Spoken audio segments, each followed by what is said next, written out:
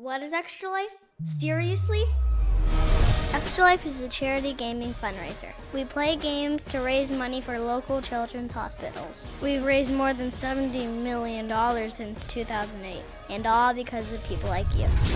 What are you waiting for? Donate to Extra Life to help kids like me. Impossible. We love that word. It's a challenge to explore the unknown, to sculpt the skylines, to map the human mind, and propel humanity to the edges of Earth. At Georgia Tech, we are determined to forge a better tomorrow because the world is counting on us. Impossible. It's not just a challenge, it's a calling. We aren't looking for just anybody to join the Space Force. We're calling on all late-night coders, early morning gamers, self-proclaimed space geeks, stargazing science junkies, tireless trailblazers, daydreamers, and especially square peg in a round hole type thinkers. To shape the force that protects our interest in space and our everyday lives on Earth, the only force created for the 21st century. We need people like you. So consider this your invitation. Let's test your speakers.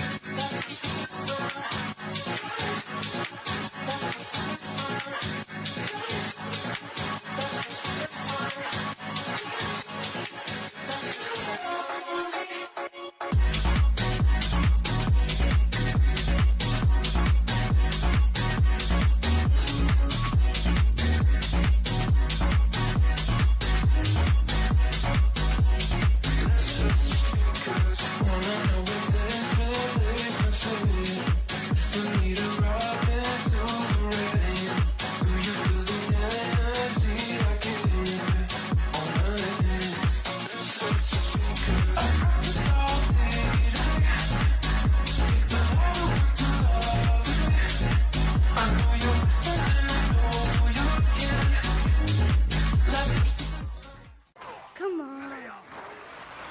Finally. Oh, hi, I didn't see it. I bet you're an Extra Lifer. Wait, what is Extra Life? Seriously?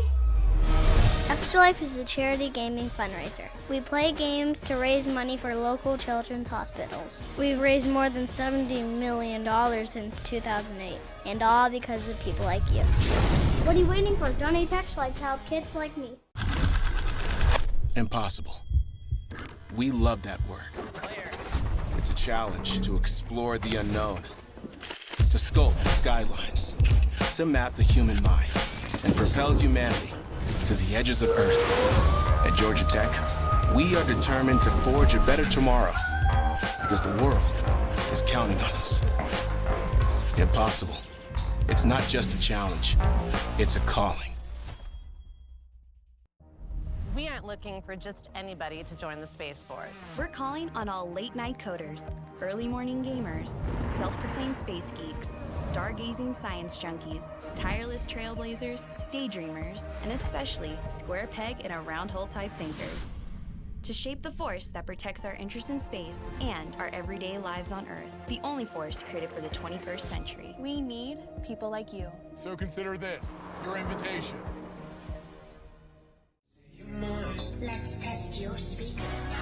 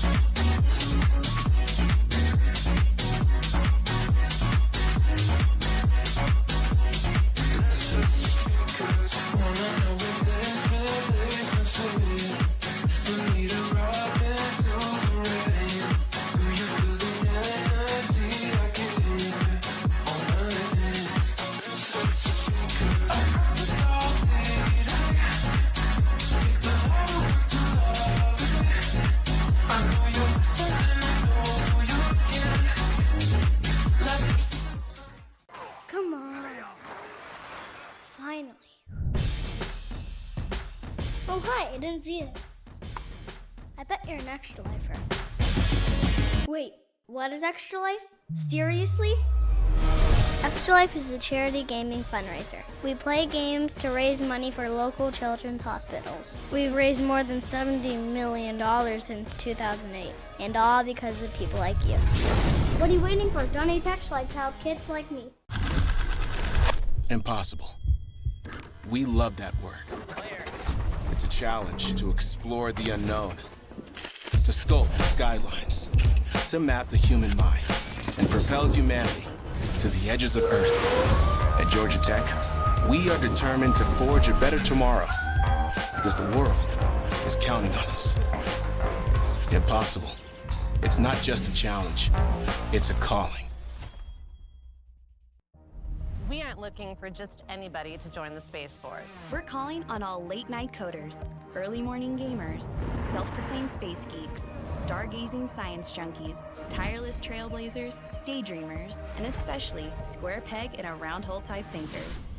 To shape the force that protects our interest in space and our everyday lives on Earth, the only force created for the 21st century. We need people like you. So consider this your invitation. Let's test your speakers.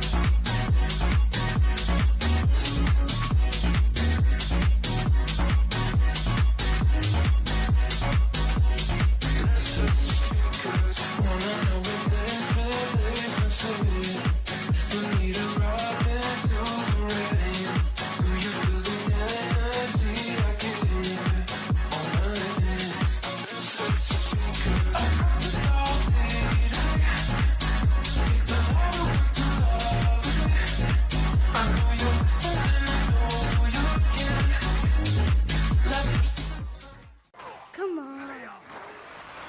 Finally. Oh, hi, I didn't see it. I bet you're an extra lifer. Wait, what is Extra Life? Seriously? Extra Life is a charity gaming fundraiser. We play games to raise money for local children's hospitals. We've raised more than $70 million since 2008, and all because of people like you. What are you waiting for? Donate to Extra Life to help kids like me. Impossible.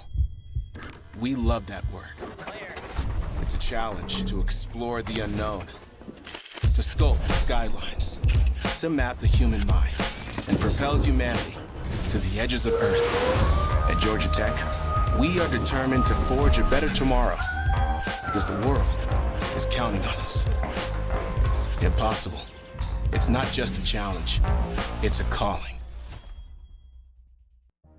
We aren't looking for just anybody to join the Space Force. We're calling on all late-night coders, early morning gamers, self-proclaimed space geeks, stargazing science junkies, tireless trailblazers, daydreamers, and especially square peg in a round hole type thinkers. To shape the force that protects our interest in space and our everyday lives on Earth, the only force created for the 21st century. We need people like you. So consider this your invitation. Let's test your speakers.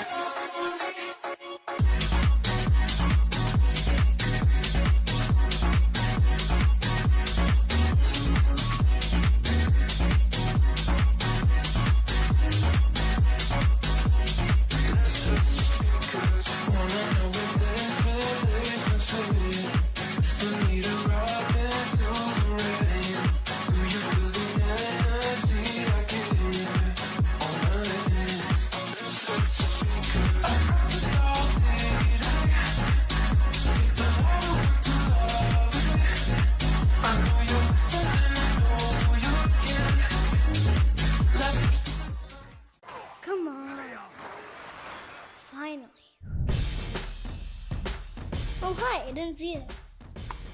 I bet you're an extra lifer. Wait, what is Extra Life? Seriously? Extra Life is a charity gaming fundraiser. We play games to raise money for local children's hospitals. We've raised more than $70 million since 2008, and all because of people like you. What are you waiting for? Donate to Extra Life to help kids like me. Impossible. We love that word.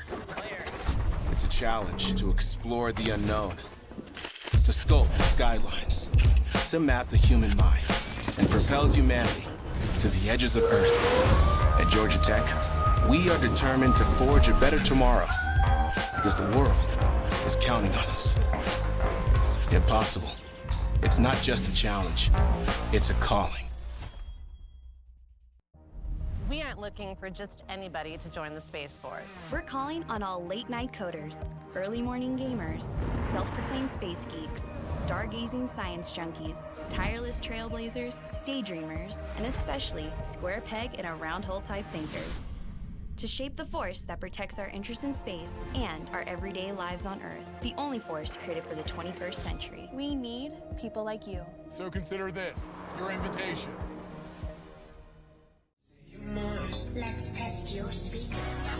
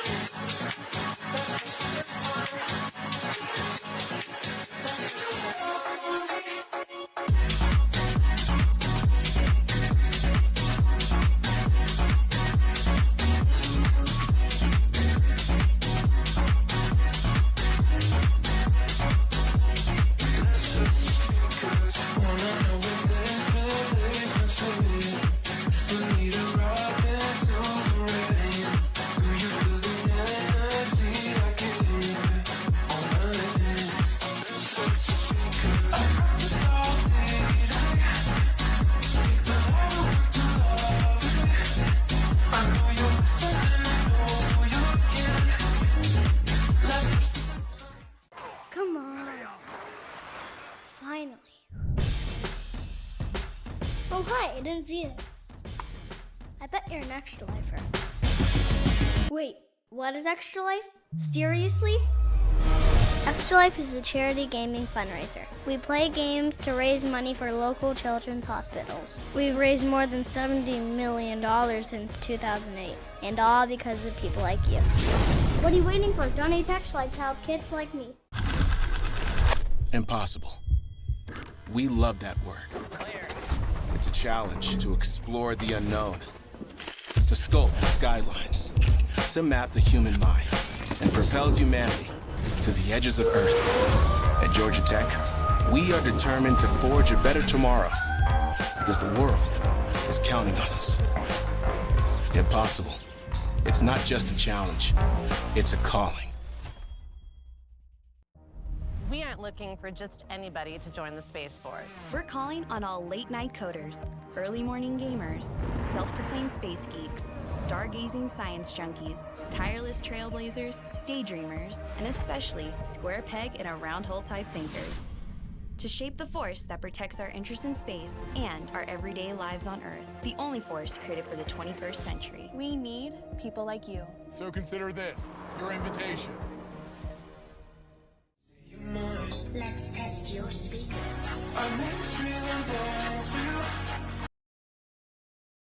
Welcome back, ladies and gentlemen, to beautiful Atlanta, Georgia, here at the DreamHack Collegiate Invitational. I am Exil, joined by Zobi here today to bring you a very exciting best of one semi-finals. Ooh. Yes, it is playoffs day here at the DreamHack Collegiate Invitational. We've narrowed our 8 teams that came in down to 4 after yesterday's round robin group stage. So we can actually take a look at how that group stage went first and foremost, the standings that got us here. And for Group A and Group B, very, very clear leaders, kind of not expected. But I think where things got shaky was the upset of UTD over Fisher, number one, that kicked off the day. Yeah. And number two, the three-way tie in what we now know was the group of death in A. What was your shining stars from yesterday? Yeah, I mean, UTD is obviously the biggest one. Right. We did not expect that to happen. We have the listings here that you see. This is the seedings of the group. You can see Fisher above UTD in that group, right? We expected them to perform an exit out of this Group B convincingly, but instead, UTD show up, they win, they go 2-1, and all of a sudden, UTD's running on a Cinderella run now in playoffs. And of course, you look over at Group A, the three-way tie coming through from these three teams, Baker, Stony Brook, and Kennesaw State. All 1 and 2. Maryville, of course, sweeping through this group, the powerhouse that school is. And it was Stony Brook, the one to make it out after the tiebreaker was said and done. Yeah, I mean, that Baker-Kennesaw State game was crazy to watch, first and foremost. Like, very, very good Valorant for both teams and, a very, very close game. And then Baker-Stony Brook, again, it was important because it came down to a round differential for Stony Brook to come ahead because it was this three-way tie and head-to-head didn't mean anything. But all in all, that did then set up our matches for today's playoffs bracket, which it's best of ones for the winner semis. Then we move on to best of threes for our upper and lower finals and our grand finals on Championship Sunday. And like most playoff brackets go after round robin, it is going to be your first seed versus your second seed from Group A and B respectively. And I'm seeing some loser semis. That feels like a little consolation bracket. This bracket may not be correct. I'm pretty sure, actually. I believe so. Ignore this, guys. Unfortunately, Fisher's not here, nor is KSU. What could have been? What could have been? What could have been? Oh, the hopes. This is what we expected to happen. Like, oh, surely this is what's going to go through. Yeah. But instead, it's going to be Stony Brook against St. Thomas. Yeah, let's put the schedule graphic that we instead. have here tonight. Yeah, the schedule bracket is what we got. So, yeah, it's going to be a close matchup, right? St. Thomas trying to stay undefeated, of course. They're 3-0, went through groups quite convincingly. Here is the schedule bracket that we have for you guys. It's Maryville versus UTD and Stony Brook here against St. Thomas. Both of these going off at the same time. Absolutely, and I'm thinking I think there's a little consolation match as well. It's a little bit different. Like, it's not like, oh, if you lose your winner semis, you can still make it to grand finals. I'm pretty sure you can't. I think it's just you're playing for that third or fourth place spot because fourth doesn't get prizing versus third place does. Yes. It's more our winners final, the loser that moves down, and they're the ones that get to go through. So these best of ones are very important because they literally mean the difference between a cut of that prize pool or not, or you have to duke it out in that third, fourth place match as well. Yeah, it really is money or no money. That is the situation here if you lose in this best of one. So definitely very important for both of these teams. Now, the records are a little deceiving, I think, for some of these schools, right? St. Thomas going 3-0. We know that the school is very powerful, but we also know on the side of Stony Brook, they're 1-2, but they don't feel like a 1-2 team, right? They have a lot of wins under their belt, and they can go on deep runs and are expecting them to go toe-to-toe here with St. Thomas. Yeah, these teams are interesting because it feels like UST obviously is a high skill level, high performing. It's all tier 2 VCL players, but they don't challenge themselves and they aren't extremely dominant in their series either. Right. Like, all the wins yesterday were 13-7s or 13-8s, right? Versus Maryville, right? It was usually like a lot less. There was a 13-2. And the one team that did push them was Stony Brook, right? To I believe it was 13-7. So again, it's that dichotomy of, okay, Stony Brook, they are consistently challenging themselves, and they're going to be by these better teams, but then UST, when they're met with a good opponent face-to-face, how are they going to perform? Yeah, and the one win from Stony Brook did come against Kennesaw State as well. That was a 13-7, so another close matchup, but they still kind of fell behind towards the second half of that match. You mentioned the losses as well. Maryville was that 13-7 loss, but then a very close matchup against Baker as well, losing 13-11. A very, very close match. I think it was 12-14. 12-14. Oh. I went to OT, our only OT in the group stage. Well, there you go. The report might have been a little messed up. A little silly. End, yeah. So. Well, all in all, though, again, let's continue talking about Stony Brook versus UST. As we said, that is our first streamed matchup here on eSports God Tech, our DreamHack Collegiate Invitational broadcast. All right. we actually cast St. Thomas to end off the broadcast yesterday, right? Versus Fisher. They looked pretty good, right? And talking about the rosters on it, so Car, it's Note, it's Chowie, it's Corsonics, and it's Kumi.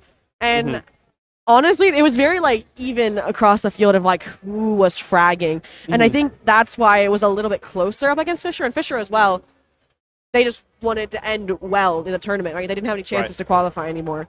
And on the other side of things, I feel like for Stony Brook, there's certain players you can keep an eye on that are going to have profound impact individually. Players like Gunny, players like Tonka. It's like one's an opener and one's a closer for rounds, but they went through a lot of iterations to get here. Actually, halfway through the season, they made huge composition shifts and role shifts, and I think that's going to come into effect actually for our map today, if you want to take us through our picks.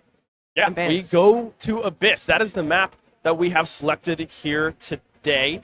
It's going to be kind of a defensive-sided match, right? Abyss is very defensive favored going through kind of what this map looks like. There's a lot of high elevation that you get access to on the defensive side that is really hard for attackers to try to maneuver around a lot of the time. There's a lot of close entry points on the site for attackers, but it's just in weird positions that you can't really find very coordinated attacks when going through from that attacker side. And defensively, you have close corridors as well. You can hold very tight off angles, which makes it very, very hard for the attack to try to maneuver their way onto site.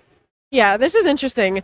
I really wanted to see the sunset because I feel like we don't have a lot of information on that for either of these two teams. But these two teams are trying to find their new footing because their maps were like Lotus that was removed, etc. So I'm really excited for Abyss because we saw Abyss out of St. Thomas, right, up against UTD, a 13-7 win in the group stage. But we haven't seen it this event specifically from Stony Brook. They played it twice in Division 1 esports, and they were both wins, actually. So that's a positive thing to look at. One was against Boise State, and the other was against Utah. So maybe the lower half, I would say, of Division 1, but it's still good reps, especially when you look at, I mentioned, these role swaps, like Gunny getting from an info initiator to your primary duelist, for example. So I'm super excited to see now that they have their footing and figured it out, what happens now that they have reps on it. Yeah, I mean, when you go through role changes, like, I have a lot of experience in League of Legends specifically. It's different, man. Like, if you go from bot to support, you might think, hey, you're in the same lane. No, not really. It's a whole different ballgame, and that's similar to Valorant, right? When you're used to using util in a specific way, you enter maybe not first, you kind of pave the way and have your duelists go through.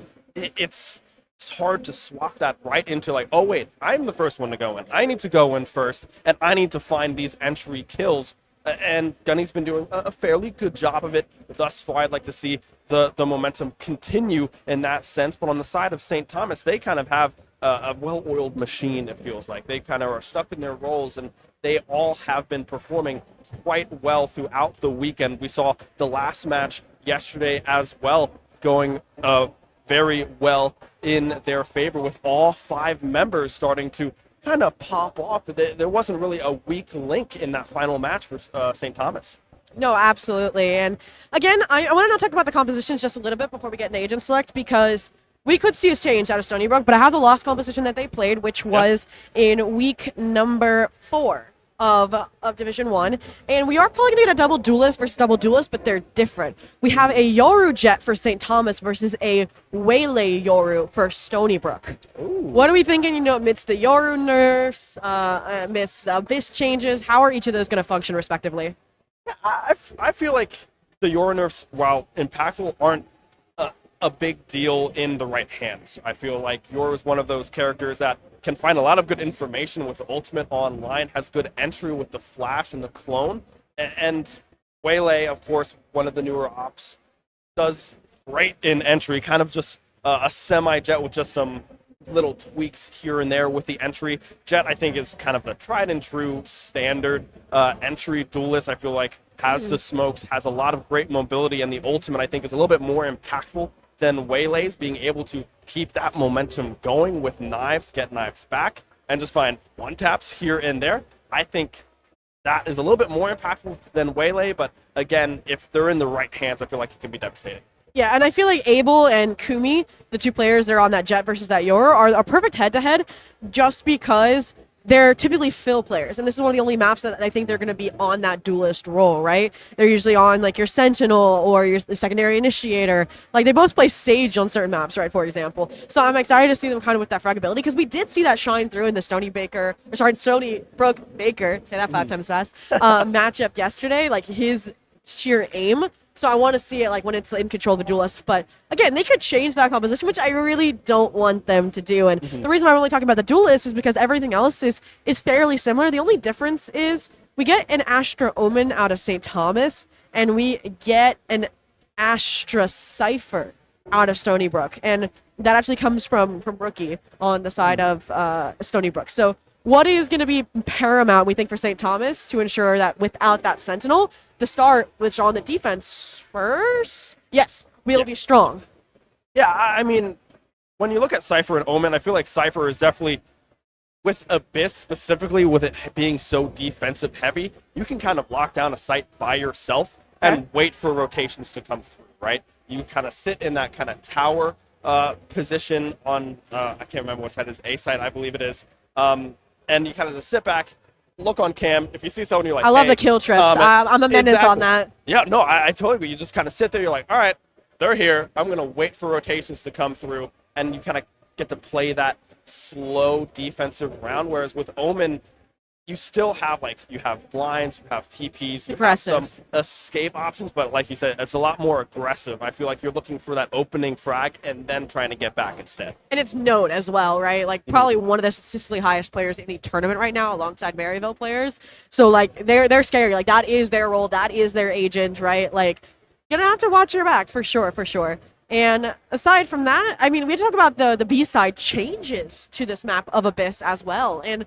how these compositions are going to fare on that. I think for me, that's why I like the Waylay comp a little bit more, is because now there's not just that one backside space you have to clear to flush these players out. Now you have, okay, this back stack of boxes. You have multiple cubbies around the site that can be tucked away. And so having like a Sova with an Astra, with the Waylay, you can throw a Hinder, you can throw a Stun, you can throw a Shock, and clear all of those simultaneously versus when I look at this other composition, it's only the Astra and the Sova. Maybe a Paranoia if you count that, but still that someone has to dive in and follow that up immediately.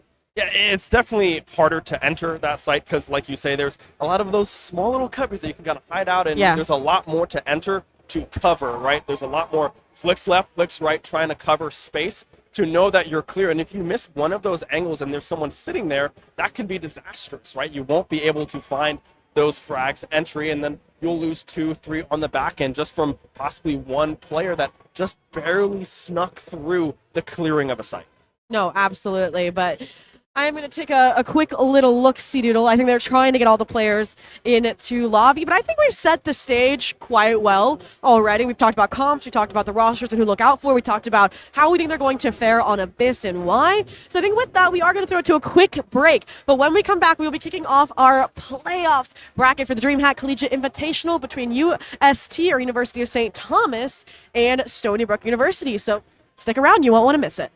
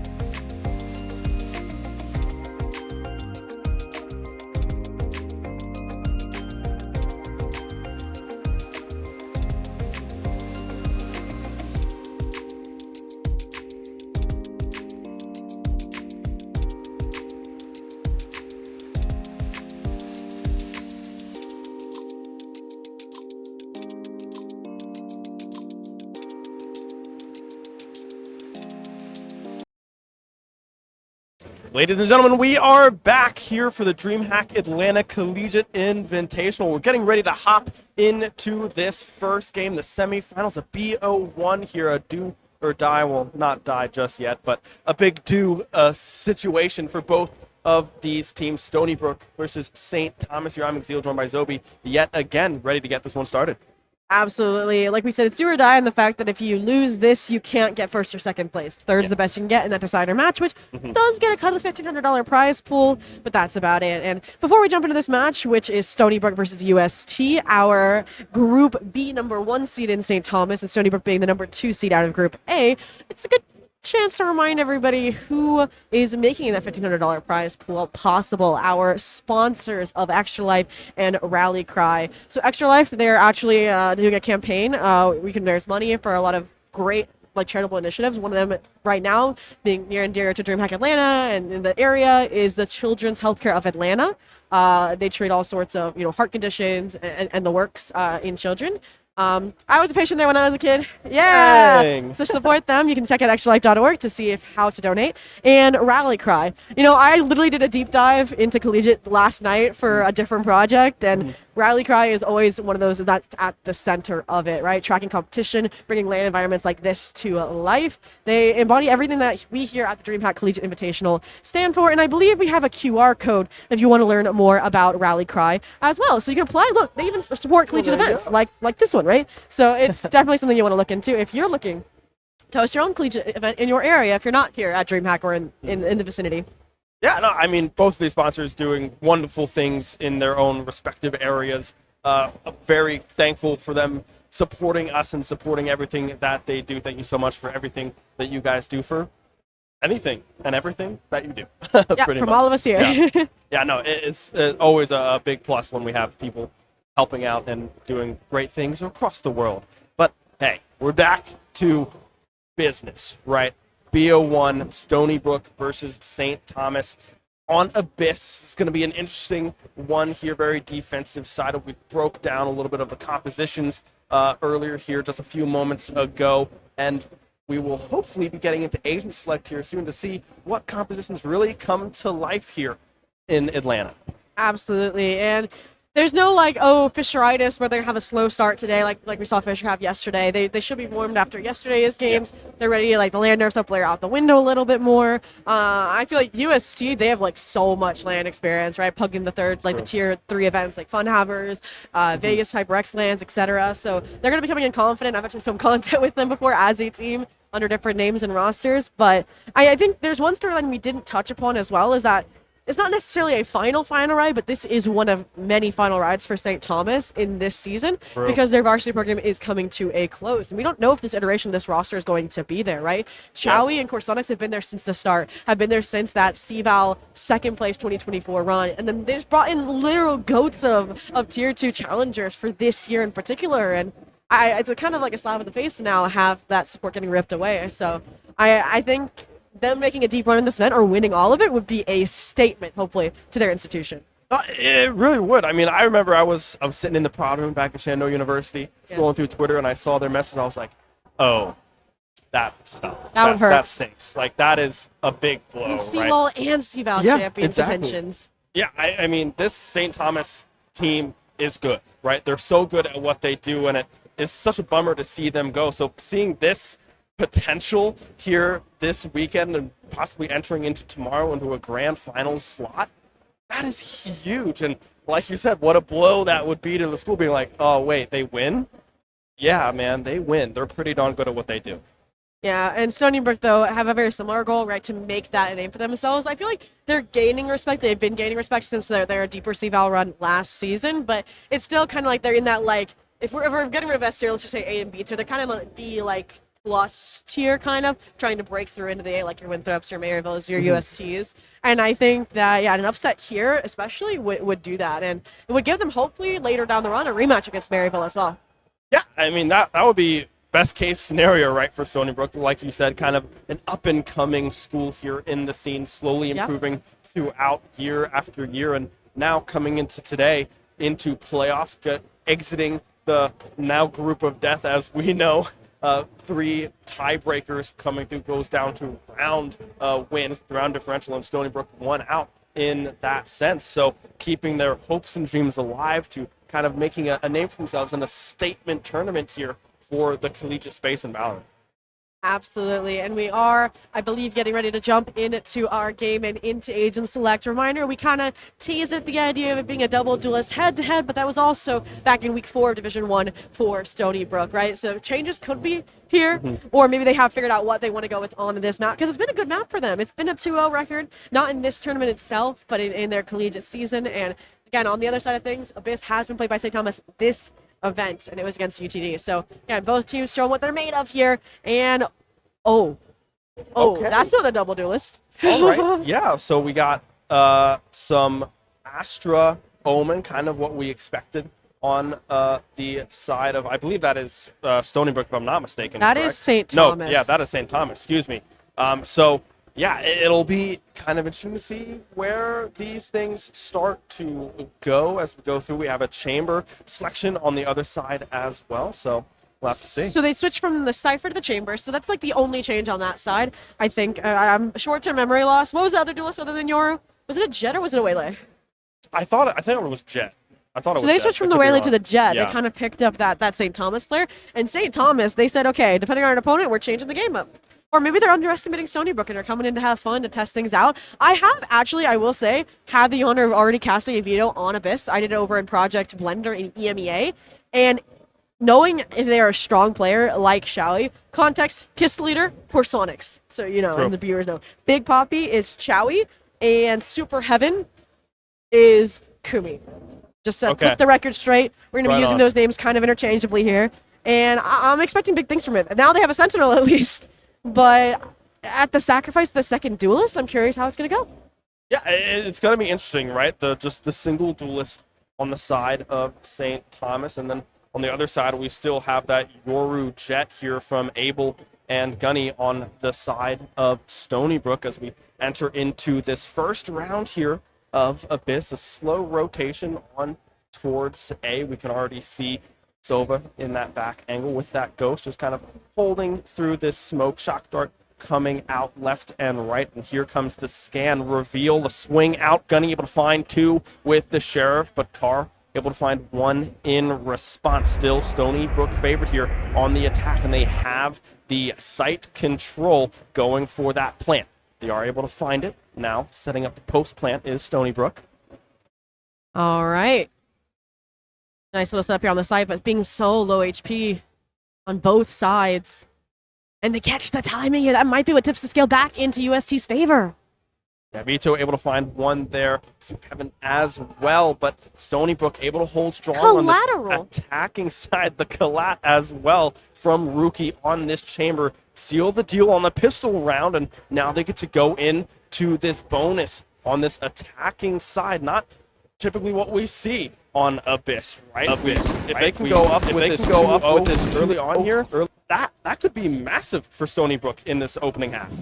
Ooh, Gunny, Outlaw, Operator, it is in their blood. We saw it on Haven. Like, it is scary. And the fact that they're doubling it up with a Chamber, who that's literally like PB&J, like in terms of combination levels. But I am worried because look at it. It's Son of Carr actually in a really nasty off angle here on the rope. I've seen this before. I've seen players fall off trying to do this before. Let's see if we can find its designated impact. Oh no. Through the library here. Oh, Carr with the trigger discipline. They don't know. Finds 1 with the Sheriff. Goes up towards Catwalk, but can't quite find Majestic there to answer back with the trade. Majestic answers back with yet another one. It's the Omen down off the board on the side of UST. Astra up in the air trying to get some sort of information, but trying now to rotate over towards this B site. Vito back on those boxes, fires 1 off, but instead Gunny's able to find it. The spray coming through as well. Gunny finds yet another one with the Outlaw. Now Sova, the last one standing in a 4v1 situation, finds 1 onto Rookie towards this back B main angle, kind of trying to find a collateral here through that wall, just trying to find any sort of chip damage that they can. There's nothing really to lose here. 3 members lining up almost, looking down this B main, just trying to find this last kill. Gunny, the one to do it, a 3-piece for the Jet. Wow, I mean, considering how that round started with Son of Car finding a frag onto Abel, I thought that was going to be flawless otherwise, right?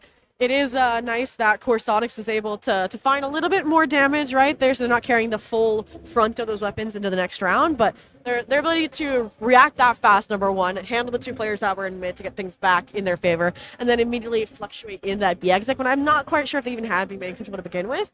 I think that's just strong decision making from Stony Brook off the get-go, and that's exactly what we want to be seeing here. And I'm hoping that it'll continue and they'll get a little bit creative maybe for the chance at a bonus, because again, UST are the ones that are supposed to be favored here, so getting these early rounds is pivotal. Yeah, especially when you're on the defensive side of things, right? If you go down early and then you have to switch to attack on Abyss, that's tough. It's tough to claw back from that deficit. So Stony Brook being able to put 2 under their belts early is massive for momentum moving into that later half. And for the rest of this half as well, we are having slight tech issues here, some audio issues coming through, trying to get that resolved for you guys before we hop back in. So hopefully those get resolved soon. But for the time being, just off of what we saw in those first 2 rounds, what do we like? What do we not like? I want to dive into the theory crafting department because, yes, Abyss can lean a bit defense-sided like we've said, but with the veto coming in over the Yoru for St. Thomas, that changes so many set plays and procedures because those offensive defenses, is what they're kind of coined, are so strong, especially with fragging players like just mechanical demons like St. Thomas has. So now instead of being, okay, proactive, you have to be super passive, right? You have to wait on that chokehold to pop when they get close. You have to wait to make contact with the interceptor. Like, you have to play more reactively, and I'm hoping that that's not going to be a complete turn off for them, or like it's not going to like hinder them in any way, or that they're going to be like over swinging, thinking that they have that support from their Yoru that they typically would have had, that flash, but yeah, they picked this for a reason, and that's also something. Both of these teams made changes after all these util swaps, right? The Chamber probably because the Cypher was nerfed. The Yoru swap away maybe because the Yoru was nerfed. I still don't know why they changed it from what they played against UTD, but time will tell, hopefully. Yeah, it'll be interesting to see how these composition switches play out through the rest of this match, right? Because we're talking about the Cypher, right? That we don't see that come through at all from either of these teams, right? The veto coming through as well, a little bit of a curveball kind of getting tossed into the lineup here on the side of St. Thomas. We'll have to see what the adjustments look like on the side of Stony Brook. Right now, looking good on the attacking side through those first 2 rounds, but when Econ starts to even up and we have these really even matchups, only time will tell pretty much of how these gunfights really start to swing and what the matchups look like between these 2 teams. Yeah, I kind of also, I think when I saw the veto, it was with a Waylay, not with a Jet. And I feel like that is kind of like mimicking the Mosquito composition, which Mosquito's like, they come, they bite you, they fly away. So it's like TP in, TP out vibes. Yeah. And they both have that TP mechanic. That's why it was Yoru and Waylay. So maybe that is because it's the Jet, you can't do that as well. So what I'm looking forward to instead is how they use the veto TPs to create multiple layers of crosses with the Jet, right? One person can be on the box, but what if there's 2?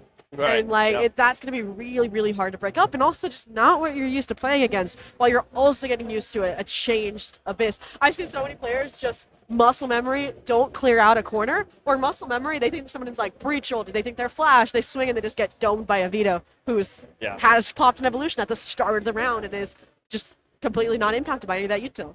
Yeah, I mean, it's very possible for kind of the mix-ups to come through with this agent, right? The stock standard of Abyss kind of gets kind of altered a little bit with the agent selection of Veto, like you mentioned, with just these off angles and double TPs coming through, whatever it may be, from St. Thomas. So maybe later on we'll see that in this defender side, but right now, Stony Brook looking good. I do believe we have tech issues fixed, if I heard that correctly. So we'll hopefully be jumping right back into game here very, very shortly. Question mark. Probably. I think so.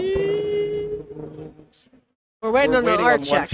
Very important. You don't want to start the game with one team already. And they'll be like, oh, you got to roll it back. Oh, we were ready. We were in place, especially against defenders, right? That's true. Getting in the position to hold. Then they get overwhelmed, right?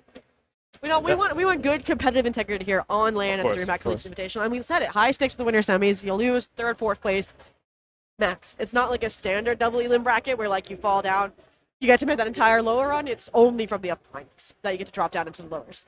Yeah, I mean, this is important, right? Like, you win this, you get money.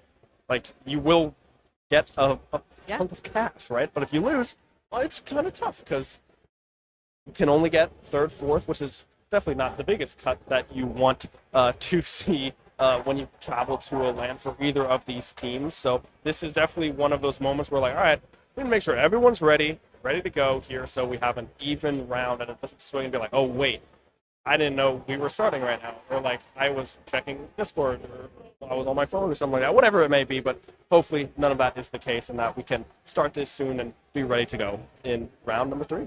And a reminder, in case you missed it right now, Stony Brook is leading 2-0 on Abyss after a pretty, I would say, very well traded and nice collateral from the Chamber now wielding rookie. Not a rookie, their name is Rookie, not to be confused. And in the second round, despite a nice little mid-hold and mid-play, a little rattiness from Son of Car, that's really all they were able to find other than a little flank pressure from Kumi, and they carried, what, an Outlaw, I think maybe like a Spectre. 2 Outlaws, I think there was a Did they Spectre get both? in there. Did they get both Yeah. Outlaws? Okay. I think so, yeah. I know that's what they bought up. I don't remember if they collected them both. Oh, or yeah, not. I don't know if they picked that up. Yeah. But we'll see when we go back in. Either way, they carried a substantial number of weapons to hopefully have a good third round bonus attempt. And that attempt should be coming in soon. I'm getting thumbs up from our producers, so Bang. it looks like as we get the timer going, we'll be headed right back into the game.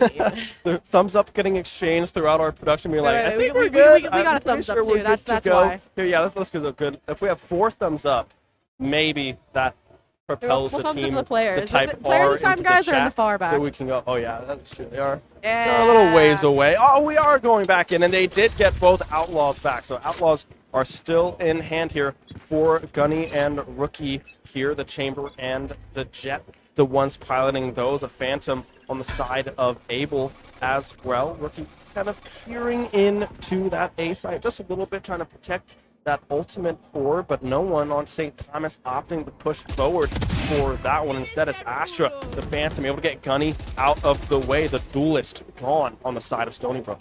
Nice little jump up on the box, pot shot for a first blood, and onto your main entry player as well, who was one off from the Blaze, mind you, coming into this third round.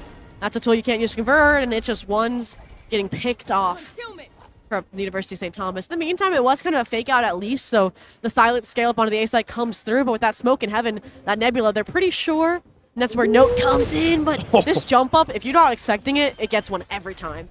Yeah, and so showing 2 members over on B does kind of fake out the defense, right? We're going to walk through, see if we can find anything. Sova able to find 2. Tonka, the last one standing, swings out, but can't find anything. 3 quick kills with a Vandal there from Sova. Finds that round win. Finally, the defense on the board here, able to fight back 2-1 now in favor of Stony Brook. All right, their courageous leader in Corsonics, or Kiss the Ladder, is able to get that round through. I was nervous because they got the site. Maybe if Big Tonka, like the first kill, very needed just to secure the plant. But then staying on site to continue fighting while your players were still kind of disconnected from you, and you're an Astra that probably had stars. I'll be looking to see hopefully when they actually have the buys like this round that they played a little bit, more standard, I think, to the time game. But again, ecos, you throw kind of logic out the window at times, take risks in hopes of high rewards, in hopes of 3-0s, but this round's gonna be big for UST. Again, Gunny, 1 off remote, Majestic 2, and Gunny now has Blades Online.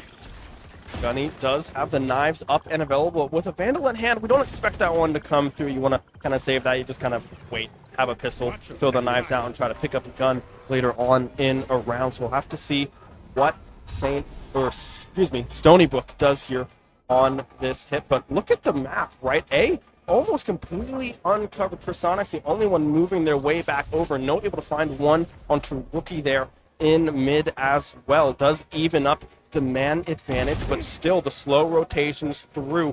That, I believe, is Choey with the kill there on Vito. Yoru out of the way as well. Down goes No, able to find one, and that is spiked down and dusted. Tonka falling, Majestic swinging out, but can't find the angle. It's Note with 3 to tie it up at 2. I liked the pre-round. We did, like you said, identify that weakness in the UST defense that A was pretty lacking. But once they found that call onto Rookie, they're like, okay, they could be up A, they could be rotating back, and that's when Kiss the Ladder or Corsonics head back over, and we kind of got to see on full display. Just notes again, mastery of this agent. Paranoia, perfect. Breaks the 2 players up, forces Majestic a little bit back so he can isolate the 1v1s and also frag out here. So again, seeing that very level but standout performance on the side of University of St. Thomas versus right now Gunny is trying to carry that heavy weight on the side of SBU to keep them afloat. In this round, money's reset. You're leaning into the Blaze Storm, and it looks like you are going heavy towards this B site. That B site looks like it's the name of the game here for Stony Brook.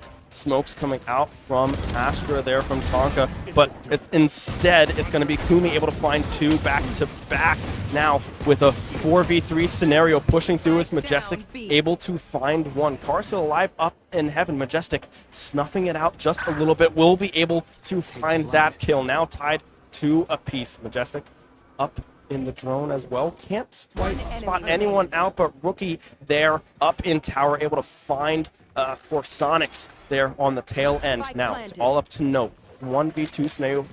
Spike is planted.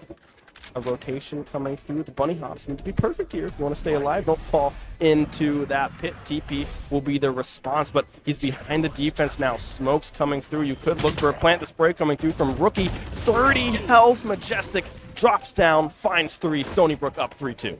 Huge round for Majestic there. I say it was Majestic from the Sheriff shot to the upgrade of Vandal that was salvaged there. And I mean, that side anchor was really clean as well, right? The high-low off of Big Poppy again. I didn't see, because it was an eco, that clearance utility out of some of these nooks and crannies, these corners, but they fought it at home, they traded up, and that Headhunter from Rookie as well just really allowed them to stabilize. So, hey, that's one way to reassert your lead, your dominance, is, yeah, win at thrifty attempt off of those ultimates, but with weapons in hand, 4 out of 5 and likely the 5th to follow on the side of University of St. Thomas, I don't think they are going to go quietly.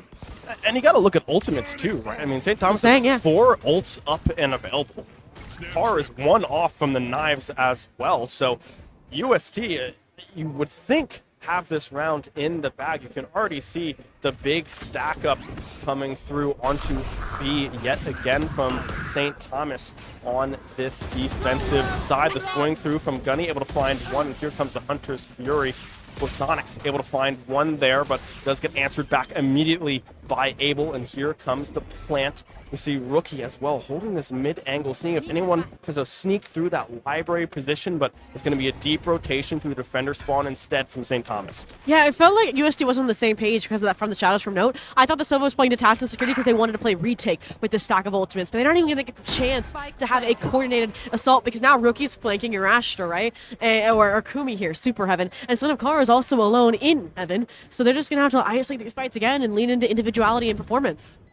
Anka going through, wrapping around. Car able to find 1, answered back by Rookie immediately. A 3v1 scenario here by Kumi. Swings out, finds 2 immediately, and just like that, it's a 1v1, and they win out! Diffuse coming through now from Kumi, a hero play to keep it at 3-3. And sometimes that's just Valorant, right? Like, all the plans got thrown out the window, right? Like, Noda gets picked off, you don't even get the chance to use these ultimates, and they're just like, I don't need the ult. I don't need them. I'm Kumi. And again, Kumi's that player that I said can frag out. We were expecting them to be on the Duelist, by the way, alongside Son of Car. The one map they have been playing Duelist, and they're finding the same level of impact here in the clutch factor on the Astra. So very versatile in that regard. Tie us up 3 apiece. Money, Tour de Force as well to complete the buy on the side of SBU, though. It's going to keep things once again in a contention. And Son of Car definitely popping the Blaze. Otherwise, why wouldn't you have a rifle this round? I was just about to say, Sheriff in hand, the rifles, the knives, the one to be called here from Car. It's Choey, the first one to fall here on the side of St. Thomas. Car able to answer back, though. Cunny will fall. Kills across the board here in favor of UST. Now a 3v1 scenario for Rookie. Hunter's Fury tossed out yet again, trying to find any sort of connection. A dash through the knife to the head. That's 4 kills for Car and a 4-3 lead for UST. I remember when Son of Car had their first really deep run in VCL, and everyone was like, oh, this kid's going to tier 1. Like, they're insane, and it's moments like that make you believe that that's still in the cards for them past this collegiate squad or with this collegiate squad, and whew, they're just stable, they're consistent, right? It's not anything of the like. And right now, Gunny is matching that at least, but gonna have to put in overtime now if they want the big bucks or another Thrifty, right, to stop UST from continuing to claw their way further now into the lead now that it's ruptured.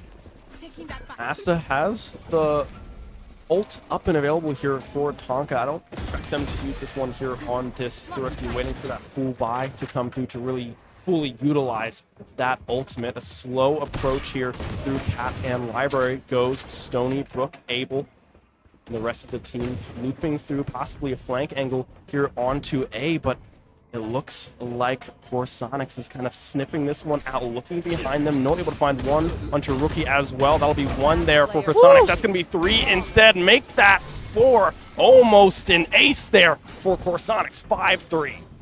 Oh, we're playing frag out bingo at this point, right? It's not blackout, it's frag out. Every single player, I think, has had like a multi-kill pop-off round on the side of St. Thomas, right? So Nakar, last round, Kiss the Ladder that round, and the previous clutch. Super Evan, also a clutch. Big Poppy on an anchor, right there on the B side. And Noted also had just some multi-kill anchors on the A side. Like, SBU, again, they're starting to taper off a little bit, and we cannot see that, especially because they're stuck now in this purgatory of buy, save, and the ults are not going to be there until UST are trending towards a 9-3 half.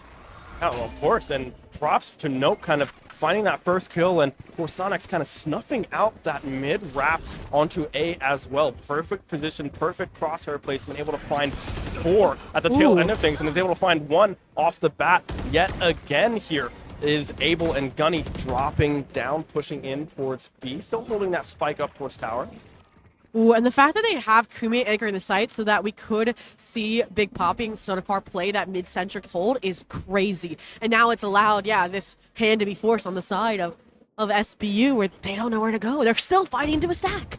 Yeah, they're still trying to go towards B here. They know that they are there. Car able to find 1. Joey will go down there to Tonka, looking up towards heaven, but can't quite find it. It's Car's turn now with the 4-piece. Corsonix and Car back to back, putting staples into the 6-3 lead. They want to build a land frag montage at this point. And I was about to say, I feel like at this point, Stony Brook would be the one to take a timeout, but it's also a good time to point out that, it seems like they're down and out. Yes, it seems like the chance of turnaround here is dropping with each passing round, but this is also a team that on split up against Maryville in the group stage, we're down a 9-3 half. And they clawed it back to not a win, but the 13-7, which is still very respectable against these top 1, 2, 3 collegiate team rosters. So, again, I'm glad this time that comes here. It's like a perfect time because they were able to win that Thrifty a little bit prior, which I would have taken it after that one.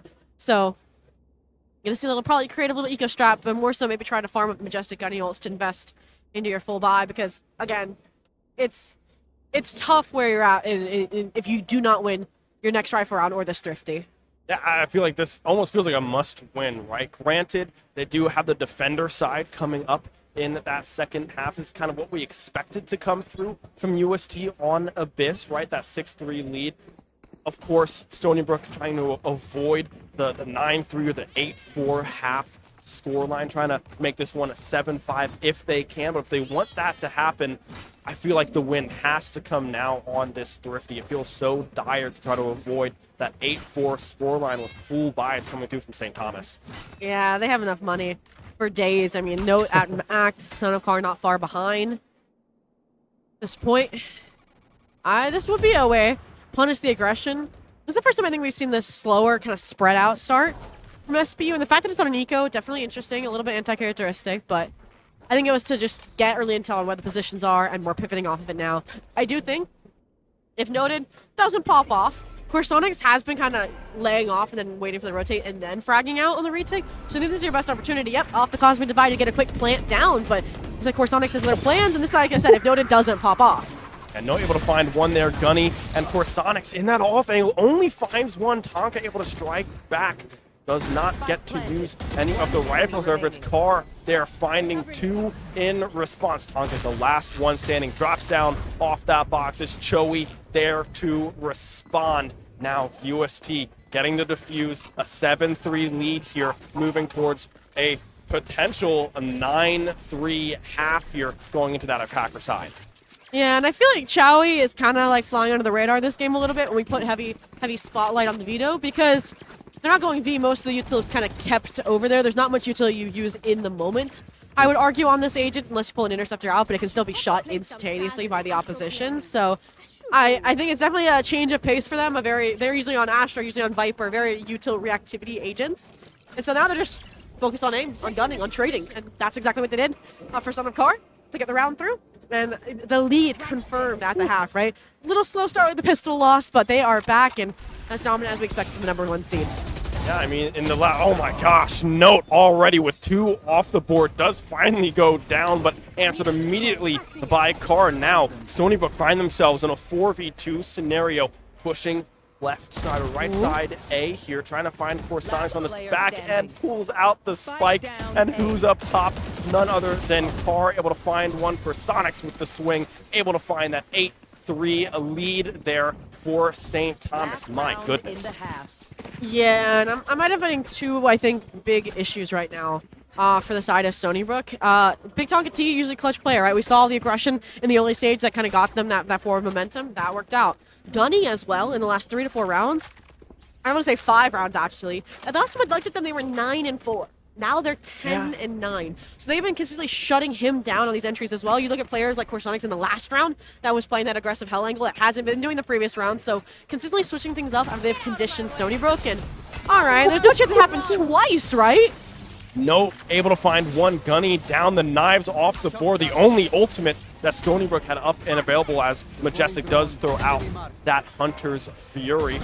Car has the op there as well, holding that back A angle. Now the rotate. Stony Brook make the call to ditch this A hit. The rotation's already coming through from St. Thomas onto this A site. Going back on rotation is Kumi.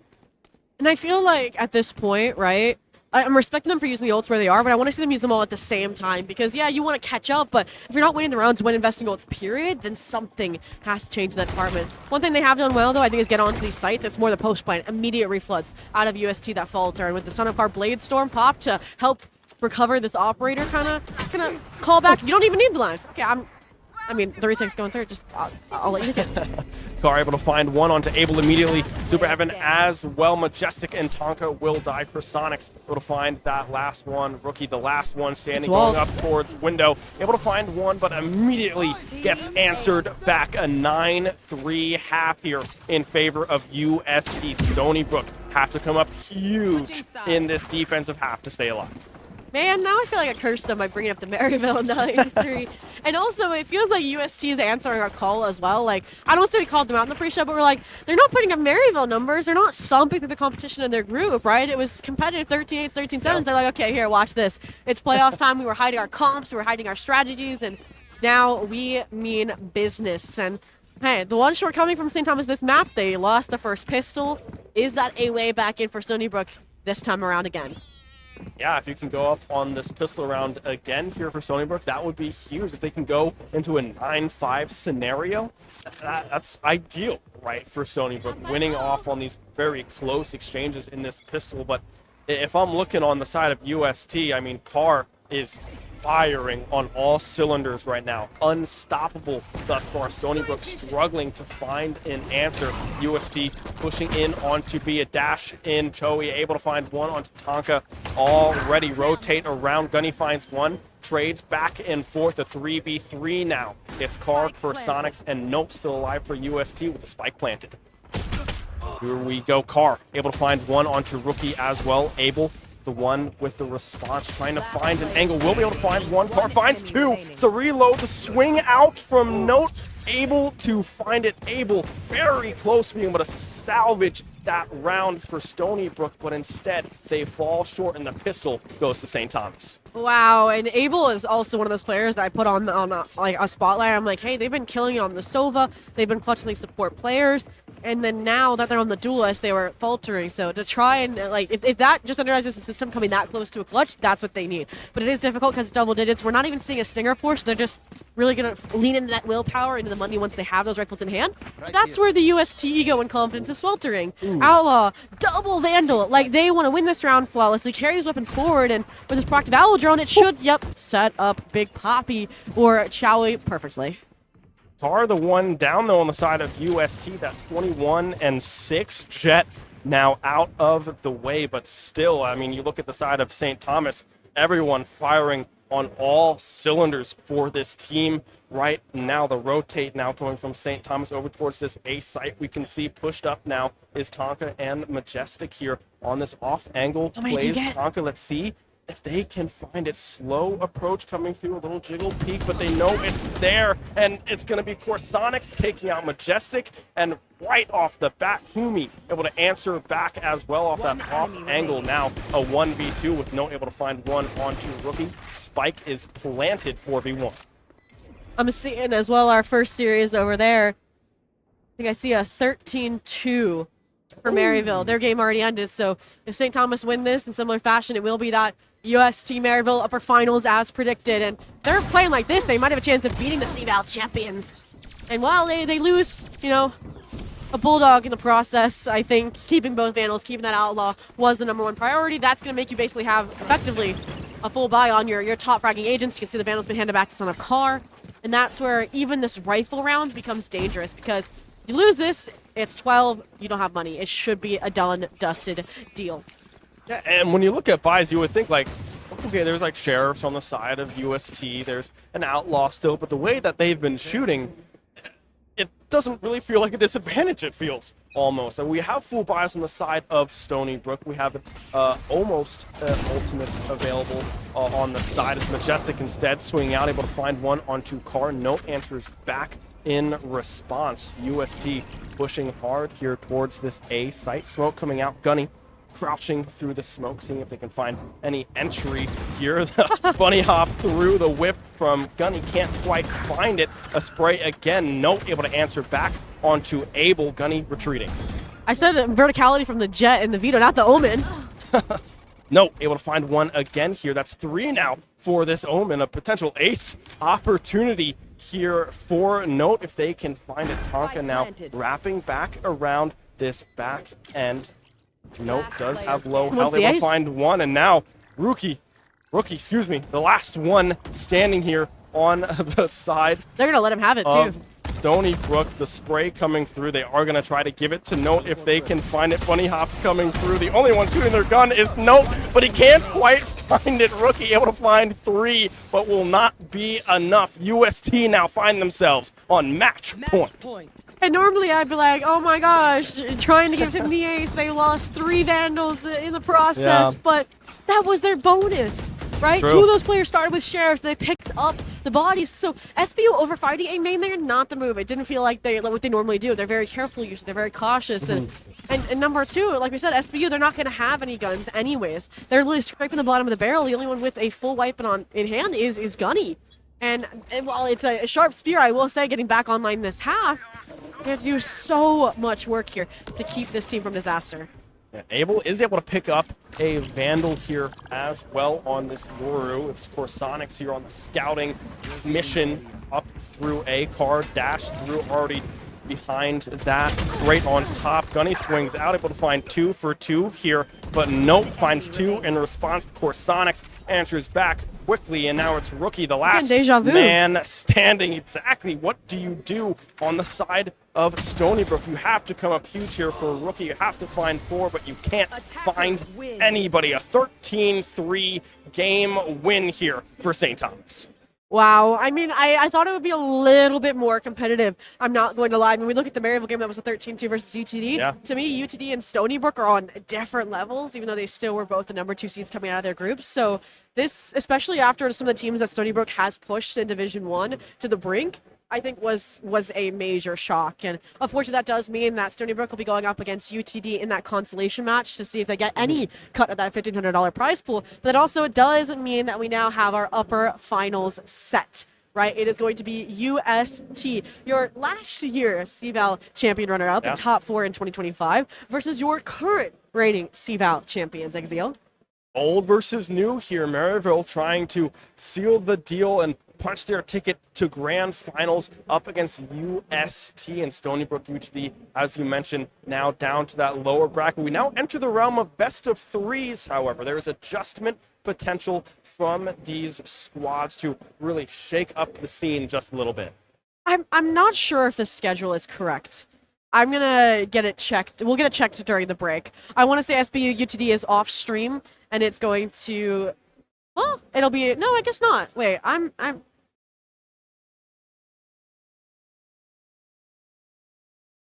Maybe okay. Wait, maybe Okay. it is loser final. So they're not out yet. Yeah. No, Well, because hey, they're because you the, know what? I think they're good. because then there would be an extra best of 3 for the day.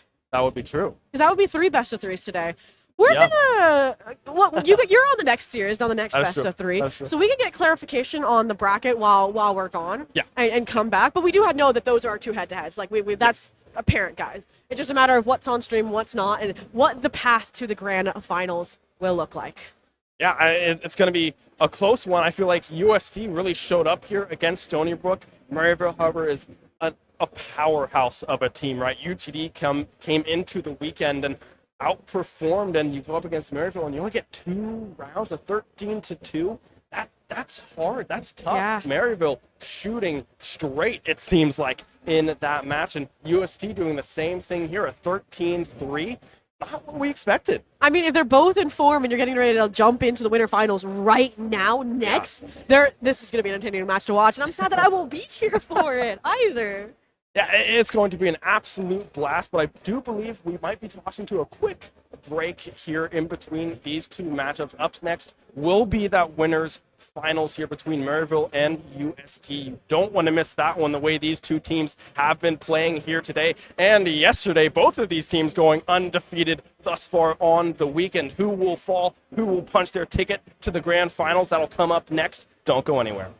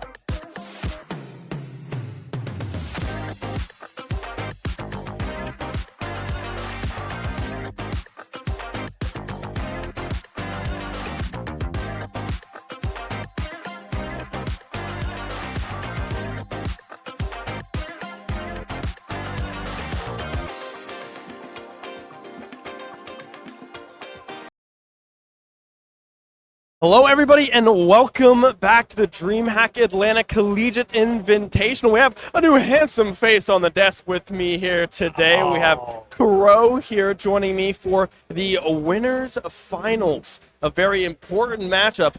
Who is going to punch their ticket to Grands? Woo-wee. I'm so happy to be here for this. This is going to be great. Winners finals, like we said. I'm Beautiful Crow. I got Exil with me. We rocking the desk. It's UST versus MU. University St. Thomas versus Maryville University. This is about to be a banger. This is about to be so much fun. Very excited for this best of 3. Yes, BO3 now. We are in BO3 territory. Let's take a quick look at what the bracket looks like to see how we got here today in this winners finals. We take a quick look at Maryville with a very commanding win over UTD. They won that one 13-2 in that semifinals BO1, and then underneath them as well in that other semifinal we have UST St. Thomas giving it to Stony Brook 13-3, the win in that sense. So the loser of this winner final will then go down to that loser final bracket and play the winner of Stony Brook versus UTD to punch their ticket into the grand final. So we'll have to wait and see what that one looks like. Stony Brook and UTD, mind you, will be playing off stream in a BO3 last chance scenario to try to make top 3 here at DreamHack. This is so crazy. Both of those matchups for Maryville and for St. Thomas respectively, basically domination going all the way through. Now that we are to this BO3 phase, though, this is where you actually do get tested. This is where you actually do see the long-term strats come out, the long-term plans, you know, your defaults, what have you, everything going through. It's not necessarily up to that, okay, we just got to win fast, win hard. That's not the game plan here. This is the full strength. This is what they're more commonly used to in these other collegiate leagues, NECC, etc., when they do play these longer formats as BO3. So now they're able to bring all that energy and bring their full breadth of their strats to here at DreamHack to see if they can crown themselves the champion of this Collegiate Invitational, and I am so excited.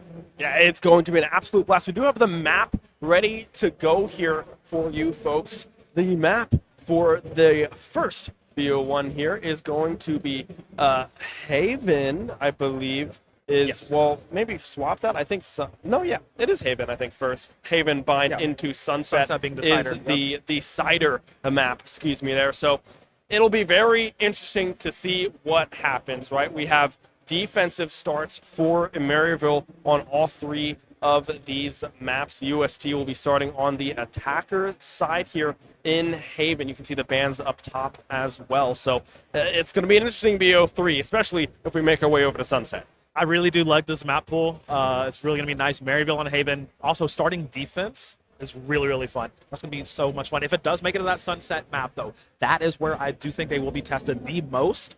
Bind could go either way. I'm going to be real. It's very much a coin flip in that one. But Maryville starting defense on Haven, I expect them to start strong out of the gate. I mean, look, I saw Giza over there getting a little shoulder action in, warming up, ready to go, cracking the knuckles, ready to crack some heads too. So this full spread, I do expect it to go the full 3 games. I would not be surprised at all if we do get all 3 games in this series, because I don't think this is going to be a 2-0 sweep in either direction. I think this can be a very, very close matchup, right? Both of these teams are 4-0 this weekend as well. Neither one has dropped a game this weekend. So this is a do or die of, hey, am I going to drop my first game or am I going to punch my ticket to grand finals? We hear roaring behind us. I don't know if y'all heard that. Marvel Rivals is going on behind us right now. Yeah. I don't know a lot about that game, but something crazy just happened. Crazy. So that is awesome to hear. The entire environment is just top notch here at DreamHack. We have so much going on. The LAN environment is definitely something to take into account. Both of these teams do have LAN experience, especially Maryville. Yeah, especially Maryville. Winning CVAL, most recently being the champion, the crowned champions here going up. The old blood, the old team, St. Thomas, the one winning 2 years ago. Yeah, St. Thomas, like I said, winning 2 years ago, bringing that fact up. They were strong then, and they're still pretty strong now. Yeah. That's why I do think they match up very well into Maryville in this instance. It is literally the unstoppable force versus the immovable object. because they are both were undefeated in the group stage. They have, all momentum is going through for both of them. Their trains are leaving the station. We're about to see, a little bit of a crash. I don't know if you've seen a few little apocalypse movies, but it could definitely turn into something real bad real fast. And like I said, ain't no party like a LAN party, because a LAN party don't miss. The energy is different here. It is literally tangible. You can see it in the air. You can reach out and grab it. We're going to grab by the horns, so we're going to get into this matchup real soon. Yeah, it's going to be an absolute blast once we hop into Haven here. I want to point out what we had on stream was St. Thomas versus Stony Brook just earlier today. And Carr, specifically, if you were watching along on Jet, was nearly unstoppable against Stony Brook. Carr was going absolutely insane, and the clutch factor of the St. Thomas team was unmatched on the side of Stony Brook. Multiple players, 5 players, in fact, had multi-kill rounds, clutch moments to keep the ball rolling against Stony Brook. So with that momentum going into Maryville, and with Maryville's momentum going into St. Thomas, this could be a shootout. Man, okay. This is going to be a shootout is exactly what I'm expecting. Maybe not the most hectic early rounds. Well, pistol, of course, is always hectic. That's just how that goes. But once it starts to evolve more so through the later rounds, getting to that, the mid rounds, that's where the chaos is actually going to start to pop off. We're seeing, I want to say, about mirror compositions going through. Both sides just trading up the Yoru for the Jet, of course, like we expected. Screwface on the Jet. You know what's going to happen. I mean, what did you expect? You're going to Haven. You expect Screwface not to play Jet? I don't know who you are. You don't watch this enough. Like, come on.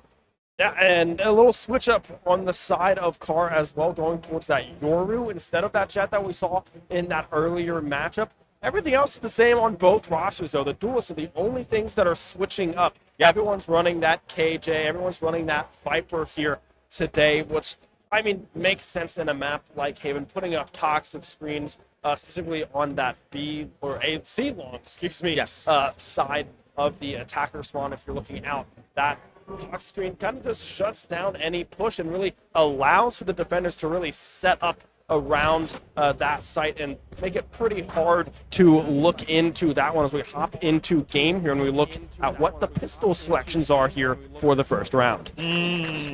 See some ghosties, Poppy and Kiss, of course. Rocking the light armor buy, so that's showing me that Carson over there, Mr. Son of Carr, is opting to go a little bit more aggressive on this Yoru.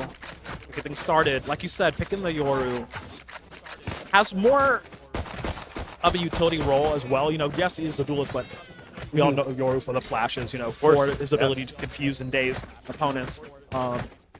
So I'm really expecting, like I said, nothing too crazy on these first few rounds, but a solid party starter on this pistol.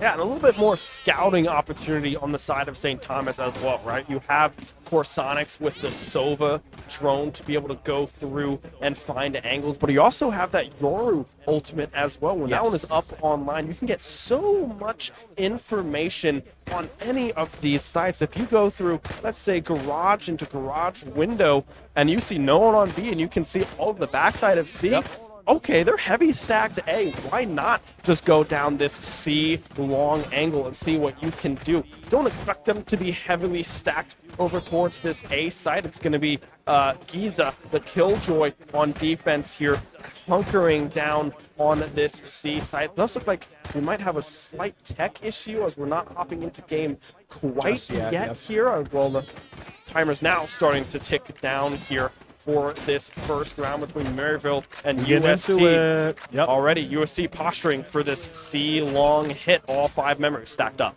All right, this is it, the start of the fight for grand finals. One team will stay undefeated going up through this. Now it's all starting. Party on Seaside, you're invited. Of course, all the shadows going out. Snakebite on the ground can cause a little bit of disruption. We do see Giza holding back by box. Looking to catch him out. If he gets this right, it'll be great for them, but unfortunately not quite there. Anja will take down next, but will fall immediately still. All 3 things reset at the end of the day for 3 for 3. No, Poppy takes out Rins. Now 2v3. Screwface, great pickup. ghost action, immediately smokes down, looks down the range, gets sighted, but actually will win the trade. But now it is 1v1. Can Cloric finish this off and secure this from Maryville? Cloric last one holding good standing. spots. Pushing up through C now is Cloric. The swing Jeez. coming through, but instead it's Sonics with 3 kills in the opening pistol round here for St. Thomas. And I liked what they did, right? They entered that C site quickly. They got smokes down and they pushed up immediately, getting rid of that turret as fast as possible. And frankly, just catching Giza off guard in that back site. They were spraying through that smoke, trying to get any sort of chip damage that they possibly could, or couldn't quite connect, falling and succeeding that C site control to UST. Now a little bit of a bonus here for UST as they look for that C angle again, but this time a little bit more split. Some still hovering over this A to B side, and look at the push through A long here coming through from Screwface, trying to find the flick onto Chari, but can't quite find it. Now, who's left? Warwick on that defensive side. The rotation coming over to this B-A side of Haven. They're not playing around. They're not playing around. This is a bit of a slower start here. UST getting out one pick off. Screwface taking him out immediately. Oh, wait, hold on. Cloric holding this angle is not spotted. Unfortunately, cannot get any frags at all. He will get a lot of information that he can relate to his team, though. Good for start off there. But what can the rest of Maryville do to hold off this onslaught from St. Thomas? Apparently, Rins can fire into the green mist and take down one. Carr will take down Anja. Spike planted. The retake coming through now here from Maryville. Let's see what they can find. The spike is down. Giza able to find one onto Carr, the Yoru, the duelist, out of the way. Now they find themselves in a 2v2 scenario. St. Thomas with possession. They go through down low. Big Poppy has this angle. Locked down. Choey goes down over. Ren's able to find one. Sonics, the last one standing. Doesn't know that they pushed through. Is able to find one in response. Backing up. The fake coming through here from Rens. Not enough time to find this defuse. We'll just go for the kill. Instead, will be dropped. It's Sonics able to clutch up in a 2-0 lead for St. Thomas. That was so hectic. I mean, it did look like there was a moment where both Rins and Cloric were going to turn them around for Maryville, you know, when they started to approach on to A-side, coming through the mist, getting those 2 frags. Unfortunately, we're not able to solidify it. I mean, it's really interesting, like, the pinches that St. Thomas are coming out with this early on, getting these double swings together, moving together to make sure they're taking out 1, 2, 3 members of Maryville. See if they keep this up. Currently up 2-0. Maryville now on the defensive side, an aggressive angle coming through from Screwface there out of mid doors. We'll opt to dash back. Another stacked C-site push coming through from St. Thomas. However, we do see Choey kind of moving towards B mid doors, trying to find any sort of information on where the setup is right now. Another spray, a lot of chip damage coming through on the side of UST as well. Yeah, and that's another thing that has happened in previous rounds. The way they're playing around these Viper smokes is very nice. Look, it's called to rotate. Maryville might have this snuffed out. St. Thomas starting to move once again towards that A site, and look at the call. Look at the pings rotations on the map. C and A are very much covered. St. Thomas not really solidified on where they want to try and get the spike yet. Screwface able to escape with their life there in sewers. Another rotation coming back across over towards C. 40 seconds to run. Hunter's Fury getting brought out as well. Is not able to connect. Giza able to find 2. Anja able to find yet another one as well. Sonic's able to answer back, but now in a 4v2 scenario. Spike still in long. Sonic's able to find another one here onto Giza as well. A 3v2, very manageable swing out from Renz. Able to find one. Sonic's the last one standing, but Renz will seal the deal. Maryville finally on the board. Rins and Giza, I gotta give it to you. They absolutely saved that round because it was looking a little much of a toss-up. UST, like I said, unsure of what they want to go for C or A, making that backtrack multiple times over, and finally deciding, okay, we're gonna make the run for C, get caught immediately. Giza doing big work there to start it off, and Rins finishing it off. But yeah, Maryville on the board. Let's see if they can keep this momentum up now with the ball being back in their court. Maryville now with a full buy here on this defensive side. Note on UST, the only one without a full gun here, piloting that Guardian instead. It's going to be a slow push, posturing around sewers here is UST, but look at Giza, has the angle, playing it slow, not opting to swing out as this Eddie the crosshair placement does swing, but can't quite find anything. It's going to be the Swarm bot instead, tossed out. This Nano Swarm coming through, but just nullifying the push coming through. Yep. Look at this hold. Once again, playing the Fnatic strat, waiting a little bit before they decide whether they want to try and hit, on the side of UST. Yeah. Just like, all right, let's get a bit more info, maybe look for some other pick. You see the drone is out. Fortunately, Zhaoi will fall. Now, where is UST going? What is the game plan here? What are they trying to achieve with this round? Oh, will not achieve much to note. Is the next to fall. Giza gets a revenge, but it's another win for Maryville. So controlling the tempo, dragging it down to a bit of a slower pace. Maryville now with 2 straight rounds, answering the pistol and the bonus wins from UST on that attacker side. But I like what UST is doing, right? They're playing that slow game, and on a map like Haven, on the attacker side with 3 sites to work with, yeah, you do have a little bit of room to play it a little bit slow and really get some scouting information. And they might opt to do that here. The Your Ultimate up and available, but without the full buy, I wouldn't expect that one to come through just yet. Far jumping out, trying to find a little bit of information, knows that Anji, is in that C-long angle. Shoei able to find Screwface on the back end as well, and that might just be the go button to rotate over to A. That's such a great pick. Such a great pick. Getting rid of Screwface this early does allow them to play with a bit more tempo. You see the full call. All 5 of them rotating over straight towards A. They want to try and fight this and contest this, knowing that there's not too many people on the site. This ultimate coming out from Son of Car will give them so much information. Does he get a pick 2? No, Chloric is so good on the trigger. We'll be able to take him out. Giza does fall, though. Note, make sure Captain stays down. And now this will be the first plant in a few rounds, but the Hunter Fury is being summoned. Chloric aiming down sights, managed to take down Kumi. Gets the second one on the Joey. This is all bad right now. UST 2v3. Can they clutch this one out? Can they put the ball back in their court? The spike is down. It's a fight good, though. Note has no life left to give, and he will fall. 1v3. Anja trying to find anything. Corsanic's able to find one with the Sheriff, but will immediately get answered by the Shorty from Chloric. That's 4 from Chloric in that round. 2 of them off the Hunter's Fury, remind you as well. That's 3 unanswered rounds here for Maryville, finding themselves with a 3-2 lead, looking very strong on this defensive side. Chloric said, I had enough. Taking matters into my own hands. Absolutely crazy round for him. Definitely MVP of that round. Bringing them, like you said, Maryville up 3 now. UST didn't have the best economy going into that round. You know, most of them were on Sheriff, just trying to make it work with whatever they could scavenge and grab up. So they are able to go into this one, buying rifles all across the board, as you see. Close to a few key ultimates available for them coming this round. So they're not really in a terrible spot, but it's still quite a bit of a fight to try and secure another round.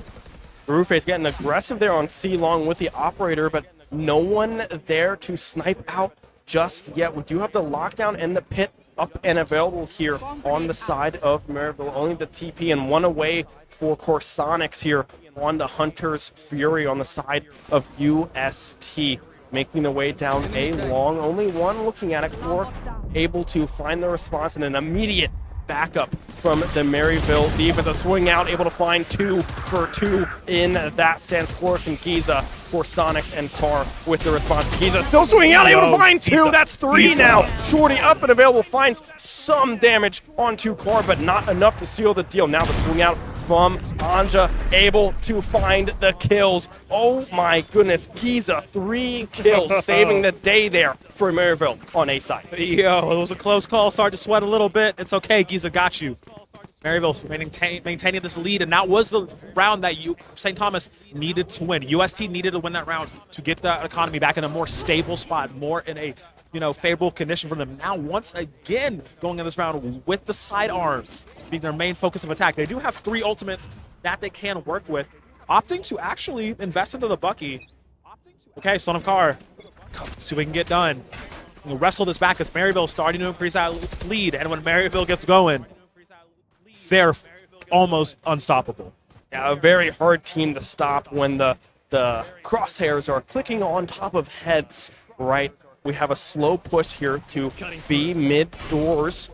Car throwing the clone out, trying to get any bit of information that they might be able to. The snake fight as well coming through from Renza. Spray through a TP in from Note as well. Car in the mix of things. The Bucky up and available, and instead a Screwface with the short. Able to find one, finds 2. Goes Screwface on this jet into the Surely pit. not. Surely not. Possibly finding. Oh, a dash back. Almost finds. Joey will find another with the Bucky. 3 kills. The shotgun ace is on the cards instead. Renz able to find Joey in the backline. Will not allow Screwface to find that ace, but now a 5v1 scenario. They're playing with Sheriff them. in They're playing hand. with them. Garage doors. Anja able to find the kill, in Maryville on fire through 5. Oh my god. Screwface, come on, man. Gets the 1 pick with the shorty, immediately picks up the Bucky that they bought for Car. Says, oh, this is pretty nice. What this thing do? That thing go loud, apparently. Fires off, gets another 3. That was absolutely ridiculous, and that could be a morale-crushing round for UST. Maryville picking up that steam, and it's going. The train has left the station, all aboard the MU hype train. They are looking poised and ready to take this first half. Sonics does have the Hunter's Fury up and available here on the side of UST. Might opt to use it on whatever push they decide to look for. Right now, they're posturing around A, but the rotation coming through. Anja able to find 1 already onto Chowie. Already off the board is the Viper. The rotate over here towards C. This might be a sneaky play coming through from UST. Only Anja in the area here on C. The smoke coming out, the drone coming through from Corsonics as well. They know that site is clear, and they are looking to enter. Here come the rotates. Don't be suspicious. Don't be suspicious. They're managing to get onto the C site, full plant, and will be able to set up shop. Yes, they did, lose Chowie, but this is a perfect setup for UST. They have to make this count, as there's the Hunter's Fury being called, trying to pick somebody off. Will actually get Renz, but it will be traded out immediately. Note does fall. Damage has been done. Can they continue on? Yes, they will. Screwface will fall in that as well. 2v3, still under manpower here with UST, but they have a favorable position if they can hold this. 1 enemy remaining. Will be a 1-for-1 trade in the end. Anja managing to finish it off. And it was a good fight, a good effort, good setup for UST, but Maryville was bite back that much harder.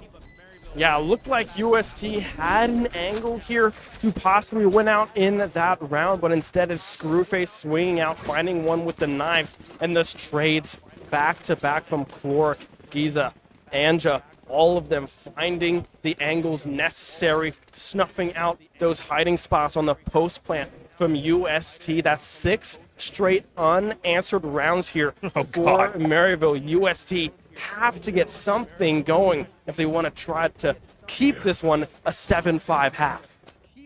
They're going to have to do their best. I mean, you see these bargain bin buys they're going to have to work with. We have seen it work out for them, in that, round 3, round 2 when they did get that W.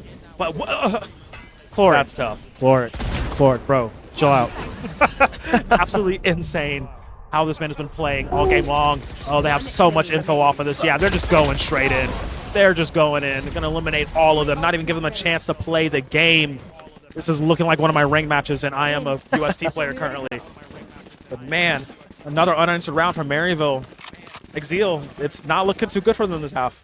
I mean, that's Giza now with 2 3-piece rounds here to just put nails in the coffin, it feels like, already in this first map. against UST. Mind you, this is a BO3, so there's plenty of adjustment opportunity to come through from St. Thomas, but right now, they have to get something going, right? That's 7 straight losses. They have not used a timeout either, mind you. It's going to be a pit instead coming through from Renz on the defensive end. The push through as well. The sprays as well. The dash forward from Screwface is not able to find the angle. It's going to be a 2-for-2 in the end. A 3-on-3 now scenario. Pushing still is Corsonics onto C side. Giza is there, but won't be able to find the kill. That opens up C completely for UST to find the plant. Cloric and Anja, the last ones remaining. Cloric popping that Hunter's Fury, able to find some damage. Anja goes down in the meantime. It's Kumi able to find that response. Cloric, what can you do? Spike is down. Phantom in hand. You have plenty of credits to go in and see if you can secure this round win, but right now just opting to spray through smoke, spray through garage window, and it looks like it might be a just as I say it, moving forwards, almost finds Corsonics on the tail end. Instead it's Kumi, the one with the kill. 7-3 now. UST finally getting a round win. Okay, UST able to stop the bleeding for a moment, basically wrestling a gator to get that round back. I mean, the Viper's Pit really lending more advantageous state for UST than it actually was MU. So University of St. Thomas actually to play through that chaos, play through that smoke, and Corsonics really good round. Kumi being able to finish off and, you know, clean that up. Like I said, very good round for them. Now they have money in their pockets, money to spend, get some shiny new toys, and they have 3 ultimates of their own to work with. Could be pivotal in changing the landscape of these next upcoming rounds. See if they can hold on to it, as that will be your ultimate pop. Oh, Screwface with the operator again. They're in A long, able to find Joey. Off the map, finds 2 instead. Glorg answered back on the side of Core, and here comes the lockdown. He has 2 health. He is alive with 2 health right now. Is Screwface retreating out of the lockdown. The Killjoy goes off, but does not find and detain anybody on the side of Maryville. Nope. Able to find the plant instead, but still. Oh my god! Oh, Scar able to find one up top onto Giza. Screwface, 2 health and a dream. Operator in hand. Renz and Anja on that ground level here, trying to go through the CT connector. He's doing it again. Drops down. He's doing it again. With the shorty, finds one. That's 3 now. Swinging out, Son of Car answers back with 3 of their own. The swing onto Anja, finds it. Son of Car with 2, and UST now with 2 rounds in a row, trying to salvage this first half. I said they had a lot of ultimates to work with. They had to use all of them to make that round work. University of St. Thomas literally throwing not even just the kitchen sink. They threw the refrigerator too. They threw the air fryer in there as well. They made sure they were getting that round in their favor. They made sure they were not going down in this first half with negligible numbers. Being able to claw back through that, absolutely insane work. Son of Car especially really putting that work in as well. Kumi doing a great job, but man, it took them a long time to get here, but I think St. Thomas might be awake a bit. We're able to win out on this one. Now a potential at a 7-5 half. Oh my gosh, Renz through the smoke into garage. This could be devastating for UST. Screwface already able to find 1 on the Corsonics. The drop down for Renz, able to find 2 in garage. It's a 3rd instead. Kumi, the last one standing, but Screwface puts the nail in the coffin in that first half. 8-4, Maryville lead. Nah, they're actually playing ridiculous. That staying in the smoke that long, listening to the audio cues, listening to your team, that is a trust me bro moment if I've ever seen one. Being able to know that you have that positioning, you do not have any eyes on you, you have the ability to make that round work, clinching in on it from both sides. I mean, that's one of the worst choke points to play in on this map. And UST made sure Maryville paid for it. I mean, Renz with the courage to go through garage. Bros don't fake. Exactly, that's what I'm saying. I mean, that is an unbelievable turn of events in favor of Maryville. They end that half 8-4, which is unbelievable. given the state of UST in those last 2 rounds. They were looking so strong, but now Maryville on the attacking side, what can they do? Screwface already getting aggressive here, pushing in through. See the spray through the toxic wall does find some connection onto Screwface there, as will Carr down to 1 HP. Is able to survive. Just the presence alone might be enough to impact this round. Yeah, I mean, look at the call. They're trying to rotate over. They know too many bodies are over there on the site to try to contest that. So looking towards A site, we do see one lonely member, UST. Manshov Corsonic just chilling. Calls for backup now. We do note that Kumi is in the area. Will go to reinforce. Oh, the turret spots him. Yep. Sound cue. Now they know they're prepped, ready to go. They're coming through the stairs. Shotgun goes out. Nobody's dead just yet. But no, I take that back. Okay, of course, I see you now. Managed to grab one. The cavalry is here. Can they back him up enough, though? It's down to a 3v3 after you have been traded. Chloric managed to grab another one. Shooting through the smoke. He don't need no sight. He got it anyway. Jumps in, tries to get the right click, but no. Will fall, but it's okay. Anja cleaning it up. Maryville taking their turn back, taking back the round. It got close there towards the end. Too close. Joey almost able to salvage that round, but instead it's Maryville on the attacking side winning the pistol round. 1-1 in pistols now in this BO3 scenario. What do you do if you are UST, right? You have the Killjoy alarm bot set up mid doors. We don't have any location yet for this turret. It looks like it's gonna at least possibly go through this garage window. Still posturing around is UST mid doors. Screwface already able to take away Corsonics on that defending side. Chloric as well, finding Son of Carr in the back of the sewer.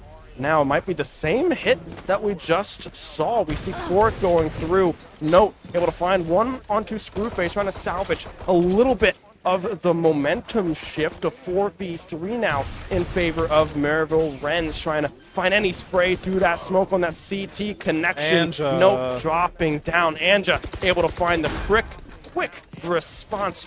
4v2. They know where Joey and where Kumi are in this scenario. Ren's holding that angle beautifully. He's not moving. Hold the door, Hodor. That's all you got to do in this scenario. Not allowing them to play, but I mean, you could say the same for the side of UST, right? You're trying to make a decision on what to do, how do we even move through this. It's not necessarily an unwinnable situation, but it is, you know, one of those like, all right, we should probably just go next. Chill with 2 classics. Do they get to the pinch on him? He tries to fire out. Oh no, Chloric, what are you doing? Will fall. It's okay though. Plenty of time on their side. Maryville University knows it. They can afford to lose a body or two. But man, just sheer control and domination on the last round. Maryville still holding on to this lead, and they'll be the first to hit double digits, going up to 10.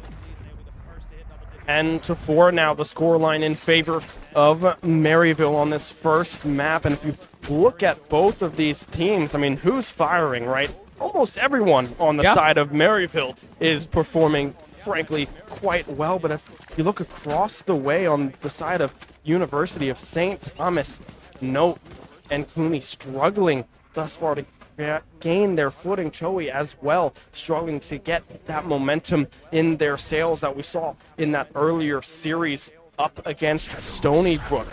On the defensive end, Maryville looking so good on the attack right now. Here comes the Hunter's Fury. Son of Thor in position, but we'll be able to find one onto Corsonics is Chloric. Swing out from Son of Thor. Won't be able to find Anja just yet. Does now note the existence of Anja there. The blind coming through. There comes the flash to try to maintain their life, and will just TP back over towards C. That dart to open the round was so good. Chloric, teach me them lineups, please, bro. But man, what a great start. And this immediately sets the tempo for Maryville, who once again want to play it slow. They don't want to try and rush in and, you know, allow any mistakes to fall through. UST having to hold strong, having to anticipate and read where Maryville are trying to move. You do see this very deep flank here from Son of Carr.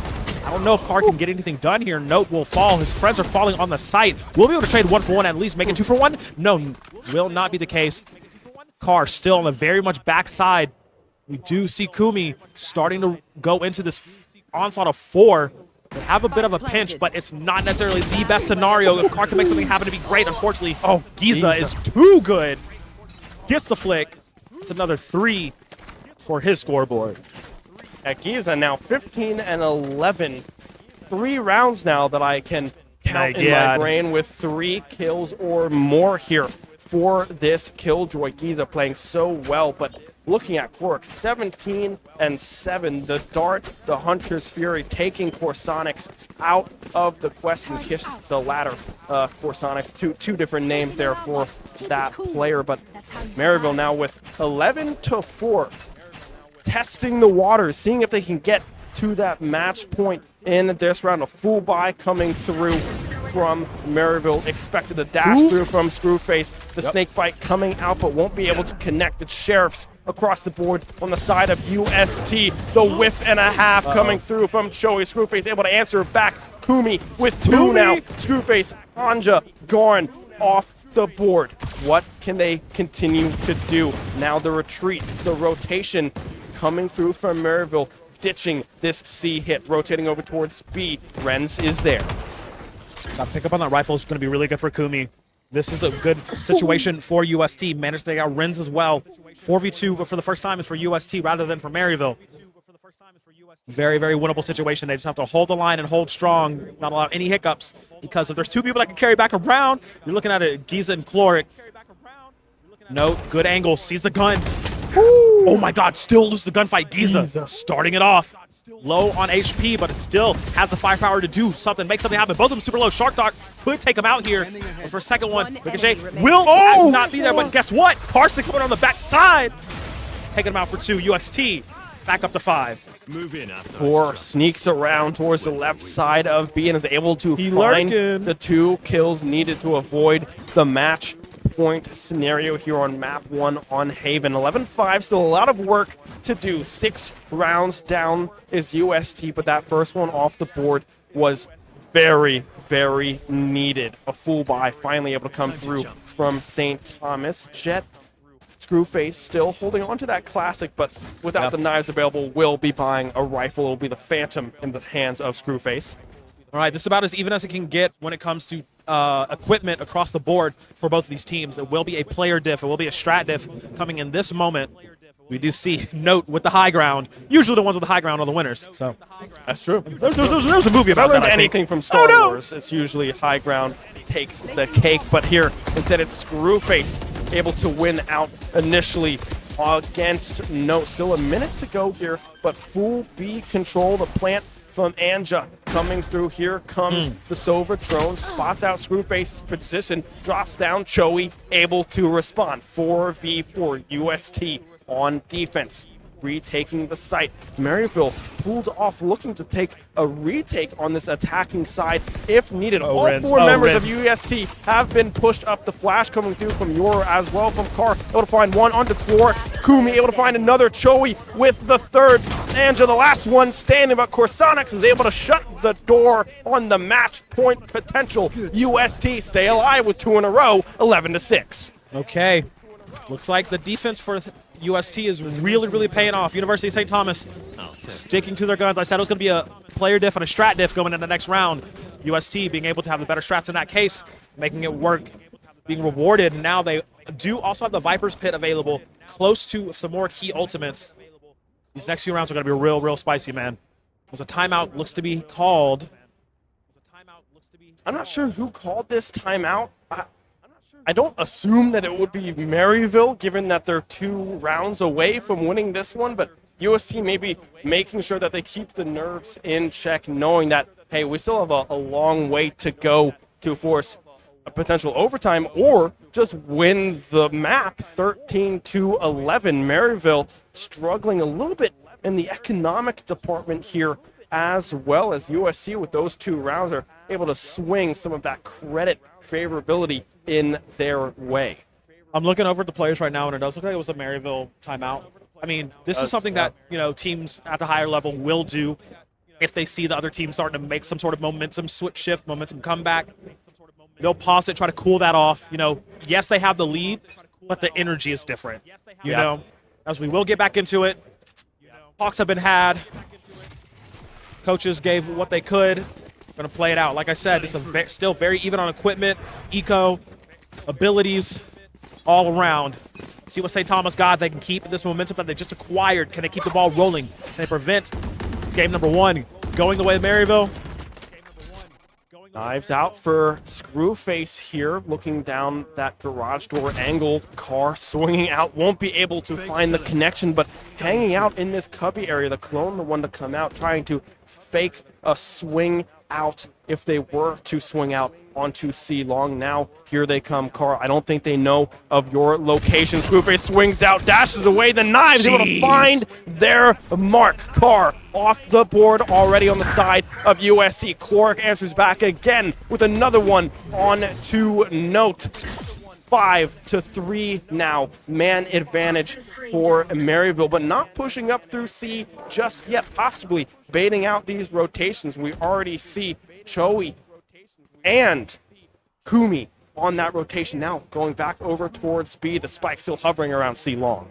Now this is interesting because, I mean, UST still does have that Viper's Pit available. Choi can let that drop, you know, make them fight around in that smoke, in that green venomy mist to potentially pull this back in their favor. It's 3v5, bit more difficult to try to pull this back, especially with the caliber players that Maryville does have.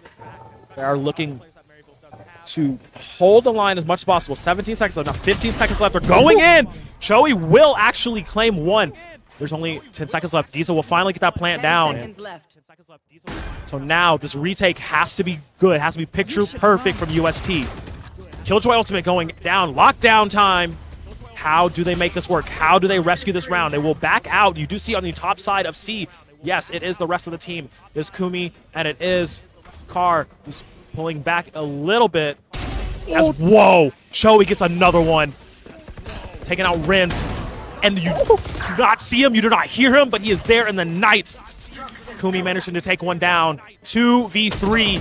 Can Anja, can Cloric save this? No, they can't. They're sticking it because Choi has going nuclear, making it happen with a 4K and the defuse to get the round. UST holding on.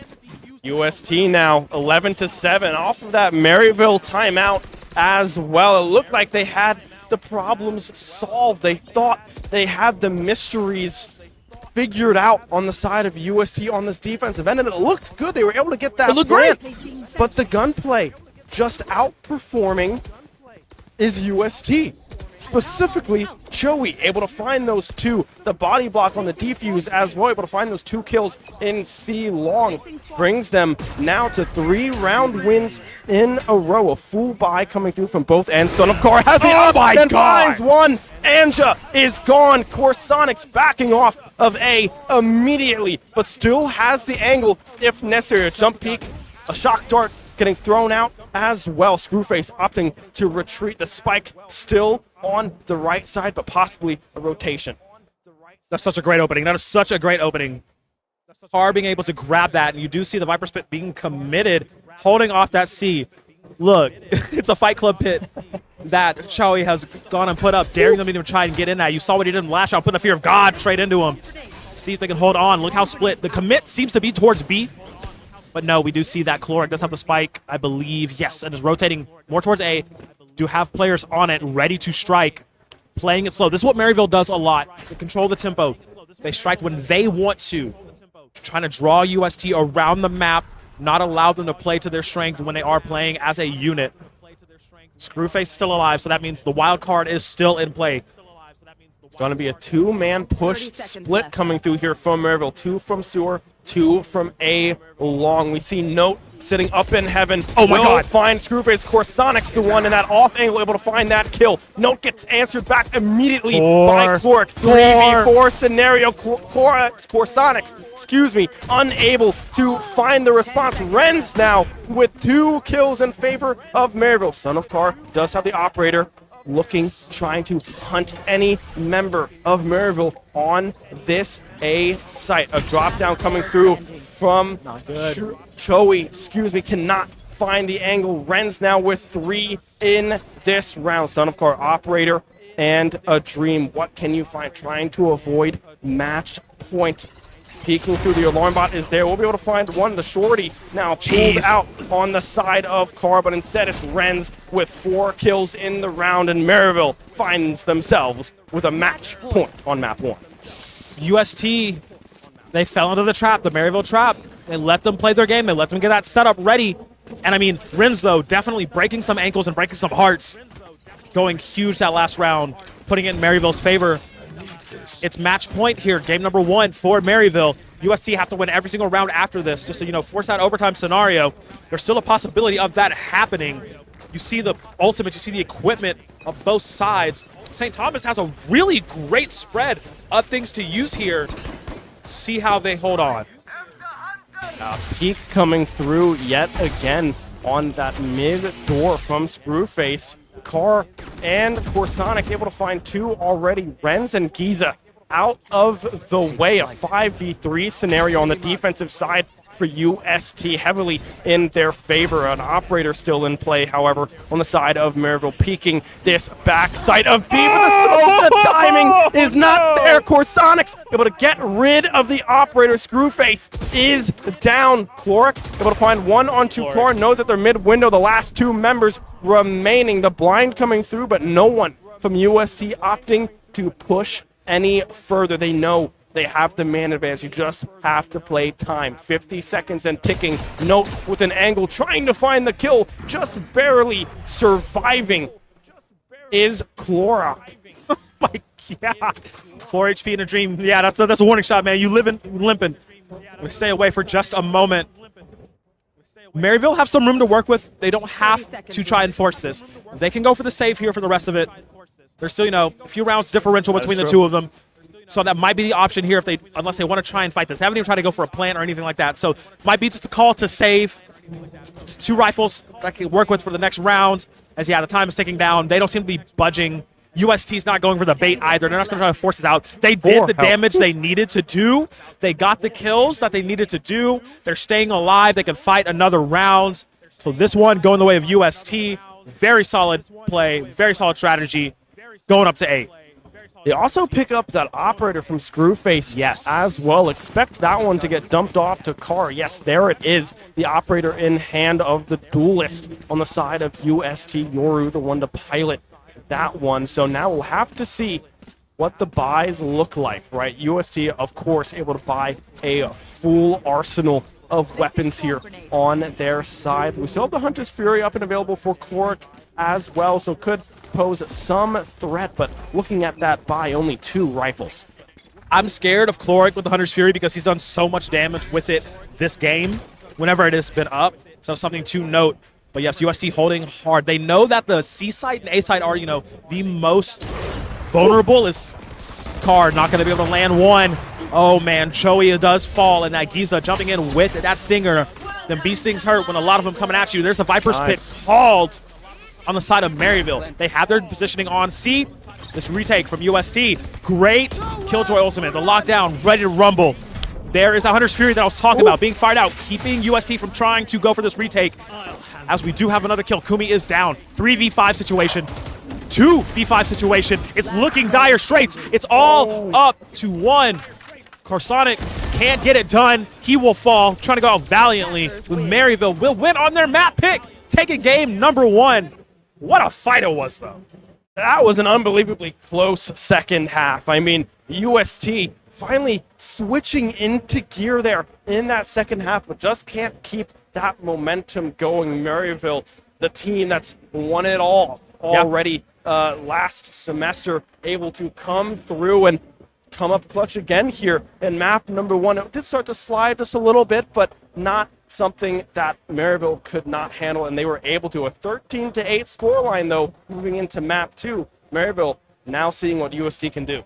So that was really interesting because I did say, when Maryville gets on that momentum, when they do get rolling, it is so hard to stop them. You saw that defensive half that they started, accruing that many rounds in a row, getting that much of a differential between them before going into their attacking half was one of the biggest keys. They are so good at playing with the momentum when the ball's in their court, when the ball's in their favor, being able to just stay on their pace, stay in their lane. You saw multiple times them running the clock down, not making a move until, you know, the final 20 seconds, forcing UST to scramble and make decisions, running around the map, second-guessing themselves and working out in their favor. And also, they just have amazing fraggers on the team. Screwface is playing crazy, but Chloric was so good on this Sova, making so many monumental plays across the entire map. I also want to point out on the side of Maryville, Giza was making incredible plays, multiple three-pieces, swinging rounds in Maryville's favor, which on the attacking side, I mean, St. Thomas, they were looking good, but when those three pieces kept on coming, they could not get back into the swing of things on the attacking side and ended that one 8-4, which is not what they wanted at all. It could have very easily been a 7-5 scenario or even a 6-6 a half if St. Thomas and Giza, specifically on the side of Maryville, does not find those crucial kills. Yeah, Giza put a lot of wrench in the plans, a multiple 3Ks. It was like 3-4 rounds, just 3K, I believe. 3 or 4, for sure. Like, it was actually insane, but St. Thomas putting up a good fight. It really could have been a 6-6 half. Like, that's how close it was in the later rounds, I would say. But going into this next map, which I believe we're going to Bind, I believe? It's going to be, okay, yeah. Bind? Yes. Going into Bind. It's another interesting map. It's good, yeah. Right? I mean, UST's pick. Maryville once again starting on defense. They're actually starting on defense on all three. Wow, okay. Yeah. Shout out production for the lower third, too.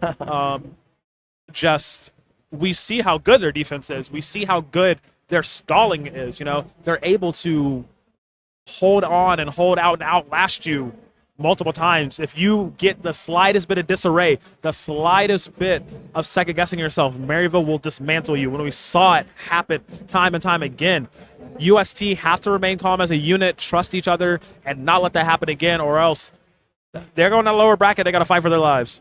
And the way that Maryville has been playing on and starting on the defense as well, right? I feel like this is going to be a tough half to come through from St. Thomas, right? When you look at A site specifically, you have that heaven angle. You have some off angles that you can play with as well. So we'll have to see how this one plays out. But I do believe we'll be taking a quick break before we go into that second map.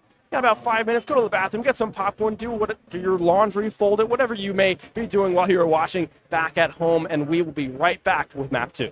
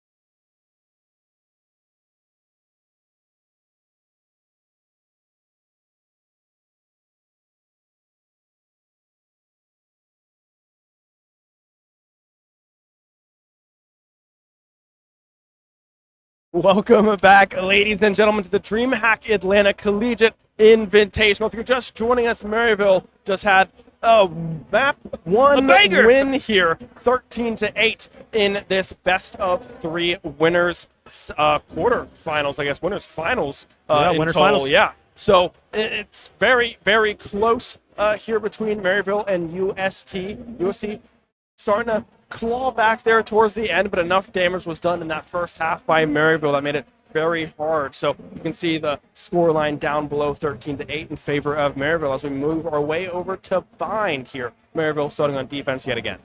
Yep, Maryville starting on defense. The big MU wall, they're so good. Like, that's one of the biggest strengths of Maryville, I will say, is their defense and breaking through that because they're able to acquire so many leads so fast through multiple key players. I mean, Screwface has been playing ridiculous. Cloric, of course. Anja is actually so sneaky, it's scary. Yeah. Very much clutching out round after round after round in game number 1. So it's really going to be UST having to rise up and meet at that level. Because remember, both of these teams went undefeated in their groups, I believe. Yeah. Getting all the way here. Yep. Only one team could stay undefeated going through this, you know? So with that in mind, you do see them going for a few more risky plays that they normally wouldn't try to take, but you do also see other members stepping up that normally wouldn't be at the forefront of, you know, the tip of the spear, you know, leading the charge or, you know, recovering the ball after a fumble, what have you, in the scenarios. And I really do think University of St. Thomas has to dig deep into their bag to stay in those. At the beginning of the series, I said it should go to 3 maps all the way. But after game number 1, I'm a little shaken on that theory just of how well and how strong that Maryville was playing because they genuinely looked unbeatable. Yes, we did see UST bring it back for the most part, but that Maryville momentum is so scary, and that's something to keep watch of. Yeah, and looking on the side of Maryville, the players that were popping off, I mean, Cloric, of course, was going absolutely insane in that entire matchup on that Sova agent selection, and Giza Renz as well. Very clutch moments to keep themselves in rounds and prolong their lead, extend their lead here in that map number 1 on the side of St. Thomas, right? I mean, Note Carr was playing well as well, but of course Sonics was the one really doing a lot of the damage and finding a lot of the information on the side of St. Thomas that they could play off of on the attack, the defense, whatever it may have been. So both of the teams had good looks, good opportunities, but in the end, the gunplay from Maryville struck true and was very, very consistent throughout map 1.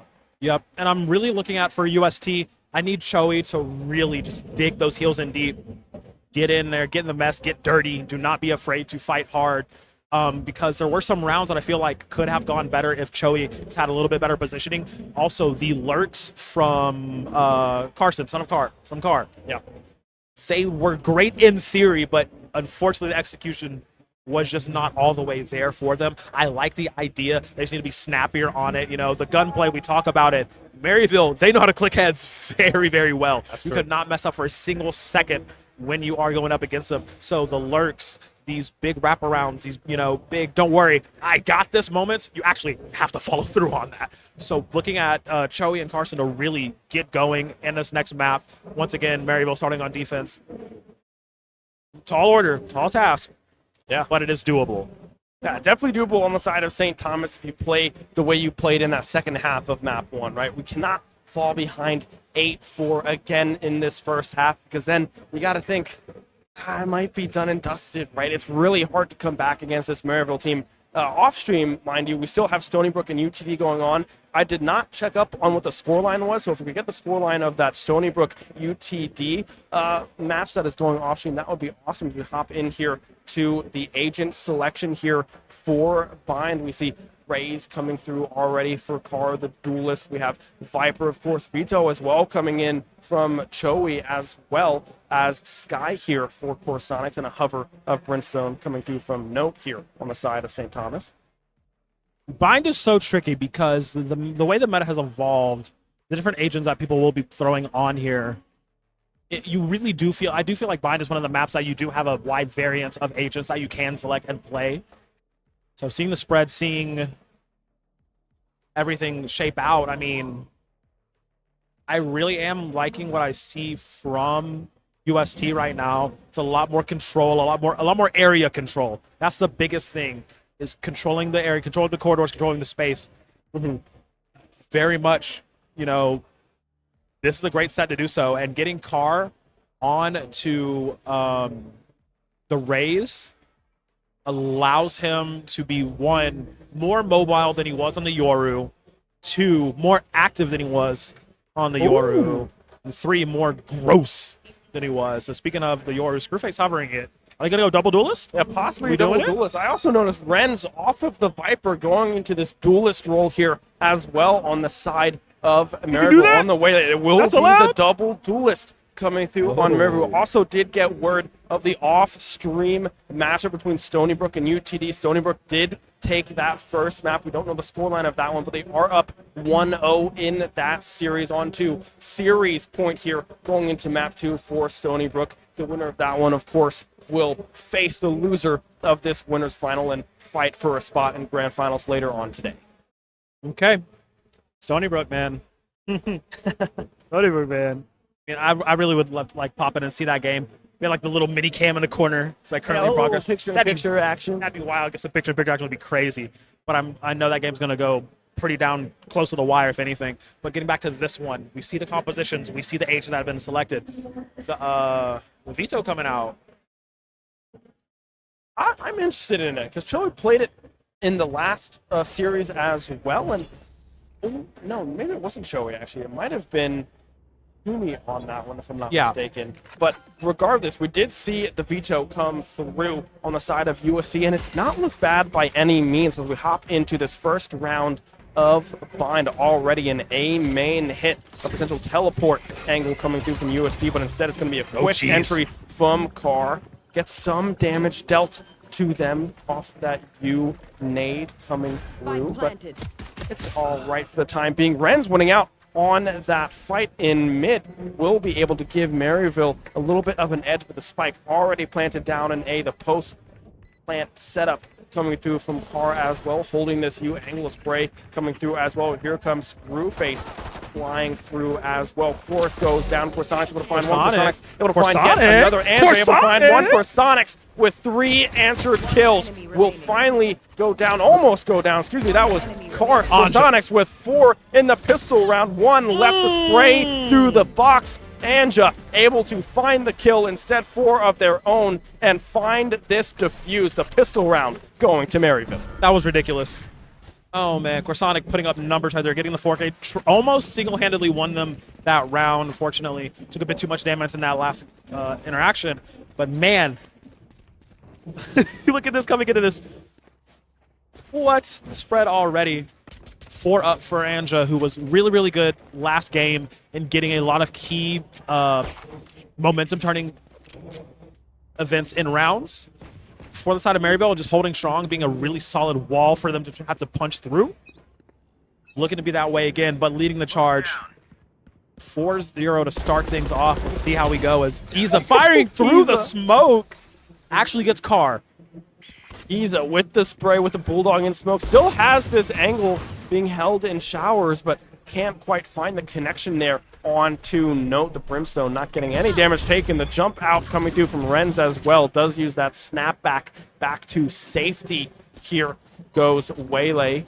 Fumi rotating over towards Hookah, still kind of hanging around that area. Will indeed go down. Is Chowie there? Giza able to find the second of the round. Jumping up goes Corsonics, will also drop to Screwface there in a mid. Kumi back off the rotation. Won't be able to find anything as Renz will close that door promptly with 2 kills with a 2-0 Maryville lead. Okay. Very, very solid round. I mean, I did like a lot of the, you know, pinch setups that we did see UST try to go for. Maryville, though, was not playing any of that. Renz and Giza. Giza on the Bulldog. Every time I see this man pick up a Bulldog, he'd be making magic happen. That's true. I am still a Bulldog truther. I want it to be known. I still love that gun very much. It is still very useful. But very good job solidifying, you know, another foothold for Maryville to have and getting another boost in that economy. Full rifle buys here for UST, so they want to try and really muscle through these early rounds, because remember, last game, that was one of the biggest pitfalls, the fact that UST was not able to muscle through and secure multiple rounds. in the early game, they don't want to have a repeat of that here. Anja backing off of that B-long posturing coming through from UST. We'll see if they continue to go through this A-long site. We do have Anja in this off angle, but still has the teleport if needed. Screwface swinging out, able to find one alongside Chloric as well. It's Note and Carr off the board. The duelist gone on the side of UST. The spike, however, still in possession of St. Thomas. Kumi able to find one onto Giza up in heaven, as well, actually that bottom corner below heaven. Instead, this might open the door for the plant onto A, and it looks like Corsonics thinks the same thing. Choey holding as much attention and energy while the plant goes down. It was a fake, it was a dupe, it was a ruse, and it works right now for UST. How long can Choey survive? Not super long. If they did commit this ultimate, though, look at this wraparound. They're going to meet right near lobby. Who has the gun out first? It will be Corsonic. Will take down Screwface. Still staying alive here. 26 HP, barely living. Pushing forward here. See, it's a 2v4. It is very much winnable, but it's going to be a tall, tall order. You can fulfill it. Ooh. That's one. Goes for two. Does not finish it off. And the defuse will come through. Maryville snatching it back. UST, that was a really good game plan. Unfortunately, the execution is not all the way there. Yeah, they thought they had the flank angle taken care of in the form of Screwface, but instead, Renz makes their way back through A main and finds a kill off the back end. Corsonics goes down, and that opens the door for the other members of Maryville to push in through heaven, through CT, or excuse me, elbow rather, and find that kill. And as a result, find themselves with the 3-0 lead here. Almost a full buy coming through yet again, and UST still struggling to get their economy going. Yeah, I said that last round was pivotal for UST in this early game to get things done. He's dead. He's done. Screwface. My God. That'll do it. Okay, yep, that'll do it. Well, I mean, UST trying to fight through a bunch of sheriffs. Looking like a Wild West. The Outlaws and the sheriffs popping around. See if UST can get anything happening. Nope, that's another one. Down. Anja going down to the nade there. Chloric finds one onto Note as well. Screwface with 2 kills thus far in this round. A 4v2 scenario here in favor of Maryville. We'll see what UST can do, but thus far, this site looks to be locked down. Joey trying to go in, trying to find something, but can't quite find anything. Screwface with their 3rd kill of this game. Only one left. Carr with the spike. Yep. There's a spike. We're about to run into danger, too. Walk around that corner. It's not about to be pretty. Screwface once again. It's coming up big. Such a massive presence. Just doing as much work as he can. I mean, UST didn't really, have the highest chance in this round, coming in with the firepower that they had. Dismantled, though, by Maryville. That momentum that we talk about, the train has left the station, pushing up to maybe 4 here. Will be 4. So now you have to ask, how did UST come back into this, prevent the 2-0? Yeah, UST now will be able to get this full buy as we hop into the replay. Oh, my gosh. Yeah, the Screwface 3-piece here. Well, the initial kill as we go and look at these off angles that Maryville was able to play with. Huge stuff coming through from Screwface with that initial pick out of showers, and then Chloric and Screwface again finding more down the line. Screwface 5-3, Ren 6-1-2 on this waylay as well, playing very, very well. And this is the first even matchup, I feel like we see this first even round as Screwface with the operator goes for that peek, but Corsonics answers back immediately with the kill. Immediately, dogs come out. We do see Anja holding on to the garden wall, to the alcove right in front of the teleporter, daring them to come forward. They don't want to try to challenge it, so UST will back off. St. Thomas putting it in reverse. Try not to walk into the waiting arms. Renz with a perfect corridor hold. Short is controlled, and he will get the spot. Crosshairs in a perfect placement. There goes Kumi. Will fall. The rest of the squad was behind him, but the back off, the reposition was still there. Time to play some defense, says Maryville.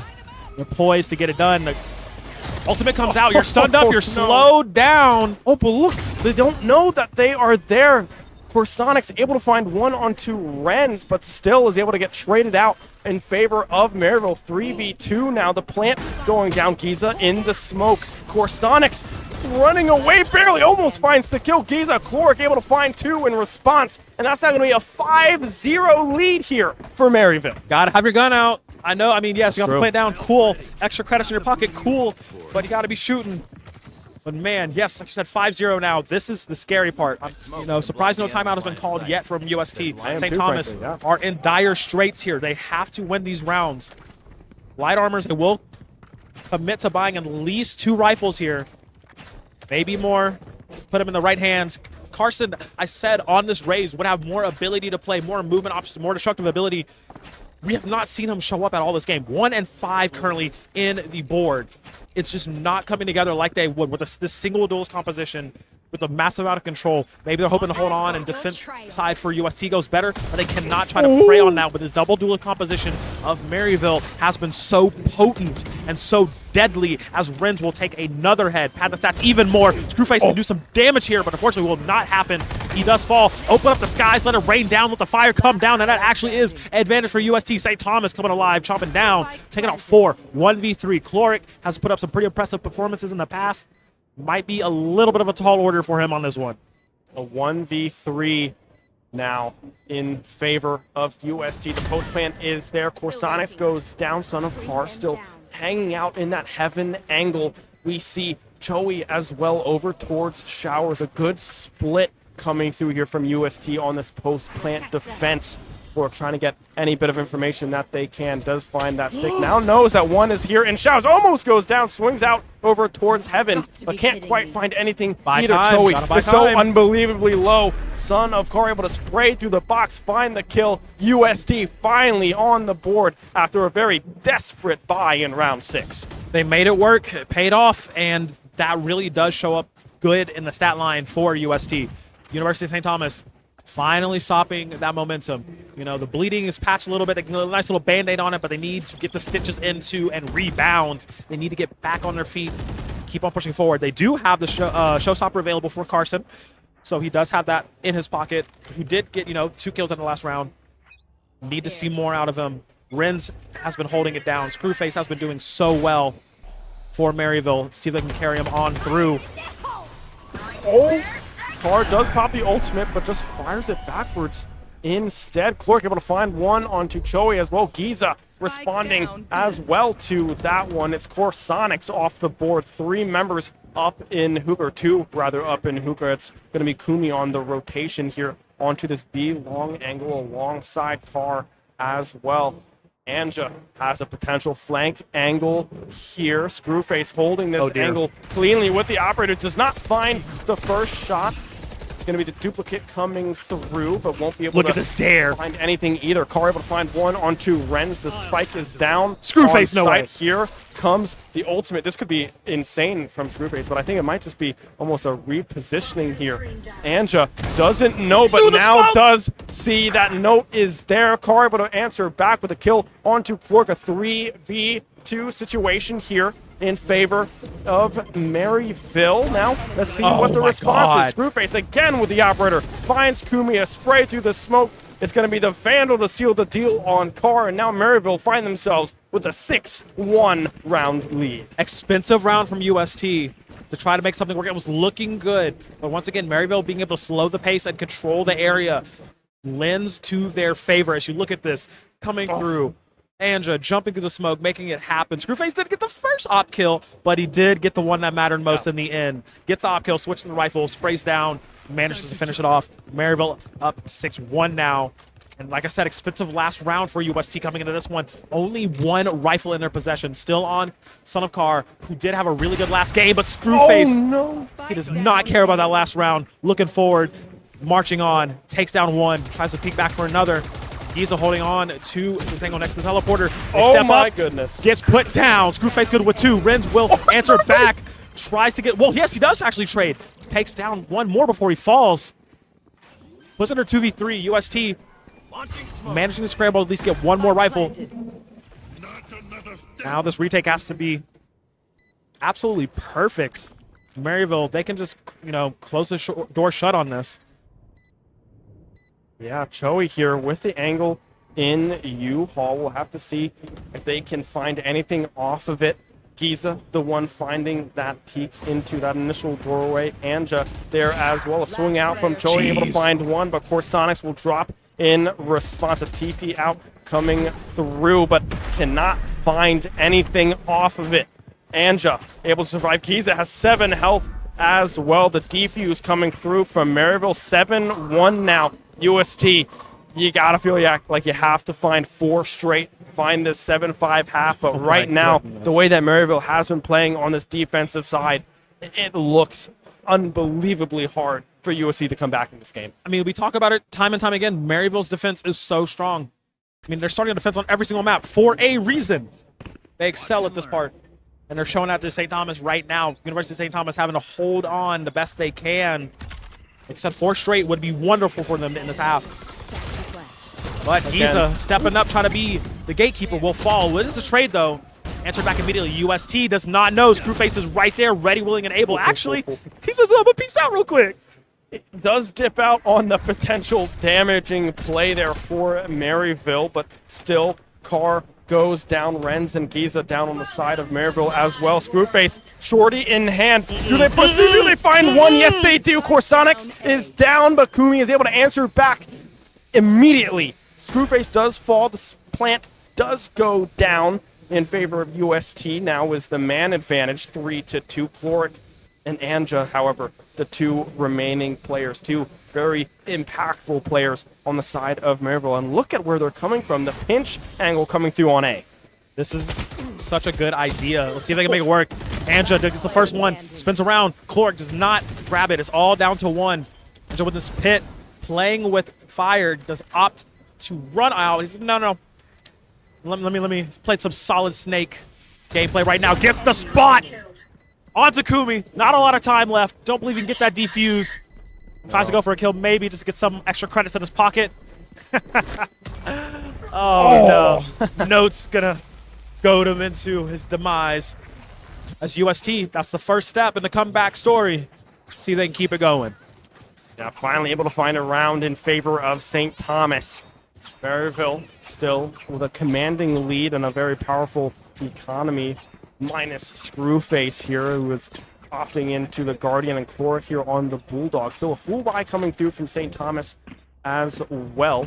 Ultimates up and available for Screwface and Renz. The Waylay and the Yoru ultimates up and available. And then on the side of Sky, their ultimate and the Hellfire from Brimstone. Note has that one up and available for themselves as well as they push through onto A site. 3 in showers, 2 in A main as well. The smoke's coming down, sprays coming through left and right from Maryville as well, but Corsonics already looking for this plant. Now up through U comes Chu and is able to find one. Giza finds the response, finds another one as well. It's going to be a 2-for-2 trade across the board, a 3v3 now for these 2 teams. Cloric finds one onto Kumi. Now, Carr, what can you find? Screwface peeks it for some reason, but can't find the kill. It's going to be Carr with 2 instead, 3 kills now. Anja, Carr swings out, but can't find the kill. It's Maryville again hanging on here on this defensive side, 8-2. That was actually insane. It looked like UST were gonna be able to just close that round up, no problem. But the ultimate usage from Screwface, buying time, drawing attention over. Anja being perfect with the wraparound, perfect again with these lurks, doing so well. Giza starting it off heavy, making things so troublesome because it was like what, the 5v5 went down to a 3v3 immediately, and then you just see it get picked off one by one down to the last little 1v1. Maryville coming in clutch again, putting it at 8-2. UST looking like this might be that 2-0 that people talked about. Carr trying to do everything they can in that last round, the showstopper, finding a kill but can't quite find that last one over in Shower. Giza again off and running here in round number 11. Carr off the board already. Renz holding this back A angle here for Maryville. Note the one peeking it. Corsonics, the one sitting over here in Will be spotted. U-Haul. Does get spotted out, and Renz. Oh, it's just going to be the ultimate instead from Giza. For Sonics. Just looked up and saw the sun and was erased immediately off of Bind. They put that man in an air fryer. It's actually ridiculous. Oh, man. Well, now just down to 2. Not a lot of options left for University of St. Thomas. Floric will be on cleanup duty. Grabbing a quick transfer over. Floric with the Spectre able to find 2 there and sure up that round. 9-2 now in favor of Maryville. The last round before the swap here. UST hoping to avoid double digits from this first half from Maryville, but right now, I mean, it looks so one-sided in favor of Maryville. Screwface, 12-8 operator here in hand. Giza as well, while only 9-5, has been impacting the map so beautifully with smokes, with just presence of where they are holding angles, and it's been such a struggle for UST to try to enter onto these sides on the attack side, as now they try their last-ditch attempt here on attack on to B, but already Screwface finding one. Clark with the ultimate coming through as well. Does know where they are standing, and that's going to be a second one here for Screwface. Off of the making a third here with the operator peeking yet again. Oh, if you just pull the trigger there, surely you don't just blindly shoot through this angle. It's Anja on the flank, able to find one. Corsonix finds one on the Screwface again, finds one on to Renz. But Anja able to find the response. A 10-2 half for Maryville. This is University of St. Thomas's map pick as well. That's the biggest thing here. They are getting dominated on by Maryville. Screwface, multiple kills off this operator, still holding on to it. Anja has been so clean with the lurks. Been the best secret agent you could hope for Maryville University, and they're looking to go up and make this just a clean, easy 2-0 UST. Now, on the defensive side, they did put up numbers. Game number 1, unable to close that one out. But this is where the comeback has to start. The pistol almost went their way at the start of map 2. See if they can try and make that happen, be more favorable this time around. UST now find themselves on the defensive side of things. Have to come up huge. Has to find at least, you would think, 5 rounds in a row here to try to stay alive. Oh, in goes Renz, but immediately is shut down by Choey. There now swinging through again comes Chloric. Anja able to find one, will go down, almost go down there in the end. Instead, it's Giza with the ghost going through, firing on all cylinders. Nope, finds the response, 1v2. Anja, what can you find? The flick not there in time. Note able to find that angle, and a pistol goes in favor of St. Thomas. Okay, St. Thomas on the board. This time, win a pistol, no problem. No mess-ups. Making it happen. As we go through some of these replays, we can see Giza playing so confidently here in this matchup, able to find 2, but in the end, the pistol defense set up onto B is able to find their first round win in frankly quite some time, here for UST. 10-3 now, trying to claw their way back. A big bonus round. Oh, this could here. be good. This could be huge. This could be huge. If they get it this through could be and find a huge. kill, this could be absolutely massive. Pushing through. We'll be able to find 2. Screwface and Renz are going for it again. Finds a third. Can't quite find the 4th just yet. But those are huge members of Maryville down and off the board. There's going to be Kumi swinging through, able to find one onto Giza. Choey will find the one onto Anja as well, and UST answer back powerfully in that bonus. Look, Carson, I said, hey, you needed to step up big time. That was the play, my boy. Getting a wonderful spray into the grenades. The whole thing started because the first grenade he threw broke the formation of Maryville that was coming in through showers, coming in through that lane, and him just to hold that angle, have the fire ready, making sure that Spectre rang true.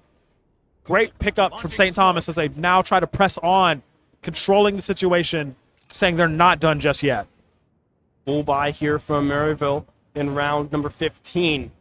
See what UST can do. Ren's creeping their way up through B long.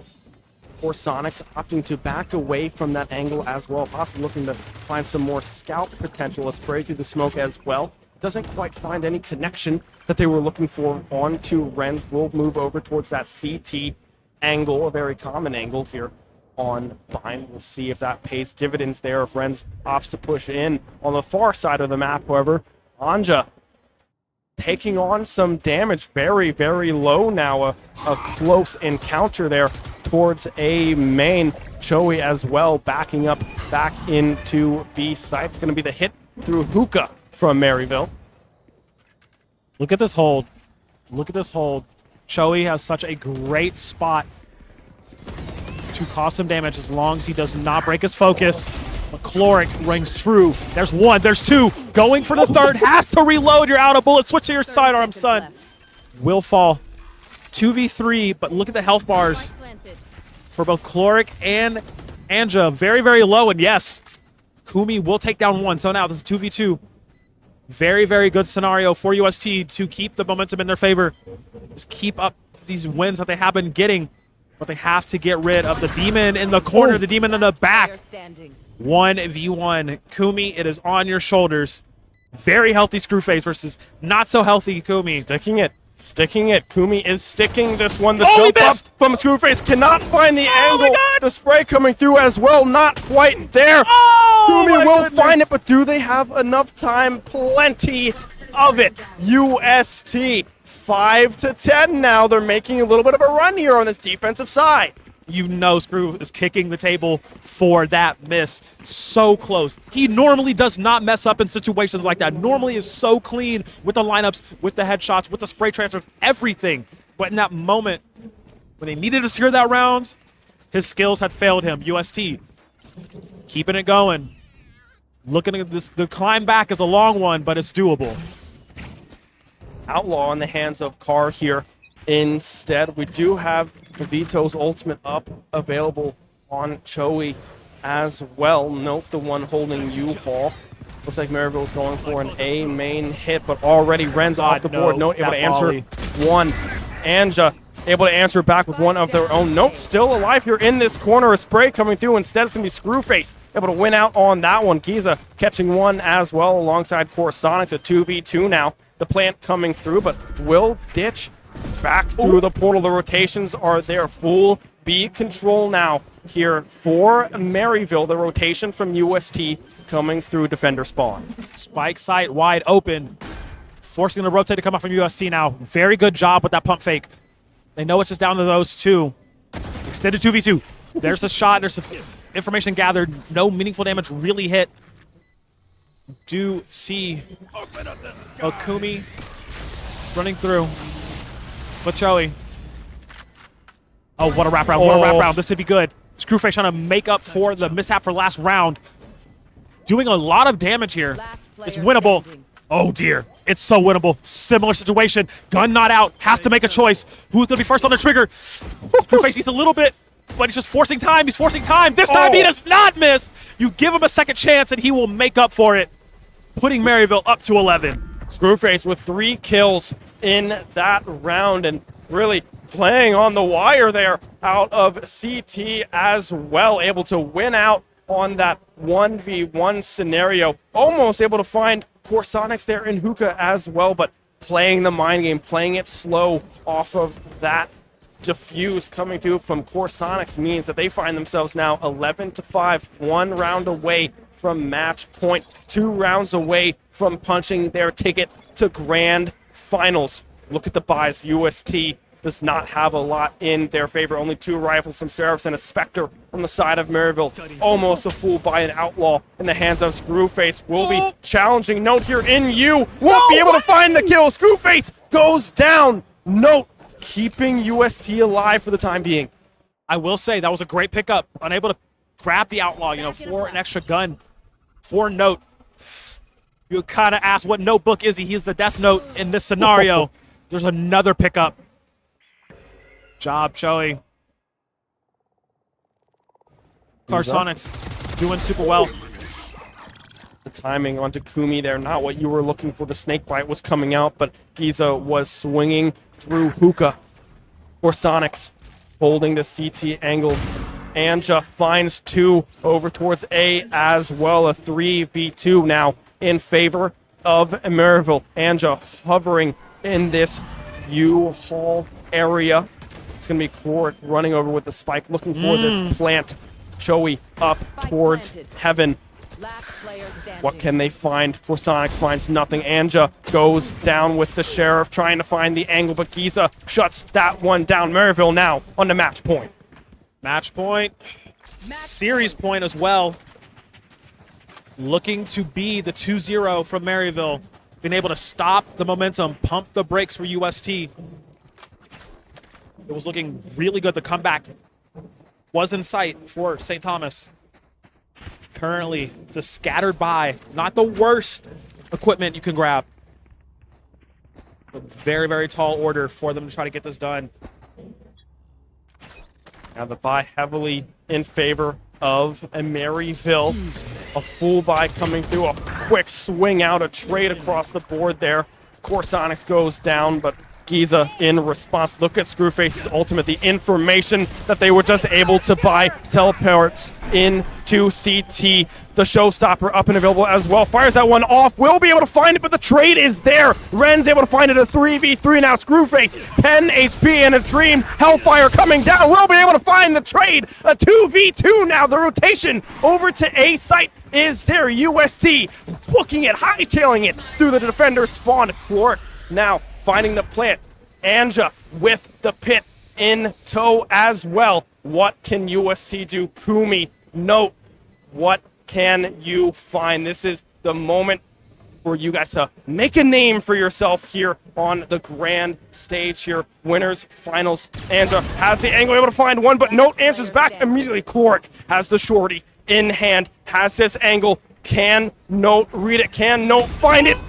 They cannot! Chloric finds the kill. Maryville remain undefeated. St. Thomas will fall to the lower finals, and Maryville punch their ticket to grands. Whoa. Just hide in the smoke. Danger in the mist. The Viper will strike. Yeah. Wow.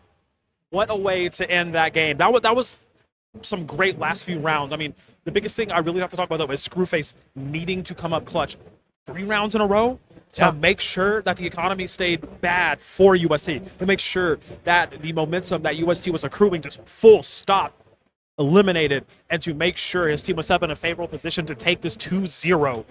Maryville on defense is so scary. Maryville, when they're on attack, can be even scarier, and you just saw that in this game. Unbelievably close game 1. And map 2 as well, coming close towards the end there as well. But the Achilles heel, if you will, for St. Thomas, that attacking side, they could not get past the extremely powerful defense of Maryville. We take a quick look at some of the replays through this map. I'm seeing a lot of Screwface on my screen, and Anja as well. Giza coming up huge in very critical moments, but you can see the defense ending that one in a, I think this was a 10-2 or a 9-3 half, if I'm not mistaken. 10-2 half in favor of Maryville. It's so hard to come back with that, but USC, they gave it their all. They gave any ounce of momentum that they had, and they tried to get it done, but just could not quite cross that finish line. Falling short just towards the end of it, but like I want to say, Chloric may not have been top of the leaderboard, but top of my heart. Because the way that they were playing, being able to pull things, rabbits out of hats, so to speak, just making sure that Maryville were set up for success time after time after time was super nice to see. And now Maryville, look, we said it, they've won it all. They are, the Collegiate Kings. You think of Collegiate Valorant, you think of Winthrop, and you think of Maryville. Yeah, hand in hand all the time. They want to add another trophy to that case. They don't have this one yet. Yeah, that will be the series win here for Maryville. I would like to take a quick look at the bracket if that one is prepared, to see what the result was of the Stony Brook UTD, or if they might still be going, right? UTD, a very powerful team in their own right, possibly able to tie that one up 1 apiece. We know Stony Brook was up 1-0 for that time being, but unknown if they did find that clean sweep. Let's take a quick look. I think they might still be in map number 2. If I look behind me here, let's see if I can see anyone standing up. I do see teams Everybody standing starting up, yeah. to stand, so it might be a 2-0 in favor of Stony Brook. We'll wait to get some confirmation with that one, but nonetheless, the winner of that series will face off next here against UST, and the winner of that punts their ticket to Grands tomorrow, Championship Sunday against Maryville. Yep, Maryville punching their ticket to Grand Finals, being solidified, holding on that spot. So now is it going to be the run back versus UST, or will they fight Stony Brook for the first time in this tournament? Yeah, it'll be interesting, right? I mean, I would like to see what UTD can do in this best of 3, because we know this team is very capable of winning on land. They're very, very confident when it comes to land, but we will just have to wait and see what the result of that matchup was. But hey, nonetheless, Maryville showing up, playing very, very well here against UST. UST giving it their all, but again, just barely falling short, but not out of it just yet. They secure at least 3rd place. Yes, they have the chance, like I said, to get the run back, to run it back on Sunday. They have to win later on, though. That's the thing. They have to secure that. And they do have the ability to do so. Remember, these were the only 2 teams in the tournament that went undefeated until they met each other.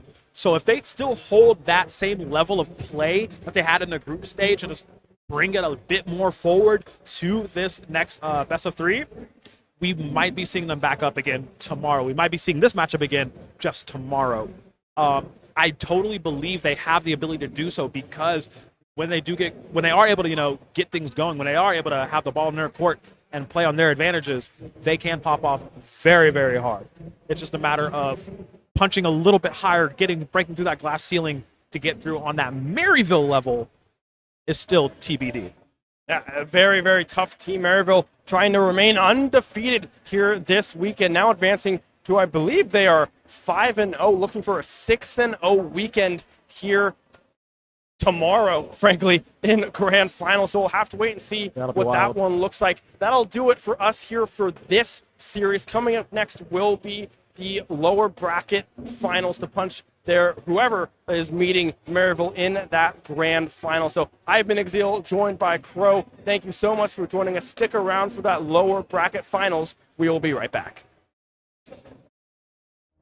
We aren't looking for just anybody to join the Space Force. We're calling on all late-night coders, early morning gamers, self-proclaimed space geeks, stargazing science junkies, tireless trailblazers, daydreamers, and especially square peg in a round hole type thinkers.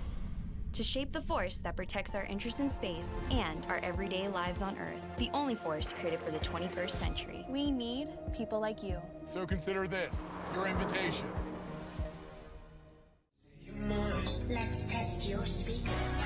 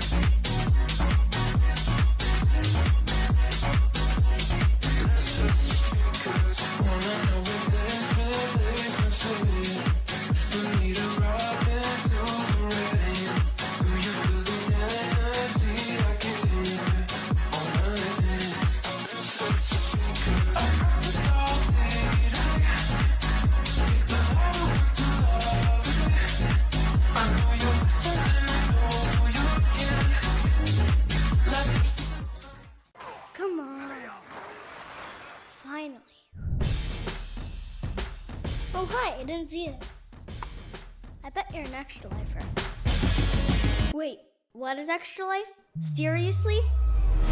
Extra Life is a charity gaming fundraiser. We play games to raise money for local children's hospitals. We've raised more than $70 million since 2008, and all because of people like you.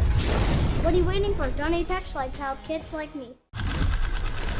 Impossible. We love that word. It's a challenge to explore the unknown, to sculpt the skylines, to map the human mind, and propel humanity to the edges of Earth. At Georgia Tech, we are determined to forge a better tomorrow, because the world is counting on us. Impossible. It's not just a challenge, it's a calling.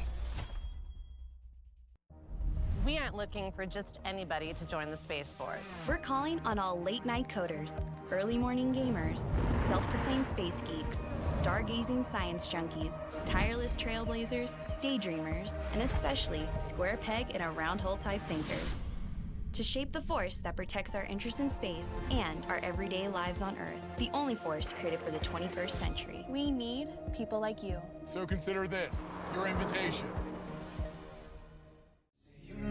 Let's test your speakers.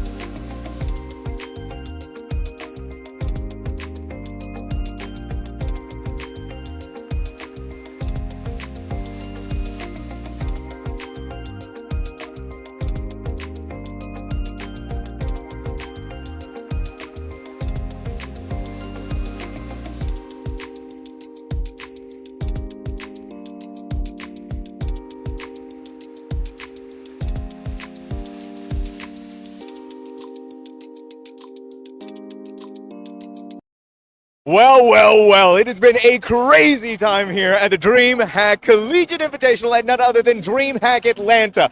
But now, right, we've had such a jam-packed weekend, and now we go into the lowers finals, where, hey, guess what? I'm joined by a very special guest right now. My name's Sam Talks.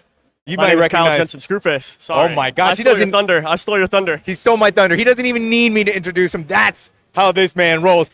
We got Screwface. Screwface, how you doing today, buddy? You actually just took on one of the teams that we're about to see in the lower finals. Yeah, we sent them to lower finals. Yeah. Yeah, you sent them to lower finals. Happily. Listen, okay, this is gonna Very be like happily. This is gonna be like a pseudo interview right now, dude. But how was that game? How was awesome. that series? I think I want to shout out Giza because he had some big ass rounds on Haven. That was awesome watching him play. Obviously, map 2, I ended up getting active myself, which I'm thankful for. But I knew even if I didn't play a good game, that my team would have had me. So, I don't know. I was very confident going into it. I felt like we were going to win the whole time. No, I mean, you guys looked confident. Even you look confident going from Haven, and then even more confident going into Bino. It was like you guys knew you wanted to get into the grand finals. But enough about you. I'm sorry, Screwface. I know we'll get into that interview tomorrow. But you guys are going to the grand finals. UST versus Stony Brook University now is our lower finals. One of those two teams has to take on each other. They're going to be taking, both of them going to be taking on each other, but only one team can advance on to the grand final. So UST looking for that rematch against you guys. Stony Brook looking to get into that grand finals and send UST packing. 100%. Well, I think just to give a little context on the teams, obviously UST has a lot of my current / ex teammates on it, which I have a lot of love and kindness for it. I think they're all really magnificent players. So I'm leaning personally UST winning this match. Now, what I will say is that Stony Brook, we played Div 1. If you don't know what Division 1 is, it's basically like a collegiate league that, Maryville has originated. A lot of people are in it right now. I think it's really cool. They have great casters, great graphics, stuff like that. But we play Stony Brook in it often. Yeah. And they're very close to us. And they almost took our cheeks last time. It was very close. It was 13-11. They made every inch a battle. And I think very, very sleeper. I think they could 100% pull an upset off here for sure. Yeah, well, they made it this far, right? So anything is possible. And we've had a weekend full of upsets. I mean, you're seeing the likes of Baker and Fisher sent home on day 1, which I don't think anyone expected. But let's go ahead and actually take a look at that schedule and see just how things have been unfolding throughout the weekend. And Screwface, you've been playing through it. How has the schedule been? How have you been feeling going through it? Well, I want to preface this with I love DreamHack Atlanta. I think the way that groups were created were very unique. And also, I would say every group was a group of death because half the group died on day 1. And obviously everybody here is pretty competent. So it's it was a war day 1. Day 1 probably was the hardest day. But outside of that, I think it's been really cool. You kind of see the setups behind us, but everybody is just hanging out there, gaming face to face. And I think that's the coolest LAN environment ever because, me, myself, I was chirping people last game, so, I'm a big fan of chirping, and being able to see people is, the best part of that. Yeah, I mean, right now, look at that. You're seeing on Sunday, 1 p.m., grand finals tomorrow, Maryville University already sitting right there, your team, your squad. Of course. And been hyping it up. It's one of these two. It's Stony Brook versus University of St. Thomas. One of these two. It's going to be meeting you guys tomorrow. It's my first time seeing the Stony Brook logo, dude. That's kind of a demon wolf, eh? I know, isn't it? It's kind of awesome looking. Yeah. We got the demon wolf going up against the lions. It's so cool.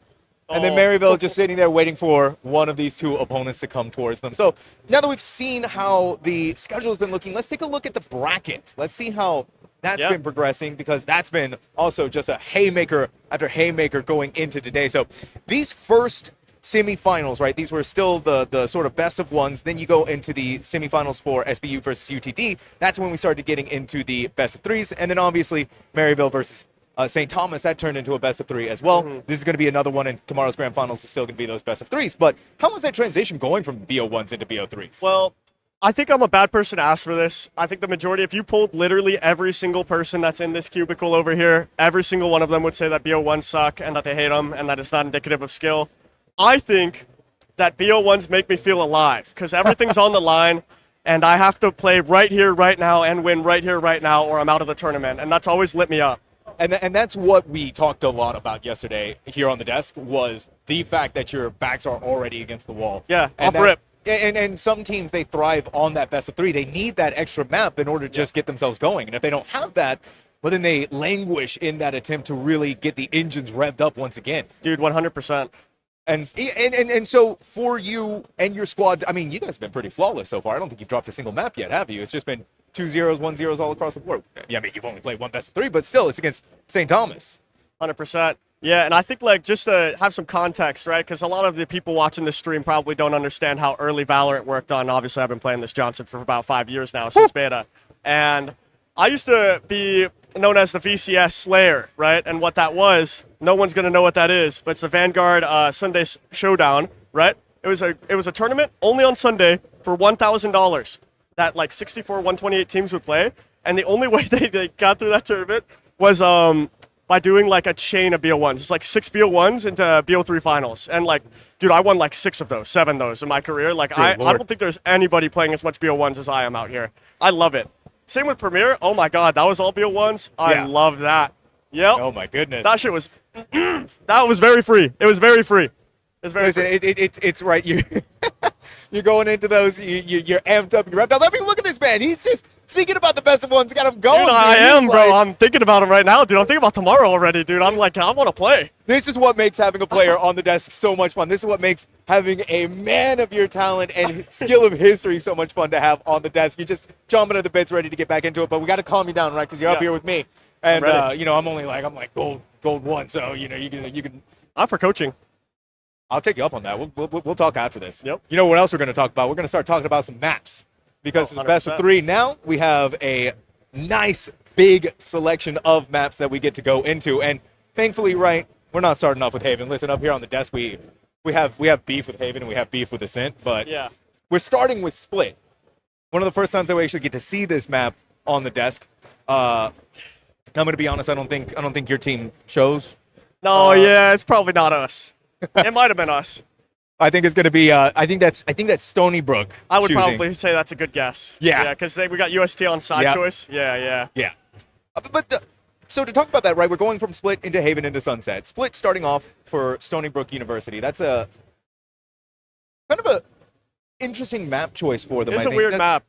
I think especially when it comes to Split, like there's a lot of teams that are going to have some cheese. I forgot whether we played Stony Brook on Split earlier, but I think we did, and they played Double Sentinel on it. Now, it was a different Double Sentinel one I'm trying to get Maryville to run. We're not running the comp I would love either, necessarily, but like I believe in Double Sentinel in that map very deeply, and I think if SBU ends up facing UST and they have Double Sentinel and they end up having a decent T side and coming out of it with 3, 4, maybe 5 rounds, that's going to be all she wrote.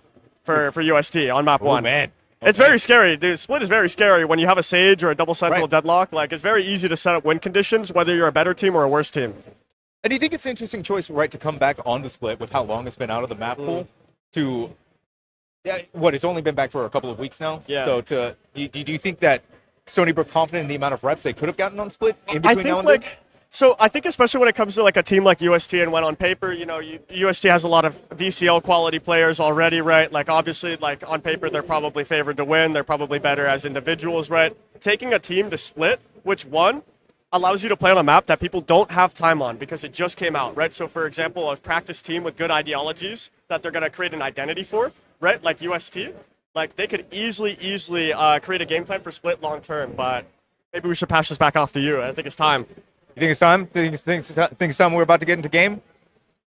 Open for it. 50-50. Yeah, we got a producer in the background. I'm going to keep yapping about maps, you know, at the end of the day, like I think the other thing with Split is that people like UST, right, thrive on gunfights. You know, you have NodeXD, literally one, like that guy's Jesus in the server. Kumi, Jesus in the server. Son of Car, Moses in the server. Like, they're looking really good, right, individually. So how do you beat a player like that, right? Right. You take away their ability to gunfight. You take away their ability to have 1v1s, 1vxs, fight as a pack, right? And when you play a Double Sentinel comp, a lot of the time the utility ends up having kill threat, and that's how you end up having your duels decided. Well, that's what especially when you were seeing Maryville taking on UST on Haven, right, is that when they had the opportunity, UST did to actually fire back and to actually shoot back. It was tough. It was tough going up against them. And with what you're saying, taking away a lot of that agency from this squad, from this unit, is of utmost priority. There was a shaky point, I think, where you guys were like... we were losing map 1 low-key. Like, a lot of our momentum. We went from, like, 11-5 or whatever to 11-8, I think. Yeah, exactly. And that's what I was saying. I was like, you could feel the sense that UST was really starting to get the gears rolling. They were starting to get the ideas forming inside of their head. And that's where Maryville, I think that you guys really picked up the tempo and had to shut that down before it got spiraled any more out of control. And that's 100%. also where it led into for Bind, right? Where you guys just never let go of the gas. It felt like UST was, especially on their map pick, was struggling the entire time. I love Bind. I was so happy seeing that get picked. But I mean, I think even with maps like that, right, like obviously we don't let off the gas, but also intrinsically we have a very, very momentum-based comp on Bind, especially, right, with the double duelist. So if we're winning, we get the op up, we're fighting. Like, it's very easy to hold teams down to a low amount of rounds and churn through the rounds fast. And, you know, for Haven, right, like we got to see it's a 3-bomb site map, very spread out. If they want gunfights, they will get them, right? And that type of style, like, allowed them to come back into Haven much more aggressively than they were able to in Bind, at least in my opinion. I mean, it's still an impressive showing coming out from UST to stand up against. Right, Maryville's been doing so spectacular across all avenues of not just collegiate, but also like tier 2 in the VCLs. It's impressive to see how this squad has been improving, how the squad has been getting better. And I mean, now that you've inserted yourself into it, it just seems that it's flourishing even more. That it's like that little bit of extra sparkle that the team needed to really shine. Yeah, I mean, I appreciate that. I think I bring a lot of personality and energy, and I think sometimes that can be bad, sometimes that can be good. I like to think that it's normally very good, but yeah, I mean, I don't want to take away from the Maryville guys as well, though, because, like, for example, they beat me in VCL. When I was playing with the University of St. Thomas guys, literally, like, 5 weeks ago, 6 weeks ago, and so I think they have, like, a lot of individual talent that they've been cultivating for a really, really, really long time. As individuals, like, I mean, even Giza, like, he played C9 Academy, and that was back then, and he's like in his prime right now, in my opinion, right? So seeing that type of stuff, like, I think that they're a very dangerous team even without me being added. Now that I'm smiling, having fun, they're having hopefully a little bit more fun as well. Like, that can only be good, you know? Yeah, I mean, Maryville's just been a treat to watch, especially like right when we saw them in CVAL winning the grand championships. They're our current CVAL reigning grand champions. Yeah, and the level of skill from them just has not diminished. It just feels like they've gotten hungrier. Dude, definitely not. They set up a high bar for me to perform to, because I feel like, if I, for example, I never feel any pressure to win events or whatever. You know, I'm either going to come in and play and win, or I'm going to come in and play and lose, and, like, ultimately, like, me feeling mental pressure over it doesn't, like, help anything. But they did put a very high bar to achieve from last year. I mean, they literally won everything. Literally. Yeah. Right? So it's like, I mean, I'm hoping to start with this, right? Like, but, you know, we'll end up seeing how it goes. But well, I think that's what makes it impressive, too, right? When you look at the level of competition out there in Collegiate Valorant, especially Winthrop University. It's good, bro. Winthrop's nice. Yeah. They're nice. Yeah. Like, they're a powerful team. They're strong. They were just at Ascension, finishing 4th in Americas. So there's no lack of skill in Collegiate Valorant. And I think 100%. What's impressive here, too, at DreamHack Atlanta, at the DreamHack Collegiate Invitational, is the level of skill that we're getting out of all of our competitors this weekend. 100%. Even, sorry, you go. No. I'm just saying it's a wide breadth of players that we've had here from all different ranges and all different avenues and walks of life. Yeah. And they're showing up. They're showing out. Yeah, I'd love to highlight that, actually, because I was exactly about what I was about to say. Like, you know, for the Stony Brook players, I don't want to point them out, but they got their parents here. You know, they got their brothers, their siblings, stuff like that. I saw a couple it's of literally so awesome. By. Yeah, I'm so jealous. I wish I could say the same right now. It's a little out of the way, but, like, that type of stuff is really cool. And I think, like, additionally speaking, like, obviously every single one of these players is highly competent, right? Like, whether it's Stony Brook, whether it's UST, whether it's one of the teams that got eliminated day one, like a Fisher, Baker, etc., like, all of these teams, like, have players in it. I play every day in ranked, right? They're all top 500, every single one of them. Every person here is in the top 1,000 minimum, right? So it's like, you really can't get that much better, right? Like, obviously VCT is significantly better, right? But, you know, hey, gotta start somewhere. Well, that's what Zobi and I were actually talking about that yesterday on the desk. Was we could be looking at future VCT No, players. we are. We will see at least a couple of these players go to VCT this year. I mean, I would stick my soul on it. I mean, I remember we were, Caillou, right? Yep. Rumored to go into the Sentinels. And Zobi and I had been casting for them when they were on St. Clair, like, a couple of years ago. Yeah. Just even. And it's like, you see these players, you see what they're doing. I mean, we talked about Okeanos a little bit, right? And the career path and trajectory that he's taken from Collegiate into Tier 1. It's so impressive, the level of skill that Collegiate is pumping out. And some of them just going into that tier 2 circuit now as well with the likes of Maryville and with the likes of Winter. Oh yeah. And I think the talent depth in North America especially is like genuinely like insane. And I think obviously talent depth in other regions might be what it is. I don't know. I don't live there, right? I don't play there. But even here, you could easily slot in a couple of these teams for like, not to flame anybody, right? But bottom of the barrel challengers teams, it looked the exact same. Like everybody, like they could easily be in their shoes. And I think like, that's why I'm so confident saying that people will end up at VCT, right? It's like all of these players could make it, and they're in positions right now where they're supported in doing so. And whether they, end up applying themselves with discipline and effort, it's up to them. And like whether they make it or not will, be a result of that, I think. Yeah, it warms my heart every time when it comes to any collegiate event, especially when it comes to the DreamHack Collegiate Invitational. Only one returning team coming back from last year. We have a whole new slate of teams out here for this weekend, and they look so happy. I mean, yesterday, it was packed, right? You looked over there for like 1 second on Rocket League and on Valorant. No, it was 100%. packed back here. So many 100%. players are excited. So many players are hyped. And that's why, if you're enjoying the stream, make sure to follow, make sure to support it so that way we can have more opportunities like this in the future. Dude, I want to shout out R6. They got R6 literally to my left. Yeah. To my right, they got Marvel Rivals literally in the background is like the World Championship. Dude, far left, they have both Clash Royale and Clash World Championships and a couple fighting game championships. Dude, this event, I had no idea what was happening here. Like, literally no idea when I showed up. And it's been so cool. I would love to be able to come back. Like, it's a really cool event. I think it's really cool seeing all of this type of stuff. Well, I think that for what we have coming out of here at DreamHack Atlanta, right, Screwface, I think that it's been a phenomenal weekend so far. And it's only just Saturday, right? We still have Sunday left to go. A lot of weekend to go. A lot of weekend to go. But we are going to take a small break because we're running into some tech issues. You guys know how it is at these collegiate lands. So like I said, small break. We'll be right back. But when we do get back, we'll be going into map 1 of Split between University of St. Thomas and Stony Brook University.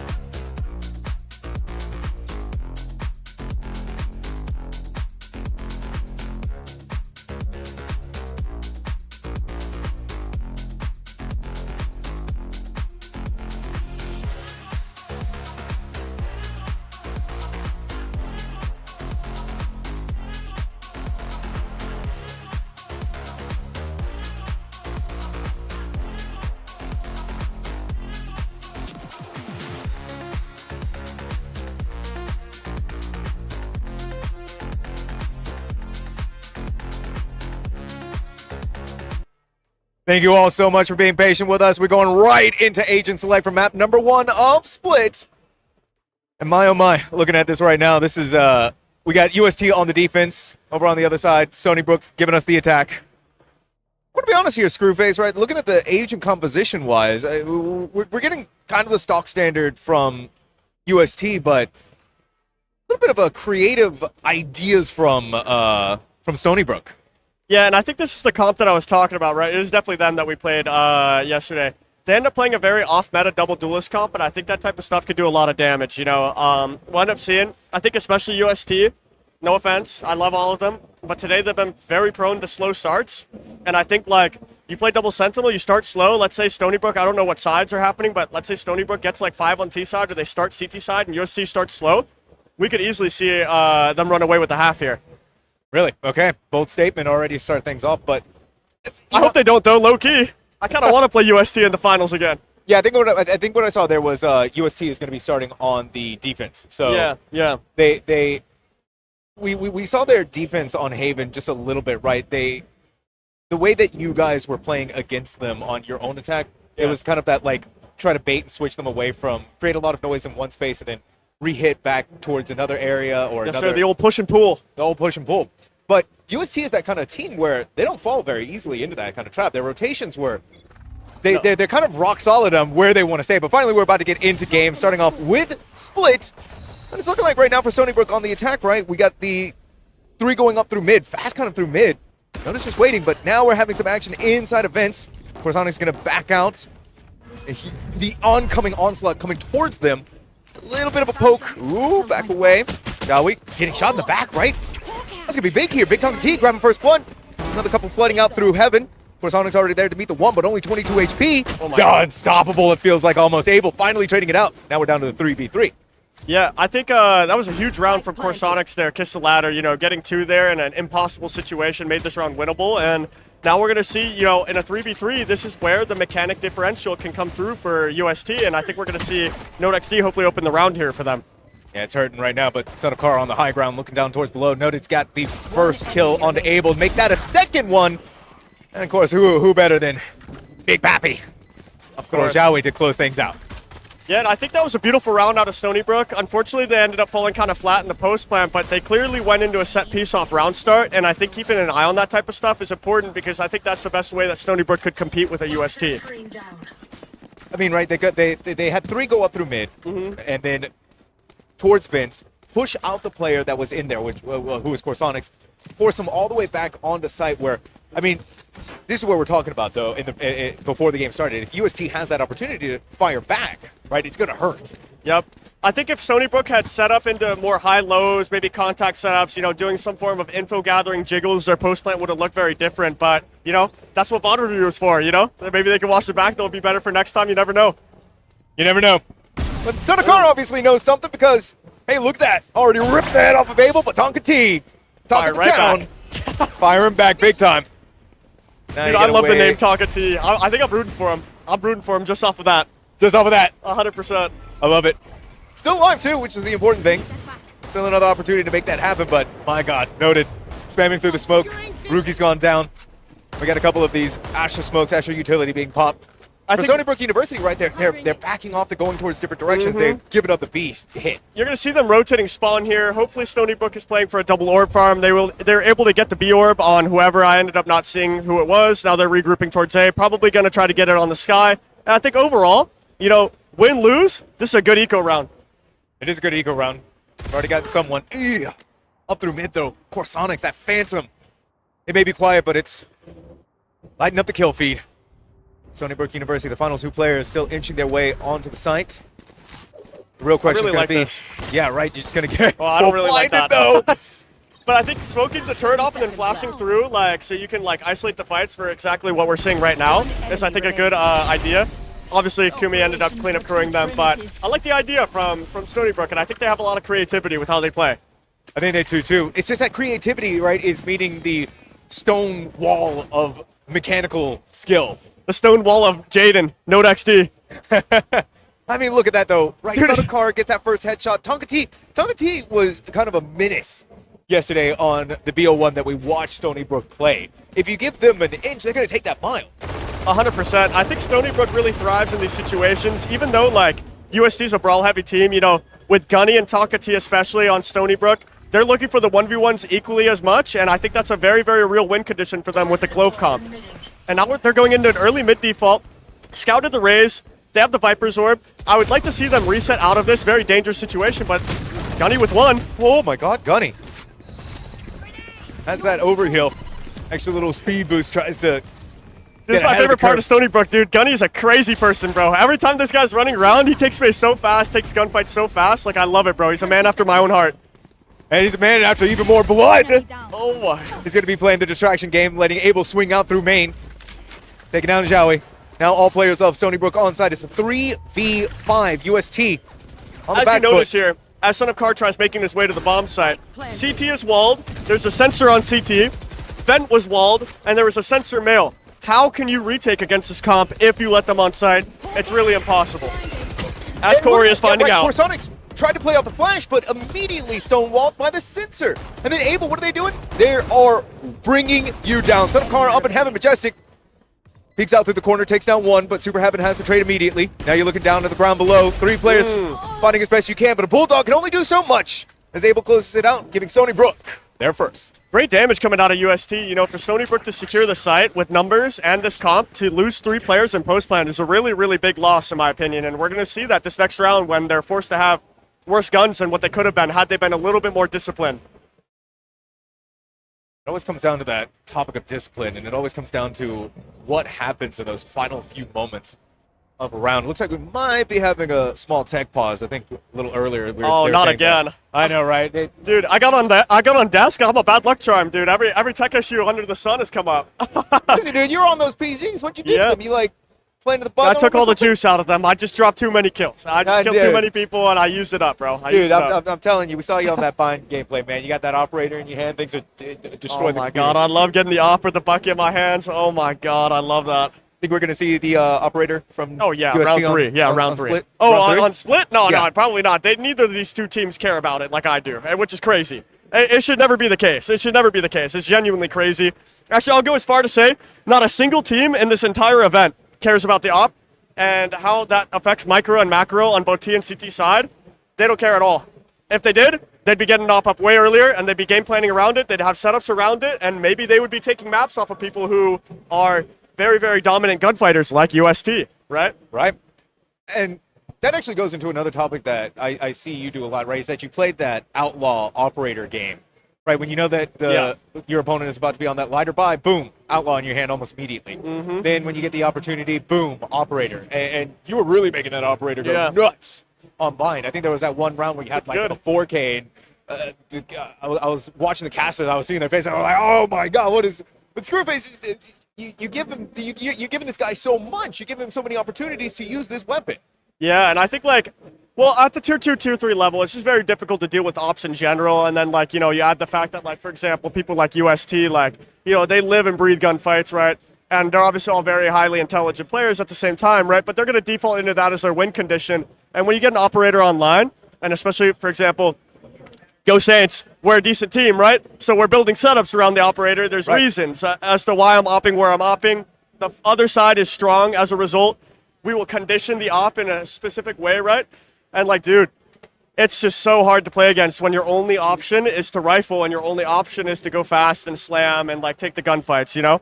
I would like to hopefully, I know Carson's capable of it. I would like to hopefully see Carson get up a T-side op here when we see them swap to counter the double sentinel, because otherwise it could be very difficult for them to prod without gambling wrong. And so to touch on another point that you're talking about, right, when it comes to discipline for these teams, do you think that sometimes just collegiate teams get a little antsy? They just like getting too far ahead of themselves sometimes? I think a lot of teams and players get antsy on tournament day, especially when it's a LAN format. I think, like, generally speaking, like for example, we're watching it right now, right, with SBU versus UST. Viper's orb is up. They're spamming the orb. There's no need to take aggressive space and posture, right? You should just rewalk the space immediately after. And oh my god. It's looking like a winnable round somehow for SBU. Now they're in a 5v2 all of a sudden. And now what I would like to see, and this is perfect, right? We're watching them walk backwards mid. Tonka T is calling them back. Let's regroup. Let's reset. let's go as 5, let's play crossfires, let's put our util down, and let's close this round out efficiently, hopefully keeping 5 guns alive. And now we're going to see Kumi have the opportunity to make a hero play to keep UST in this round. Yeah, it's going to have to be a hero play of all hero plays, right? You're on this side by yourself. You do have all of your utility available, but at one Sky Flash, it's going to tell them exactly that Kumi has to be somewhere on the side, but it's already insane. Spike down. Now it's down to I thought he had it. I thought he had it. 3. Zhaoi doesn't. I don't think they realize that Tonka D is still up in heaven. No, they don't. They managed to get one more, but all that matters for Stony Brook is that they got the round. And in the blink of an eye, it's 2-2. 100%. And for Stony Brook, you know, you'd have to have a huge smile on your face at a point like this. You know, 2-2. You're killing the ability for the CT side to get an op up. You're killing the ability for them to use this kill jolt in a way that's effective this round because they're forced to eco. And you already have 2 rounds, and you're going to go into an eco. Hopefully you have 3. In my opinion, that's the bare minimum that they need of this half already, and they've only played 5 rounds, really. And that's thinking, too, about what happened at the very beginning of this round for SPU. They were the one who got first blooded against by Son of Car. They were already down a player, but it was that play where they push out through mid, through the second the poison orb went down. Yeah. To flip the concept back on UST, right? The same way that Carson was able to get spammed with the orb up, and it was SBU's error to be in the area, to be spammed in that situation. When they got that kill with spam and still had an extra 20, 30 poison on the Viper's orb, had they given that space properly, instead of looking to brawl it with their crossfire, admittedly a good crossfire, SBU would have never had the chance to come back into that round. Right. But still, I think their default is okay. The 1-3-1 is solid. I think the Sky Slashes are getting crazy value, which is truly awesome to see. I would like to see Sky stay mid, try to scout this Raze out while Pac prods towards A, but we'll end up seeing what happens here. All right. We're getting poking and prodding, but time's starting to run low. 45 seconds left on the clock. And it looks like Stony Brook's finally made the decision to push up towards A. And I have to give respect to Stony Brook here for not leaning into fast, aggressive plays, even when UST is on the back foot on their buy. It's still showing respect to this team that can absolutely outfrag if they need to. But here comes the showstopper. Son of Car up in the air, swinging for the fences and lands right on top of Gunny, but bring him back up from the dead. Spraying through the smoke, seeing if they can take down the Raze. There's been a thorn in their side, but behind them, you get rid of the one player, but Gunny's back to life. Looking for another opportunity. It was so close. It was down to the 1v1. Stony Brook University pulls through. More importantly, pulls into the lead. You know, my heart says that Raze rocket was a waste. My brain says that it came down to a 1v1 at 10 seconds. I don't know which one is correct, but that was a crazy round. And I truly can't believe that this ended up playing out to the last second with that. Oh, if Carson was able to convert that, that would have been big. These are great rounds, very explosive, super tight. I know, right? It took us over half the round to get there, but once we did, right, Stony Brook and UST, when they clash, it's almost like a new universe is forming, a big bang. Oh, 100%. I think every time that Gunny peeks an angle, it's a big bang, dude. This guy's moving different recently. But looking to see a beautiful high-low. This is what I'm talking about, right, from SBU. Letting the Viper Orb fade. Now they got it back up. They're going to wait. Nobody's in mid. They cannot be spammed. And it's good to see that mid-game adaptation coming from SBU to counter things that lost them or would have lost them rounds prior. Though, right? Here comes the dog.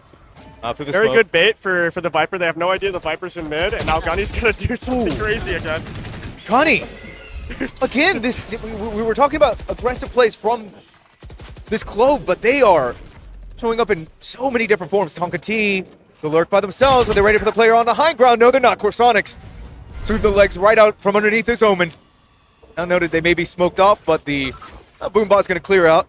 Make sure no one's up through mid. Gives Noted a chance to claim back this space for themselves. Again, Stony Brook running down the clock. It's getting down to the wire. And eventually someone, some way, some formulation of a plan has to happen. Big Poppy, Zhaoi, here, ready to go. Wall's going to come up. Astro Utility going to go out. Maybe Nerf for a second, concussed. Pull the net out. Majestic, Rookie follows it up with another kill. Notice down on the ground. Majestic keeping the play safe for the 15 seconds left. Bring it back up to full. Wall them off here. It's a winnable round. They have to invest so much. One enemy remaining. One enemy left. Majestic only has 3 HP. This is a lot of wiggle room. This has to be played to perfection. And you have a lockdown breathing in your face. Just one more. They are forced to take the fight. Of course, Sonic Nerves of Steel. to win up against their mirror matchup. It's now 3-3, back and forth on this split. Dude, even with my match with UST earlier, you know, Kiss Aloud or Mr. Corsonics has been moving very, very nicely today. And, you know, this round is another testament to how great he's been playing. You know, he enters the Omen, which, in my opinion, is somewhat of a mistake from SBU's side. Not necessarily Tonka T, but they wasted and stagnated in mid so long there. It would have been very easy for this guy to reset sewers, flash through the Omen top ramp, and create a little bit of additional pressure before Tonka T took that risk, right? But ultimately, it ended up being a close round, and Kiss Ladder came out by just an inch, really. And here's the thing, though, too, for Stony Brook. They've been winning these rounds, but it cost them everything to win these rounds. And so even though this is the first loss that they've had in a while, their economy's in shambles. They're only able to force together some sheriffs, and we're seeing a lot of classics being used also. So a good opportunity for University of St. Thomas to convert this back into the lead for their team. And speaking of ultimates, too, speaking of what else they have in the pocket, really only having the Astra Cosmic Divide, but Gujawa, you're not really going to be concerned about needing to use it just yet.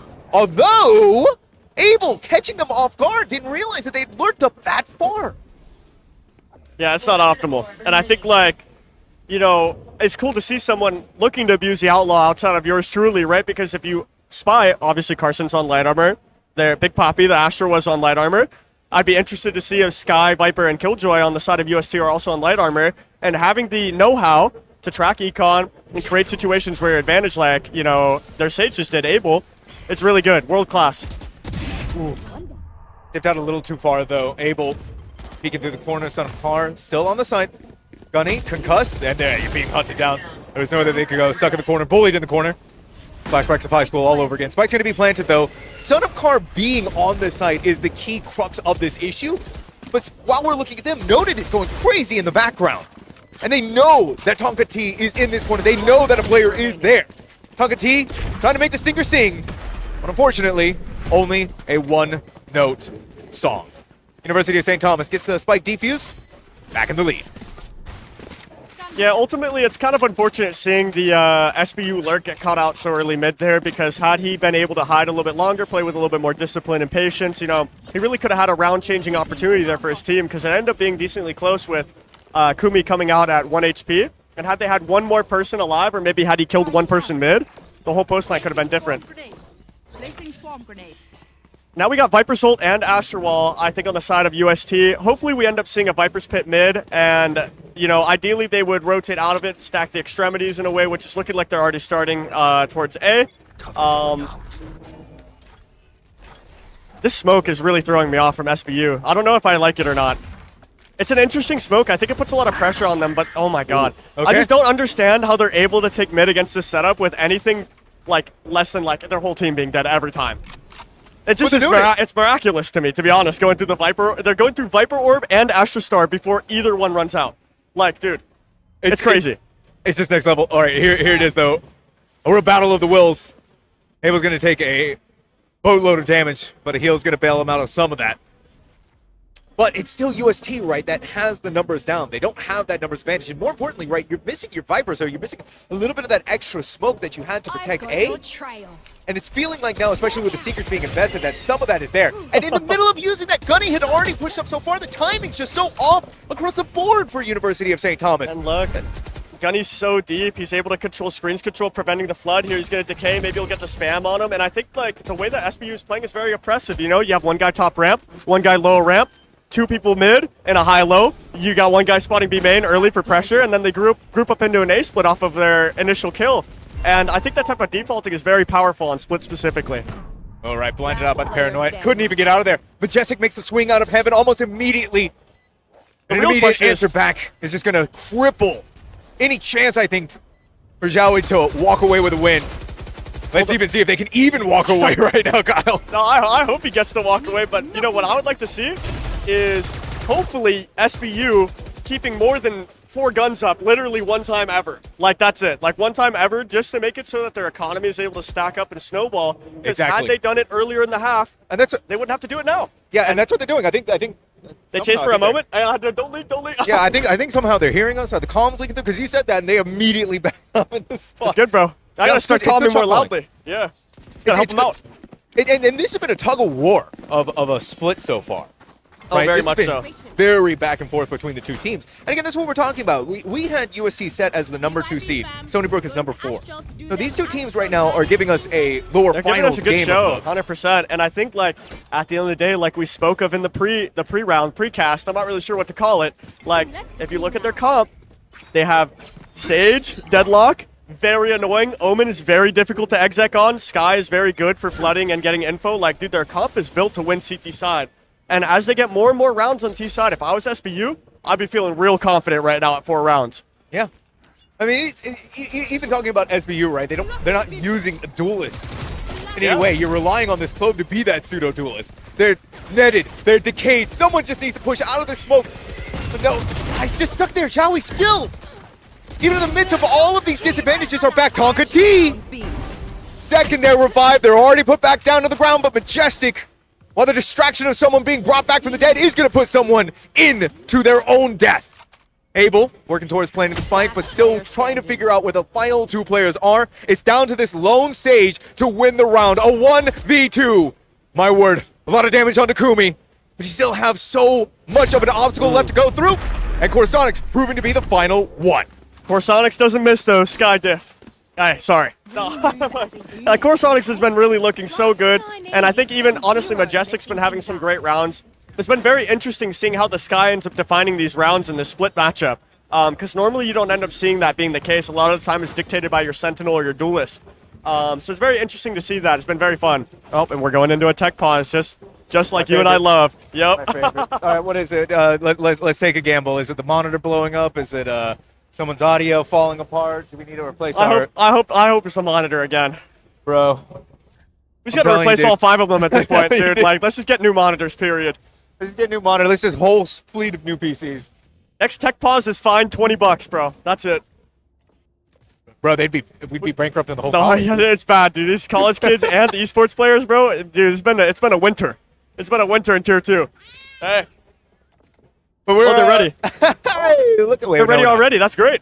Are we? Brought art? Yeah, we're good. All right. Dude, I don't want to be that guy, but if SBU gets one more round, I'm gonna say I'm leaned SBU for winning this match on CT side. I feel very confident that they're gonna look good. Yeah. I think I think UST again is maybe in the comparison a slightly better team, definitely individually, right, mechanically. But dude, you can't ignore the fact that the win conditions for SBU are much more prevalent on CT side. Obviously, the comp that UST is running is both T side and CT sided. I wouldn't really say it favors one or the other, which is good. But and I don't know what that wall is about. Maybe it's an anti-rotate wall. It's never before seen Deadlock tech. Dude, they're coming up with strategy on the fly. All right. And they're gambling B right now. The wall has made UST look towards B, and they're setting up for an A exec here. Potentially even a top ramp pop, it's looking like. Ooh, but it doesn't matter. Corsonics is too fast. He kills Tonka T on the jiggle, and just like that, the hit is dead. Hit is dead. No smokes, 1 anchor on site. This is going to be a meat grinder. Yeah, but the thing is, right, they know that Tonka T is the one who likes to lurk up by themselves for the most part. So they're not quite ready for the rest of the team being here and taking these fights. My word, though! It is unbelievable what this squad can continue to get away with time and time again. But Abel only has a Stinger. They can only support Gunny so much. And even still in the high ground, you're looking in 20 different directions for this poor Clove and for this poor team. But UST, University of St. Thomas, is anything but poor. 100%. And I think like that's another round, where we can maybe look and establish a pattern, right? Tonka T takes an early fight top ramp. He dies, literally instantaneously to Corsonics. And then all of a sudden, we go from having a dominant round from SBU to like a scramble to do anything to get to the bomb site. And I think like maybe not necessarily fully on Tonka T. I don't know what the calling is like, right? But when you're Omen and you're a smoker and you're in these situations, right? Understanding the value of your life before the exec is vital. It absolutely is. Even more so vital is how the rest of this round is going to play out. SBU, it's only sheriffs across the board. University of St. Thomas, they can get this. This half is going to be theirs, no matter what. Still, though, blinded out. It's going to force Zhao to play a little safer back into another angle. Man, even just in an attempt to get past the wall. And this Astra is getting away with everything. Followed up with Son of Cars 3 King. University of St. Thomas, undeniable in their impact. I know Carson got a 3K, and that's great, but it is against Ecos, and I want to say Chowie played that very well, but the reason they won that round so smoothly was because of Carson's nade. He pre-naded that before the hit came in, before they even got spotted. He threw it due to the voices in his head, or maybe a call from Chowie, and it 100% delayed the hit 3-4 seconds, allowed him to get on site, get a dominant position, allowed Chowie to reset. And I think doing that type of stuff and disrupting the timing of an exec like that, world class, very vital, very, very valuable to do as your duelist player. The values of University of St. Thomas showing them what they can do over and over again. Nothing short of spectacular, but here it is, the Viper's Pit. I love this pit lineup. I think they were seen by the dog, but you're still nervous as an SBU for how far this Viper is. Ooh, big plays from Xiaowei though. Oh! The timing, but they still get on Kati. Hey, he got one at least. Hey, we take those. Yeah, we absolutely take those. Incoming the Seekers, out goes the flashbang. Crazy. They're just trying to get into a corner to set themselves up for another fight, but noted, they don't care, they don't need their Viper's Pit. Once they get there too, back to safety, back towards playing that safe game. And goodness, you're gonna try and hunt him down, but you're inside the pit! No XC with 4. Huge round from the Viper on UST, and I think obviously the push was a little crazy. Generally, Viper's Pit is pretty overpowered to play inside. You know, let the enemy come in, eat the toxin, but ended up working out well, and I think that's a great trade. And, you know, Chowie ended up getting very unlucky because he should have killed one for free there, minimum. But, you know, that's just how the cookie crumbles sometimes. It's okay, it ended up coming back to him, you know? Jaden got lucky right there as well, so it's all good. All right, well, UST's lead just keeps furthering and furthering. Stony Brook University back. In this first half, they're going to be on the defense now, so we get to see the power of this double sentinel for the defense. 100%. To highlight what, as you can see on Spectator, I forgot his name, I think it's Rookie on the side of SBU. He's holding a wall lineup that lands in the middle of A main that denies Viper lurk. But they're obviously going to be able to spam it. This could be a very interesting round with early fights here. Maybe even a top ramp default. Wow, look at that. The wall's going to come up full strength. And Son of Cars by themselves, so a little bit of time for the rest of the squad to do anything here. Eventually, as the wall does dissipate, the wall does fall. The University of St. Thomas is going to begin their execution of the site, and Son of Car is already executing player after player. It's only going to be met with a response of 1 loss for the side of University of St. Thomas. Stony Brook University down in the numbers, but not down in the hopes. You know, 4v3, they already have ramp control. They're going to get screens control off of Gunny here. I think this is still a winnable round. Though I do think UST we're going to see play a much cleaner post plant than what SBU was showing us. You know, as you can see, none of them are really giving any form of information here. Oh my lord. But Gunny's able to 150 heal, and we're going to see a whole different round take place now after Kumi gave that kill. Jumping down on the ground, Tonka T. They had to be so careful though because of where Xiaoi's planted. No one cleared that corner. It's so free for them to do something, but now it's a 1v1. He only has 20 HP though. Holding him. It's 20 HP, 1 shot from the Classic, and this Omen is going to be gone. Spike is ticking away. And it's easy sweep-ins here for Corsonics. And you know, like the other rounds on T side, it all comes down to the sky. And Corsonics is able to clean up one more time, and I think as long as he keeps doing that, we're probably going to end up seeing a game where we don't even really get to see SBU's CT side, right? We're going to get to see only 1 gun round, tentatively. I'm not sure how that headshot didn't kill that guy pushing elbow as well. I think he got scammed. Chowie should have gotten 2 there, for sure. We'll check in PC. We'll take a look at something going on here. We'll have to run a replay on that. Yeah, maybe we veto the check in PC. We don't need to be doing any more tech pauses. No. What we do need to be doing is seeing how this round is going. And University of St. Thomas is full speed ahead, and why shouldn't they be? 2 kills already on the start of the match, less than 15 seconds start. Sonakar is going to be slowed down by the net, but just because they can't stand up doesn't mean they can't bring someone down to their level. University of St. Thomas, an electric start, an electrifying pulse sent through the body. Stony Brook University. Gunny's not going to go down without fight, but you still got to fight. You still got to win against 4 more players. Sonakar is packing this Spectre. Gunny may be going back and forth in peeking, but yeah. It might look like eco-fragging, and Tonka T took care of him. Jeez Louise, but Carson is here stacking his ult up, and I think this will be very valuable, right? I don't think he ended up getting near Rocket. I think he's still 2 off, right?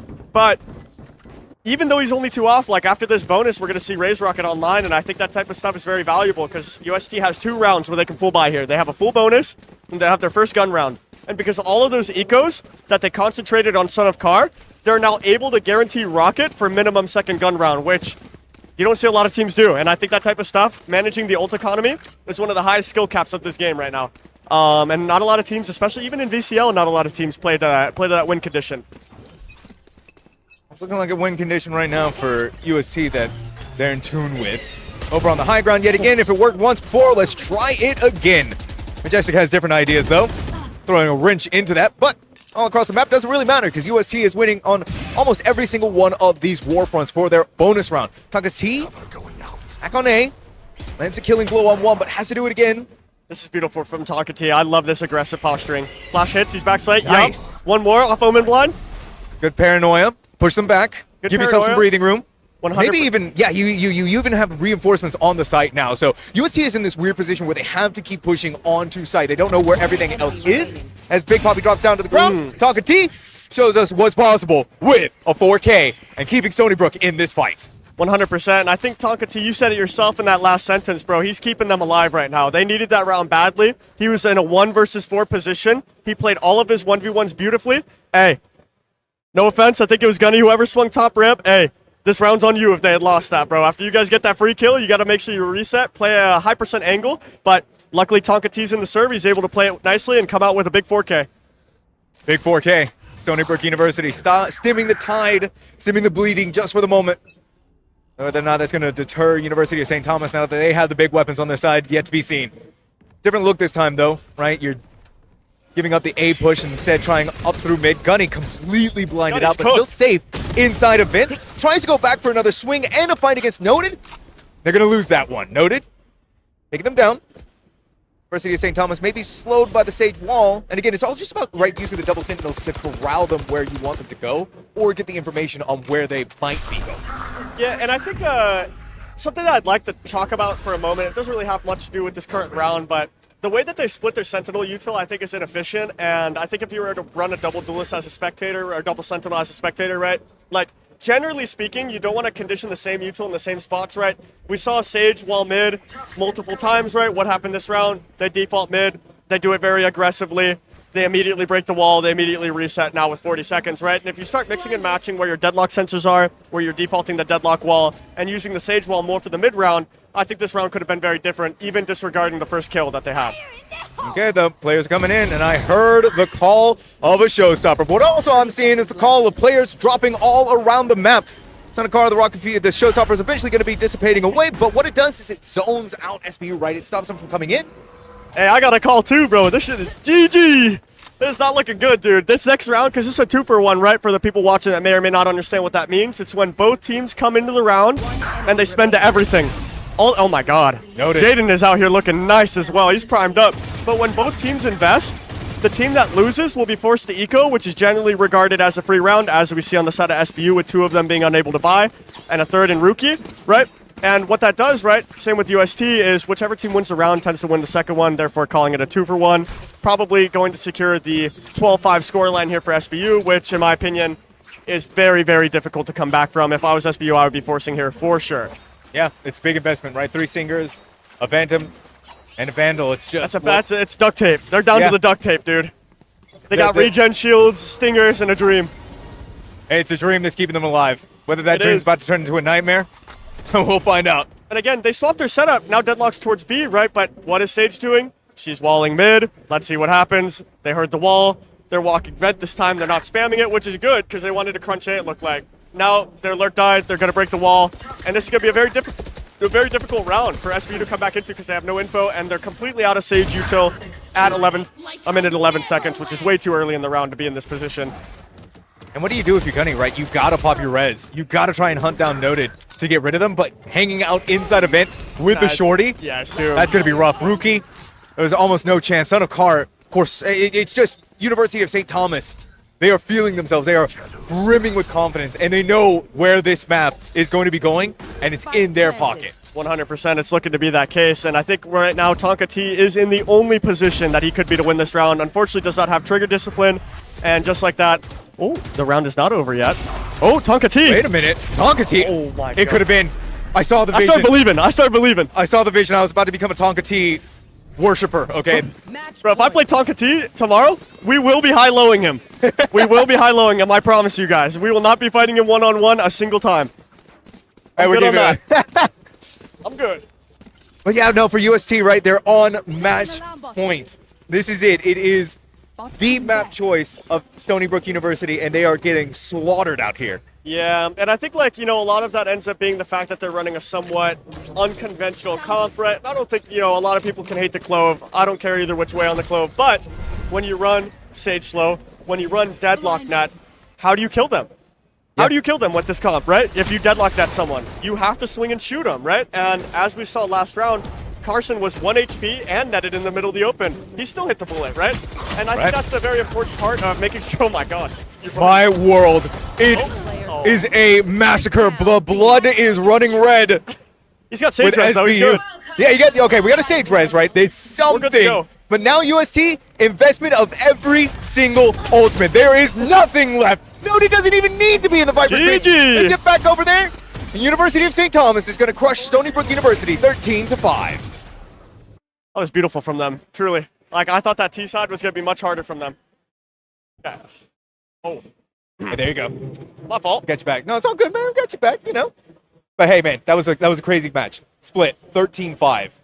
Yeah. University of St. Thomas, they're eager. They're eager for the rematch. Spinning back. They're spinning back. I could tell. Yeah. They're motivated right now. They're playing with a lot of anger, I think. But yeah, I thought that game was going to be closer than what it ended up being. Like, I was excited watching Stony Brook play. I thought we were going to have a good half two.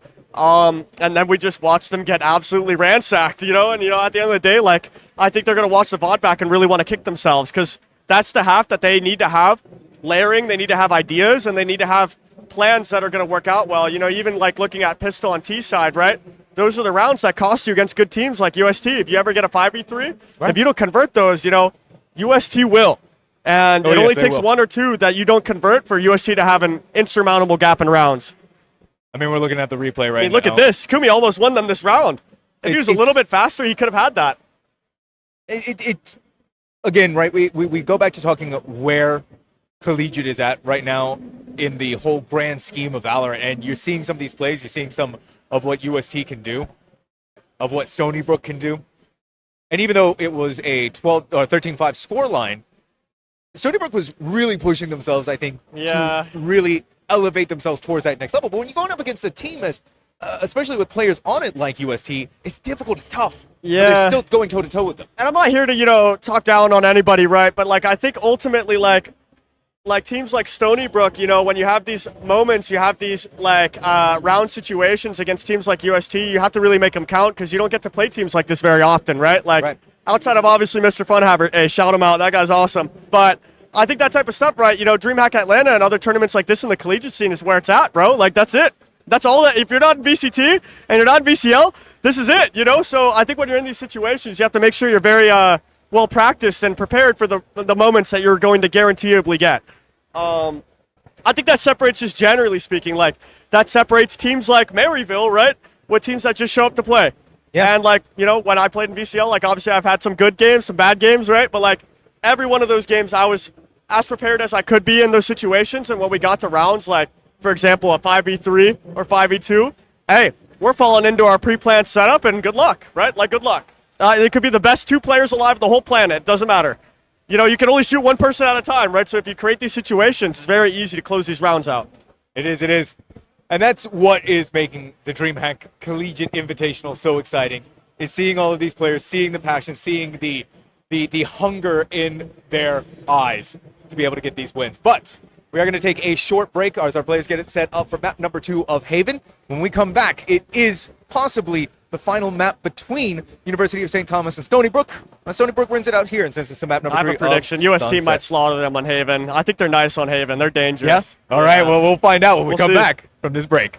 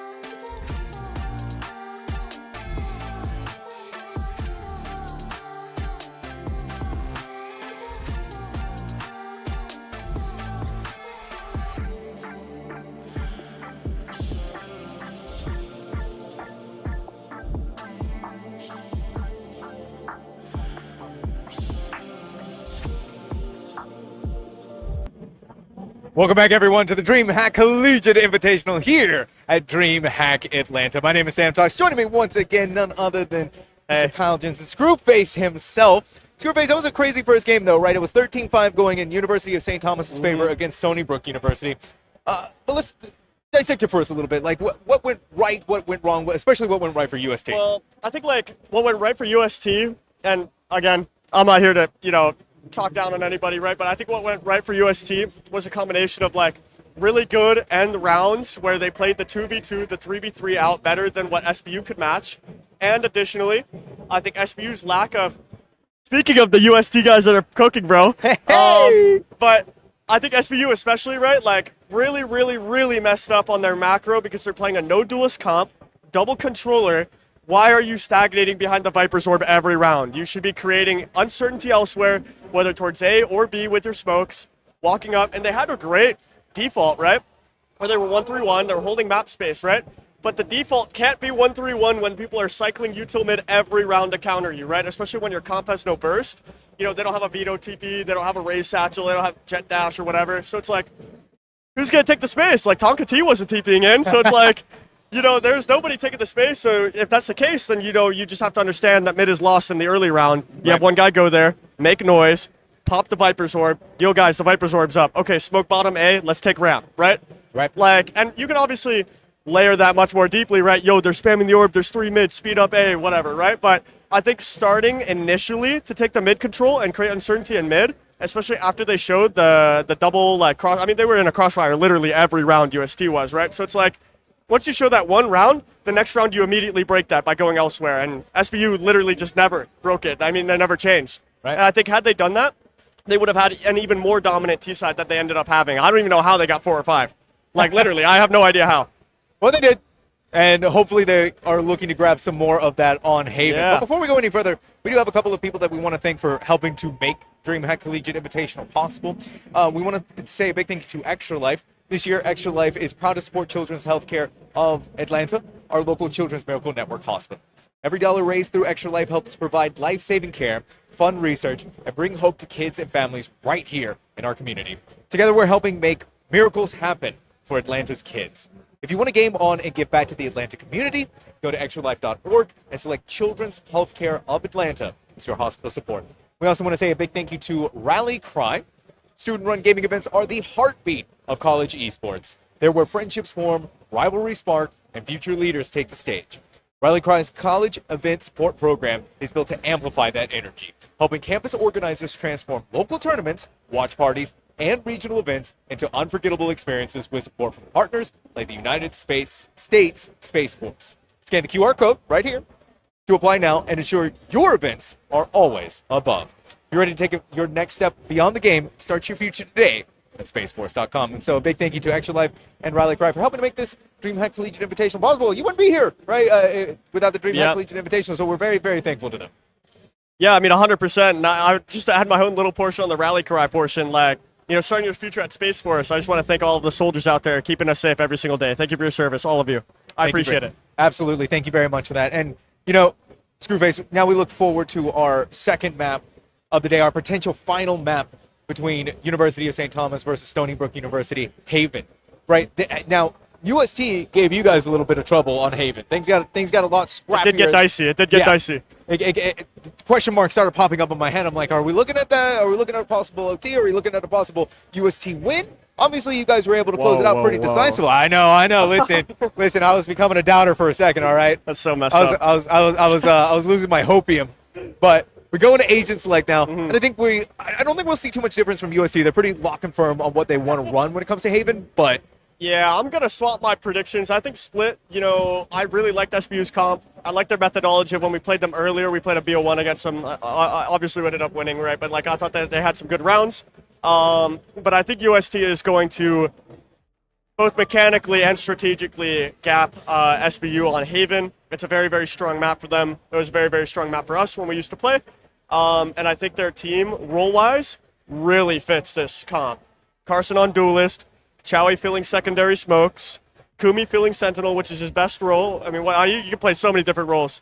But I think this comp fits them perfectly as players, and I'm very excited to see what they do with it. I'm excited to see what they do with it as well. I'm also excited to see what Stony Brook does because it's an almost mirror matchup, but Gunny is skewing the Jet for Neon, which in Neon's heyday, right, which not too long ago, was a beast. We're still on there. Haven. Yeah. We're still there. Yeah, you better believe it. We're going to see some Asian players or EMEA players or maybe even some NA players moving nice on the Neon. Yeah. 100%. She's still very alive, and I think, like, also just to add on the compositionally, like with Jet versus Neon, I think at this level, Jet is king or queen, I guess, depending on, like, you know, obviously for correctness. But I think, like, Neon is just so far, Neon is just so hard to run successfully at a high level, and Jet is so easy to run successfully at a high level. You literally just pop dash, take the gunfight, whereas Neon needs good util, good movement, and good rounds. So I think, like, I'm very lean UST right now. All right, well, UST is going to be starting off on the defense. Stony Brook University, yet again, on the attack. 4 players now leaning inside towards Garage. Actually, make that 3-2.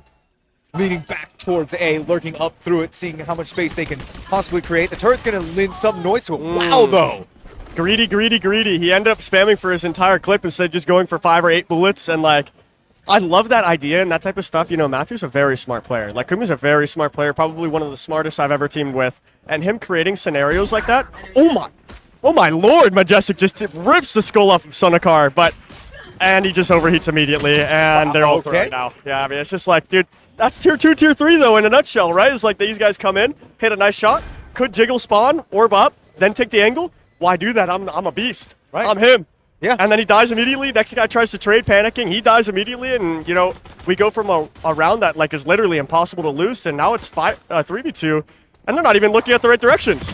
Oh my gosh, noted inside of the smoke. Oh, finally, so the rookies had enough of this Omen. Got to send him packing and got to get Stony Brook University the first round. Yeah, it's a great pistol, and I think, like, especially considering the fact that they were able to end off of their lurk is even better, right? I think that's a great sign, and if Stony Brook is, you know, bringing that energy, right, which is, like, generally speaking, like, looking to be a little bit more methodical with how they work the map, looking to end off of lurks, you know, having what I like to call a backup plan and IQ, which is just good to see as a spectator. You know, I love Valorant, I love watching Valorant, and I love watching good Valorant, and that was a good round. Good round for them. Let's see how the anti-eco is going to lean out towards this as well. Gunny, no stranger to the outlaw. This is so dangerous. Yeah, right. You're pushed up so far up. Corsonics, I would say, lucky to get away with their life. Carson never broke turret as well, so they think Cubby's clean. This could be so dangerous. It's a great bait from Carson. Wow. But unfortunately for him, SBU is playing very disciplined. They're leaving, they're playing off the turret, and this, again, when you're against an eco, why would you ever need this space C long, right? You don't need the Cubby. Exactly. If you ever come back and you want to hit C, which is what they're doing right now, maybe I won't promise you because you have the turret there, but I hope that they hard clear this, and even if they don't, the trade should be very easy. Oh, Tonka, it was a soft clear, right? It wasn't hard, but it's still... Hey, we take those still. Yeah, we take those, right? Rookie Soak's got it back, and they can pick up the Guardian that was left behind by Tonka T. Push onto site. Sonikar still has the Marshal, but not able to get much mileage from it. No, this is looking like a solid Stony Brook anti-eco. Majestic on the other side. Distraction plays happening here. And once they walk through the smoke, the Outlaw singing loud. Dude, I'll already say it. I haven't even seen the bonus round yet, but Stony Brook looks like a completely different team. I don't know if someone talked to them in between games or if they, like, their IGL spoke up or their coach spoke up or what the deal is, but, like, these rounds, like that post plant, dude, they had great crossfires. Nobody was overheating. They had one guy covering the bomb planter. Like, you know, they're not getting off site before the bomb is down. And, like, these small differences, for example, when they scale C long, right? Omen doesn't just take the space. He waits until his whole team is with him, and then he walks past the turret. Very, very small micro decisions end up dictating everything for Stony Brook in these last two. Well, let's see how the decision making is going to dictate things this go around. University of He's St. a crazy person, bro. Oh, yeah, that's so dumb, bro. Like, slide peeking that with an outlaw, like, is fine, and I think, like generally speaking, like, you should 100% just jump peek that if you wanted to do it, like, perfectly, like, quote, perfectly. Right. But I think, like, Neon's whole kit, it's, like, even more reliant on slide than dashes for Jet, right? And if you're going to burn it easily in the round like that for something that's not very valuable, I think it's a very, very, wow, not worthwhile trade. Sonikar still able to turn the tables onto Majestic. 35 HP, could have gone topsy-turvy.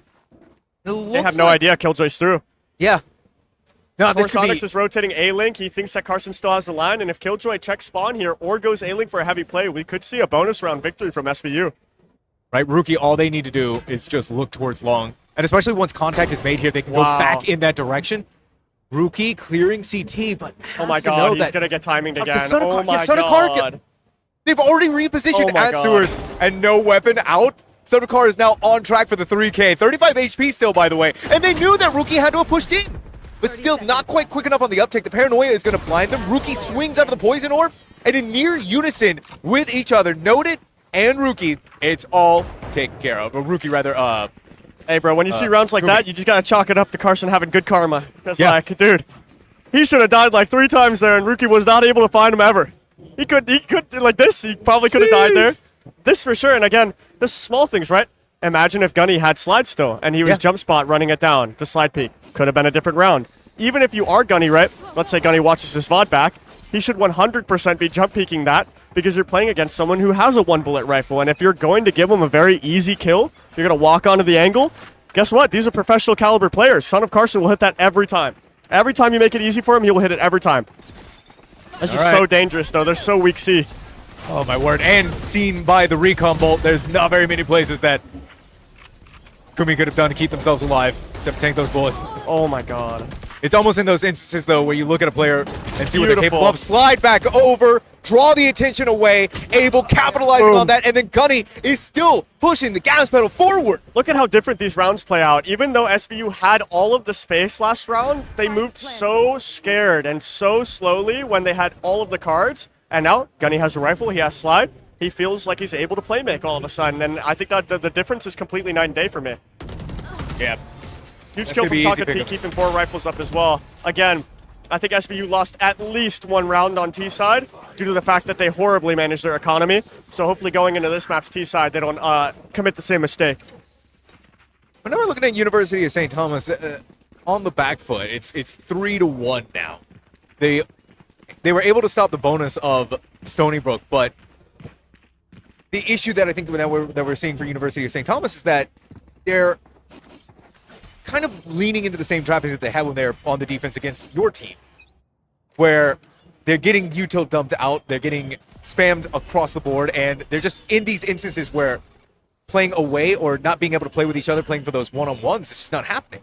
Yeah, 100%. And I think like when you see maps like this that are wide open, like especially when teams like SBU and us, we were doing a C default for the most part, I think it's very difficult for a lot of other teams to play around because, you know, the Viper's like wall will permanently get value towards A. And as long as the team that has the Viper on T side is willing and able to default slowly, you will always have more value than the other team, as long as you don't die early on or in the mid round.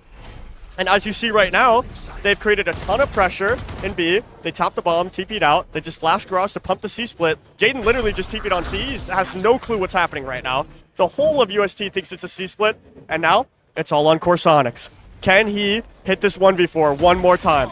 It's a lot of pressure, but stuck inside of the relay bolt. Gunny stuck inside of their own relay bolt too, but thankfully they had a little bit more time to work with, and Corsonics, Corsonics had a lot less health than they needed. And so now it's down to the 5v4, but Stony Brook is spread out all across the site. Wherever University of St. Thomas is going to, it's roadblock after roadblock after roadblock. But already some of them has been taken care of, but nowhere near enough. Big Tonka T! It's 3 for them.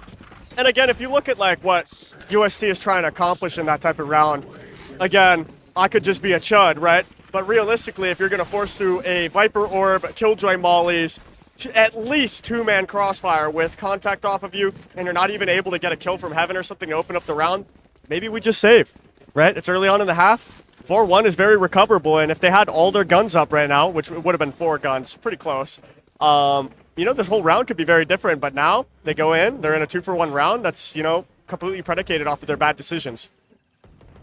Well, and now it's all on Carson. It's all on Carson and Big Poppy here to hold this. Yeah, he's just going to back out, right? You saw ideations of grandeur, use the snake bite, try to stall this guy's so cooked, dude. Man, son of car, Cloudburst to try and stall for as much time, but Gunny slides in. No XD Sheriff, it's winnable. This is a dangerous. These are his rounds. This is dangerous territories, right? But Big Tonka T, the other Omen, the other Tonka. Oh, he doesn't see him. Once Tonka T gets on site, you better be watching out, buddy, because this Omen is out for blood. And the second Corsonics pops their head out. Bang. Rookie is ripping it off. Wow, this is, again, it's looking like the C is very abusable on the side of UST. I think with Neon especially, hitting C is very, very chaotic with both the relay bolt, I think it's called, and the Neon wall. Hey, don't know that. Speedway?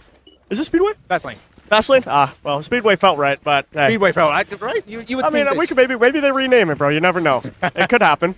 But again, I think a lot of the rounds have been quite stagnant coming out of UST. You either see Jet start paired with Sova in A long, or you see Jet start towards C.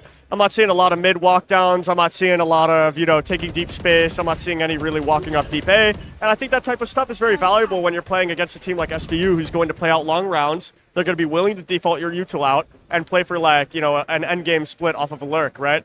Having these controlling positions like headshot, bottom mid, or deep lobby just allows you to have a way more educated CT side in general. It looks like Core Sonics heard some of that, right? They pushed up so far through A long.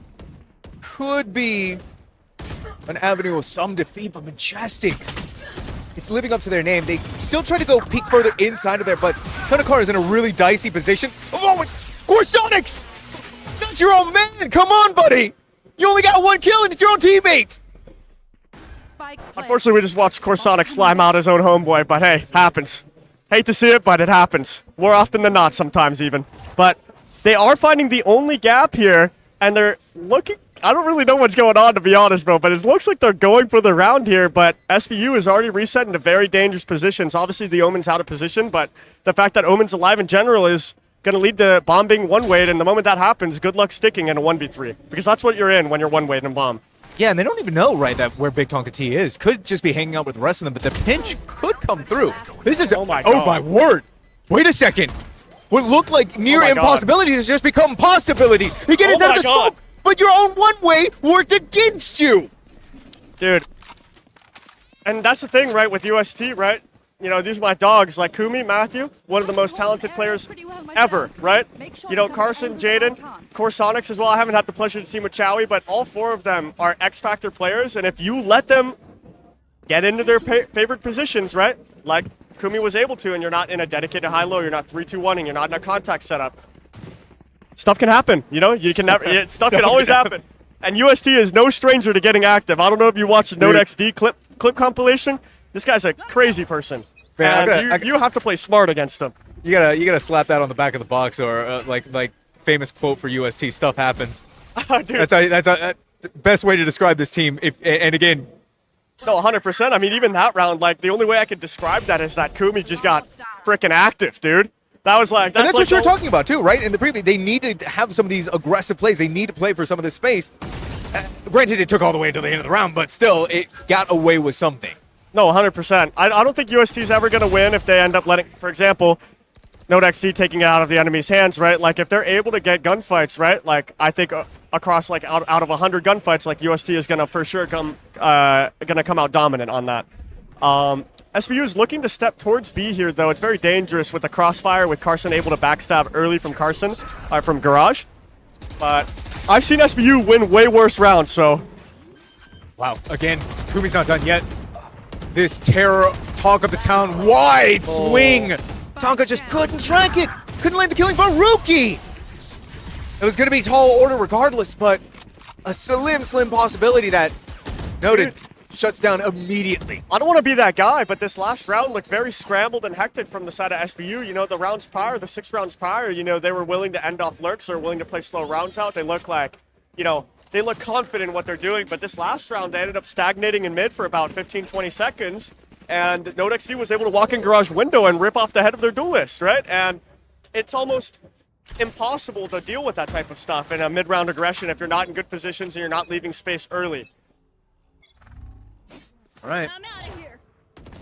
5-3, the gap closing. University of St. Thomas. 2 in a row now. Gonna convert that third one here very soon. Fights breaking out all across the map. Sanakara double kill. Exactly what UST needed, but for Stony Brook University, the real action, the real place where Spike wants to go is on A. And there's no one here devoid of life. An opportunity to get the spike planted, and they're investing the lockdown. They're still taking their time to get onto the site. They're still taking their time to get here. And it is going to leave some of these gaps open now that Noted has set themselves up in heaven along with Jowie. I think this entire round is going to be dictated by Majestic's Viper ult that he chooses to play. And if he doesn't play a Viper ult, then... I mean, he's got to do it sooner or later, or it's just doomed. I mean, they're just completely cooked. I mean, just don't even use it at this point. Yikes, has to back out. Smoke starting to dissipate. Sonacar seen on the other end. What happens when that goes on? The rest of University of St. Thomas roars at the top of their lungs. Yeah, it's good discipline from UST not giving any gunfights there while they had their own ult down. And I think additionally, it's somewhat disappointing from the side of SBU. And again, no way for them to know that, right? But spotting the jet towards C, killing the lurker towards A, right, the Sova. We could probably hopefully make the assumption, especially in a 3v4, that the site is empty. Or even if the site isn't empty, that there's max one person there. And I think the only thing that happens when you take the time to reset and play the Killjoy ult is that the enemy team now gets to be in perfect positions to abuse their numbers and util advantage. So had they saved their ult and traded it with the enemy Killjoy ult from default or from short, we would have seen an entirely different round play out. They would have been able to play the Viper's Pit, and I think it would have been a round for SBU. But instead, they're a little scared. They don't claim the site. They don't take the risks that I think are very, very necessary. And as a result, you know, they're left in a bad situation. All right, Recon drone in through the Viper's Pit. Put down by Xiaowing. Ooh, one of them caught in the relay bolt. Recon bolt. But even still trying to push up a little bit forward, Gunny is caught completely off guard. And nothing's going to be gained on the other side of this. Son of Carl on the high ground is just spamming. Spike down. It's unbelievable what they got away with there. I think if, you know, obviously SBU, like Stony Brook, listen, they played us in a match. They played us really close. They clearly care, right? They're going to end up watching this VOD back, and I think they're going to end up kicking themselves, right?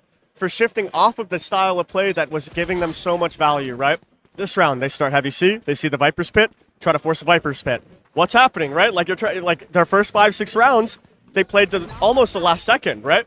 And now all of a sudden, they're forcing through a Viper's Pit to create a situation that, in my opinion, it feels very forced. And UST is here tightening the net. They have a double flank. They heard the plant towards A.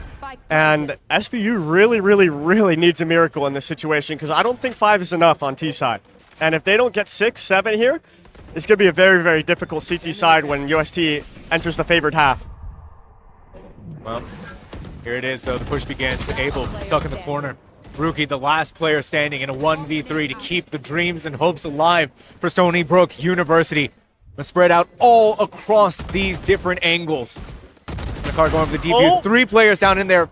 UST can't just give away the ones to Rookie. They're playing the time. They're playing this as best they possibly can. Headshots need to be done, but Sonacar. Do they not have it? They don't have it. Oh my god, they don't have it. I don't think they have it. Wait a minute. Wait a minute. Oh my god. Boom, boom, boom. He did it. And right there, in those moments, right? In my opinion, you have 2 options. You either stick the bomb you face, you trust the 1v1, or you do what UST chose to do, which is you push the guy who's stuck in a corner. The only difference, right, and as we saw, they took so damn long pre-firing every angle, right? Good luck. The bomb's going to explode. It's got a timer. It doesn't care about your feelings, right? So in these moments, right, I would have loved to see Carson pull out a shorty, B-hop around the corner, maybe 1 or 2 seconds earlier than what he chose to do, because it's not like the player was ever going to leave that corner, right? And he might have swung into it, which falls into trusting your teammate to 1v1 and trade you in that situation, if you're going to pick the gunfight. Oh, well, Sonacar says, you know what, we may have lost that round, but I'm sure as hell not going to lose this one. Immediate double kill at the very closing of the walls. Again, very disappointing, though, from SBU's side, right? Like, they start out fast last round. They lose 3 people or 2 people to the Viper's ult. They win off the miracle of their players. They start this round. What are we going to do? Let's slide window as fast as possible. Like, let's do it now. It's like, dude, you don't have a breach. You have a Euro flash. How are you getting out window? Oh, my gosh. And the worst part about it was he got, right, no other that KJ utility caught Corsonics on the flank. He just walked up through mid. There was nothing to prevent them from doing what they do best. And, of course, Xiaowi, who better than to close things out? It's one more round of the half, and it's 6-5. And I think when you play against players, especially like Node XD and Corsonics on the side of UST, right, they're sitting there salivating every frame to see 5 people on the mini-map so that they can knife out and run it down on your flank. Knife out, right? And it's like, when you play these quick rounds out, not only do you run the risk to not win the mechanic gunfights, right? But you also set up the enemy's player's favorite playstyle in their fast-paced lurks. And I'll tell you one thing. Corsonics on alert versus Abel? Good luck, Abel. If you're ever peeking him, dude, that is like what Corey was built for. All right, Corsonics pushed back by the Recon Bolt. giving up some of the space. Still going to have to dip into the KJ utility left behind for Sonics. We're hearing the overdrive being popped. Utility being dumped into Gunny. Running them down. Full electricity, full power, and now the commitment of the Viper Spin. Every single ultimate. Majestic switching over to the Judge. Out comes the Shorty, but right into Gunny's crosshair. Finally, though, for Stony Brook University, a cacophony of ultimates helps win them this round. That's a beautiful word. Cacophony. And they got to 7. Yeah, they got to 7. They did get to 7. It's looking good. Like, it's looking doable, actually. But I think right here, what I would really like to see, from the side of the Neon, from the side of Stony Brook, is playing for an early operator, playing for the scope gun. I didn't play UST on this map, but I did play this map quite a bit recently on Duelist. I've been, getting the training wheels out, getting the rust off. And let me tell you, this is Op City. This is Op City every day. And if whoever gets the op up first ends up winning, in my opinion, especially because the side of UST, again, relies very deeply on dry gunfighting. And if you take that tool away from them, they don't have it in the toolbox anymore. It's anybody's game. Right. Well, it's a great shock dart. Lots of damage done. Oh my gosh. Fat. Yeah, Son of Car. They survived this round. They're going to be feeling that one in the morning. But Majestic backs off. This is a good decision from him to play a crossfire. Oh my god, they see him. They spot him. He's not using relay bolt. It's outside of the cloudburst with the relay bolt. Oh my god. Majestic still manages to grab it. This is scrappy as can be. There's only one player left. Now it's down to the 1v1. This is Kumi at peak performance. But this 1v1, Rookie v Kumi. KJ versus KJ. A mirror matchup of the century. Kumi. I'll tell you what. Frames. It's just it's milliseconds. There's almost nobody I'd rather have in that situation than Matthew, Mr. Kumi. I think he is the best person for that play. I think the only person with today's bias as well. I think Corsonics, had he been in that 1v1, would have made the same play happen. And, they've just been playing lights out today, bro. I can't lie. It's a very beautiful clutch from Kumi. And in my opinion, it's probably the most important round of this game. Exactly, right? Because they win the pistol, they win the anti-eco, boom, it's tied, 7-7. Yep. And you've just eliminated any lead that SBU had built up, struggled to build up through their first half. And look at that, Kumi is not done yet. No, They're 100%. still continuing this train that had been rolling and had been pushed through that they had from the previous round. Still pushing in. The snake bite's going to sail right above Son of Car. But Rookie's looking in this corner, barrel seen. Majestic makes a fast push. They're alone on the site. Oh my god, this guy's tweaking out. Can't even get out. Right, Noted spamming through the smoke with the Vandal. Down goes Majestic. I don't know, dude. NodeXD started spamming that Vandal and it mind-controlled Majestic to just start spinning in circles in the middle of the spray, dude. It's messed up world we live in. But so far, even going only one kill, assuming Gunny can get one more here, I would call it decent damage. Wow. Hey, he did his best. That's all you can ask for. I mean, at the end of the day, it's an eco round, right? You're not supposed to win them. All right, yeah, give it over to Kumi. Let him get the spike planted. Of course, Corsonics hasn't been in the kill feed for a little while, so they got to put his name on there. Have not seen SBU or a lot of other teams looking to do the same thing that we just saw University of St. Thomas do, which is stack ult orbs on the right person. And we saw him do that on Split, and it allowed him on the second gun round to have Raised Rocket, which ended up winning a huge swing round for them, right? And that type of stuff, there's no stats to track it. There's no VLR page that says the IGL is smart enough to ult manage. There's no VLR page that's like, all right, Kumi's going to call for this, and he's going to have an outlaw and play it properly. Like, that type of stuff I think is very defining for whether teams win or lose, and it's really cool seeing UST play that way. I mean, talking about it, right? Kumi is already sitting at only 3 ultimate orbs away. Son of Car up in the air. Updraft Cloudburst. Toss away the eyesight of Majestic, who's valiantly doing whatever efforts they can. Thankfully, Gunny is going to fill in some of the blanks. Fortunately for Majestic, well, now they are just one big blank. They're gone. Son of Car trying to push even more forward. Lands a killing blow with 1, but Rookie has the immediate trade out. Trying to go in through Garage. Corsonic has that locked down. Now very many angles that SBU has left to work with. The final 2 remaining players on the board. Kumi in this Outlaw has been nothing short of a terror. And if you're Stony Brook University, right, that terror is so horrifying. You're going to be seeing that in your nightmares tonight. 100%, dude. I'm gonna be seeing it in my nightmares, dude. and look, at the end of the day, look at the ult orbs on the side of UST. And if you think that their win rate for this map didn't just climb by 60-70% off of the ult management itself, because what's going to happen next gun round? They're going to come in. Maybe they're smart enough to save for an op. It's not looking like it on the side of SBU, and I think that's going to make it very difficult next round for them. But you're going to have Killjoy online, you're going to have Sovolt online, and you're most likely going to have Jet Knives online, which allows for just a myriad of different plays to occur. You can go fast B, fast C, etc. And I think setting up your rounds like that is very valuable. And I think the crazy part too, right? Because now not only did USC win their bonus, but they're in the lead for the first time on Haven. But here's the crazy part, right? This Outlaw is getting so much mileage, and it still gets to continue to get mileage because of the lighter buy that SBU is on. And what does Kumi do? They give it to Son of Karn. They let him have the Outlaw, where now, yeah, SBU is trying to maintain presence on this map. They're trying to gain so much presence on this map, but wow, okay, never mind. All right, that's some fantastic presence. But still, it's been even back out almost immediately. Oh my God. Something happened there, had Rookie not won that, this could have been gone into USC's favor. 100%. But now it's down to the 3v2, and what does SBU? Oh, yeah, never mind. Throw it all away in the trash. God. As long as Kumi's still alive on the field, nothing's done yet. Kumi, my lord and savior, he's dragging him through a couple of real important rounds, and I think, like, you know, Gunny and Abel are doing their best to set up a situation, both hitting their shots where, you know, that's just ugly. This is just ugly. But, you know, SBU does their best to set up the rounds, and they hit the shots to actually convert to the best of their ability, and it just doesn't even matter because they still have more X-Factor players to go, even if you kill 2 of them.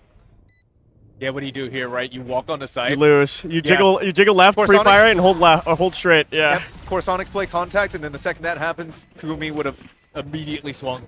It was so difficult to have won that, and USC has proven that. It's 4 rounds in a row now on this half for University of St. Thomas. I mean, to be honest, in a crossfire like that, it's lethal. You just got to hope the guy backsights on ketamine or something, dude. It's the only way. Like, if he's reacted slow as heck, like, that's always going to be a good win condition to play for. But generally speaking, again, which is why I was telling SBU needs to incorporate this into the game plan, into their post plans. As we just saw, the player can hard clear and actually, obviously, lost the initial gunfight, but he can hard clear, and even then, he's still in a no-win situation.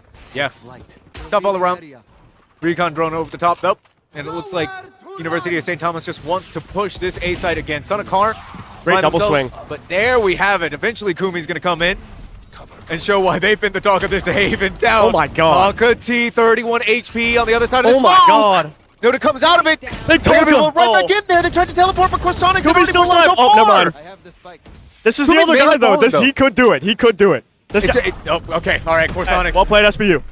It was pie in the sky, right? Pie in the sky dream for 100%. Corsonics, but it was going to be tough either way. It was a 1v3. Finally, though, for SBU, they get around in this half. Dude, I jump jiggled this Corsonics guy in my match, and he one-bulleted me in a clutch. So I'm believing. I'm believing no matter what, no matter how many they got alive, bro. Like, he could probably make it happen. We're going to give it to Tonka T, right? We've been singing the praises of University of St. Thomas a lot, but I think Tonka T has been kind of a highlight player for Stony Brook. 100%. So many impact frags, like those kills that last round. Like, and again, obviously not to knock Chowie, right? But like that's the kill he needs to convert, right? He can never let the backside guy swing like that and get value, right? And for Tonka T to be able to literally one-bullet him on his adjustment, you literally can't teach that, right? That type of stuff is very valuable to have in your, I guess I don't want to call it X Factor as well, but that is playmaking in a way, right? Because with lesser mechanics, he would have been dead there and the round would be over, be 8-10, they'd be on an eco, and this whole game would be, you know, not locked up, right? But in a very bad spot. Yeah, speaking of bad spot, Rookie feels like they're kind of in one right now, but you're hearing the song of that operator sing through towards Garage, and that sends, that strikes a little bit of fear into University of St. Thomas where they rotate back out. Because look at the immediate reaction. Yeah. Tonka T is here. They're waiting for that push in, and they are so disastrous in some of these instances. Oh my God. Thankfully, it was traded out by Noted, but you're just running onto site. Abel thought that was going to be clear. They wanted to go fast and wanted to get this taken care of now, here and now. No way. But unbelievable! 3 on the board already. He's going for the up. Yeah, they want to try to grab that operator, but still, though, University of St. Thomas strides confidently into the double digits. What a huge round from Chowie. I think without him activating on the bottom short lurk there, that round would have been entirely different. And not only that, for him to come through the orb in the middle of sight and be able to have the impact that he has, we're going to see in the replay here in a moment. Boom. That kill, followed by the conversion of Gunny. I can't even explain how important that type of 2K is and how high impact it is, because Gunny is in the middle of killing his whole team. And if he's able to reset off the Omen blind with the op, who knows how many more souls he claims, but it never had the chance to happen because Chowie's in the right place, right time, and he converted. Now I'm going to be honest here, Screwface. I'm looking at Son of Card. I'm thinking, what are you playing right now? Because he's right back on the Outlaw because he knows, right? Hey, I don't blame him. This is smart. Smart guy. Oh my god. Gunny, smart on the aim though. And that's one of those moments, right, where you see Kumi fall back, partly because he got Omen blinded, but partly because Kumi doesn't want anything to do with a mid-play on Eco, right? And I think that type of stuff, right, you see, in my opinion, a clear miscommunication between Chowie and Kumi. If they were on the same page in both spawn, they'd be in a 5v4 right now. And maybe if Kumi had stayed with Chowie, they wouldn't have one rifle on the side of Gunny, right? And who knows how this round ends up going now. Yeah, that's going to hurt, though. So I will say UST are in very good positions. I've seen Jaden on this box before many times, and let me tell you, dude, he gets active on this Johnson. Oh, yeah, this is his favorite spot, bro. And he's got Overwatch on both entrances. No, he does, bro. And then he kills this guy's leg. Oh, he dropped. This is good. This is good, though. I mean, this is smart from him. All right, relay bolt. Here comes the fast Great lane. pump from the side of SBU. SBU's still waiting for perfect opportunities. They're still stuck in this area, and you got to be careful on the flank. Kumi just knows. Great double swing, and you know, at the end of the day, that's what happens with good players, right? They pump out Garage, they show that two are there. The flank player for UST comes up top C long. They double swing with Omen Flash, clean up house, and by the time their late lurk from Tonka T ends up coming through, round's over. That's all. It's chopped cheese. But I like the idea to pump. I just think maybe Tonka T must have gone a little bit faster, or they needed to send Gunny out to make it a little bit more convincing and disrupt them a little bit more in their setup, because UST was just able to do everything they wanted there, and they closed out the round nicely. I mean, I get it, right? They're on this lighter buy, but UST was just able to waltz on the sea for basically free. The only information gathered from that was Tonka T stepping into the shadows. So hopefully this time around, now that they have weapons in hand, things will go a little bit differently. Recon drone is going to go in there, but still holding on to this high ground. Tonka T is going to fight back against Son of Kar, who had taken down your teammate in Rookie. It's still fast on the trade, though, from UST. And now Stony Brook University is down 3 players. Majestic only has the judge, and they're going to be forced into this corner. There's not enough time for them to get out anymore. If this guy sits back flat and doesn't Viper roll, I'm going to lose it, dude. All right, let's see what happens. Judge versus Logs angle. Oh my god, oh my god, oh my god. Trigger display, trigger display. And now they're actually getting to play inside of the Viper spin of their opponent, but they ran out of ammo for the judge. They had to switch to the classic. And Noted is more than happy to bring them down to heal. But guess how far they pushed up? Way too far. Noted swinging outside of that Gunny, ready on the fight back. 2v1 planted for CT side. Chowie online playing this very slow, very disciplined, and we're watching Abel crab walk through. Down. He's going to give the ult now. Gunny's trying to find the trade, and it's not looking good, bro. I think Chowie's got this in the bag. Boom. That's crazy. He had to flip right back over. Gunny had the drop. He did. He really did have the timing there. He had the drop on him, but Chowie, it was just that split-second moment. And in that split second, it all fell apart. UST, match point, series point. I would have loved to see it. I think, like, obviously it's not anybody's fault, right? But, you know, when you're kind of clearing a Viper's ult, right? It's like, dude, you either are sniffing each other's, like, booties, right? Like, you are on top of each other, or you just don't do it, right? Like, they could have easily gone Garage and then re-wrapped the ult, re-cleared it. Obviously, it's planted for CT, so it would have been, you know, it would have had its own struggles and issues, but I think that type of stuff really makes or breaks these 2v1s and these tight angles where the Viper is inherently advantageous if he's able to isolate his fights. University of St. Thomas, it's one more round. Well, SBU just called that it's going to be B or C, and, you know, they could not, unfortunately, be more wrong as UST just waltz onto the site. Luckily, they do have a Killjoy ult. They're playing this clearly part of the game plan for SBU, right? But they have a late lurk from B. And not only that, but they just got Sobalt online off the Orb and Spike. So, in my opinion, we're going to watch a very clean round from UST here. They can't let go. Wow. I'm going to jinx them. Okay, that may actually be what they needed. Lockdown investment, guess what? It's going to be answered immediately by Corsonix's Hunter's Fury. They don't flood on this timing. They haven't even pumped out the Omen Flash. This could be a very difficult retake from the side of SBU. Yeah, they're running out of time. They're running out of time. The recon ball taken care of. Jump out of the smoke. They're just going one after another into the meat grinder. It's a bird. It's a play. Tonka T is going to be the death knell. University of St. Thomas, 13-8 on Haven, 2-0 in the series. Yeah, ultimately that was a very dominant win from UST. I think, like, I mean, I'll be honest, I knew for sure they were going to slam them on Haven, which is why I kind of called the series as a 2-0 after SBU was unable to convert their map pick. But I think SBU fought hard. They showed that they're, able to compete. I think some people as individuals had really great days. I think Gunny had a great day as an individual on Duelist. I would say Tonka T, even though the scoreline doesn't necessarily reflect it, I would say his impact was very, very high as well.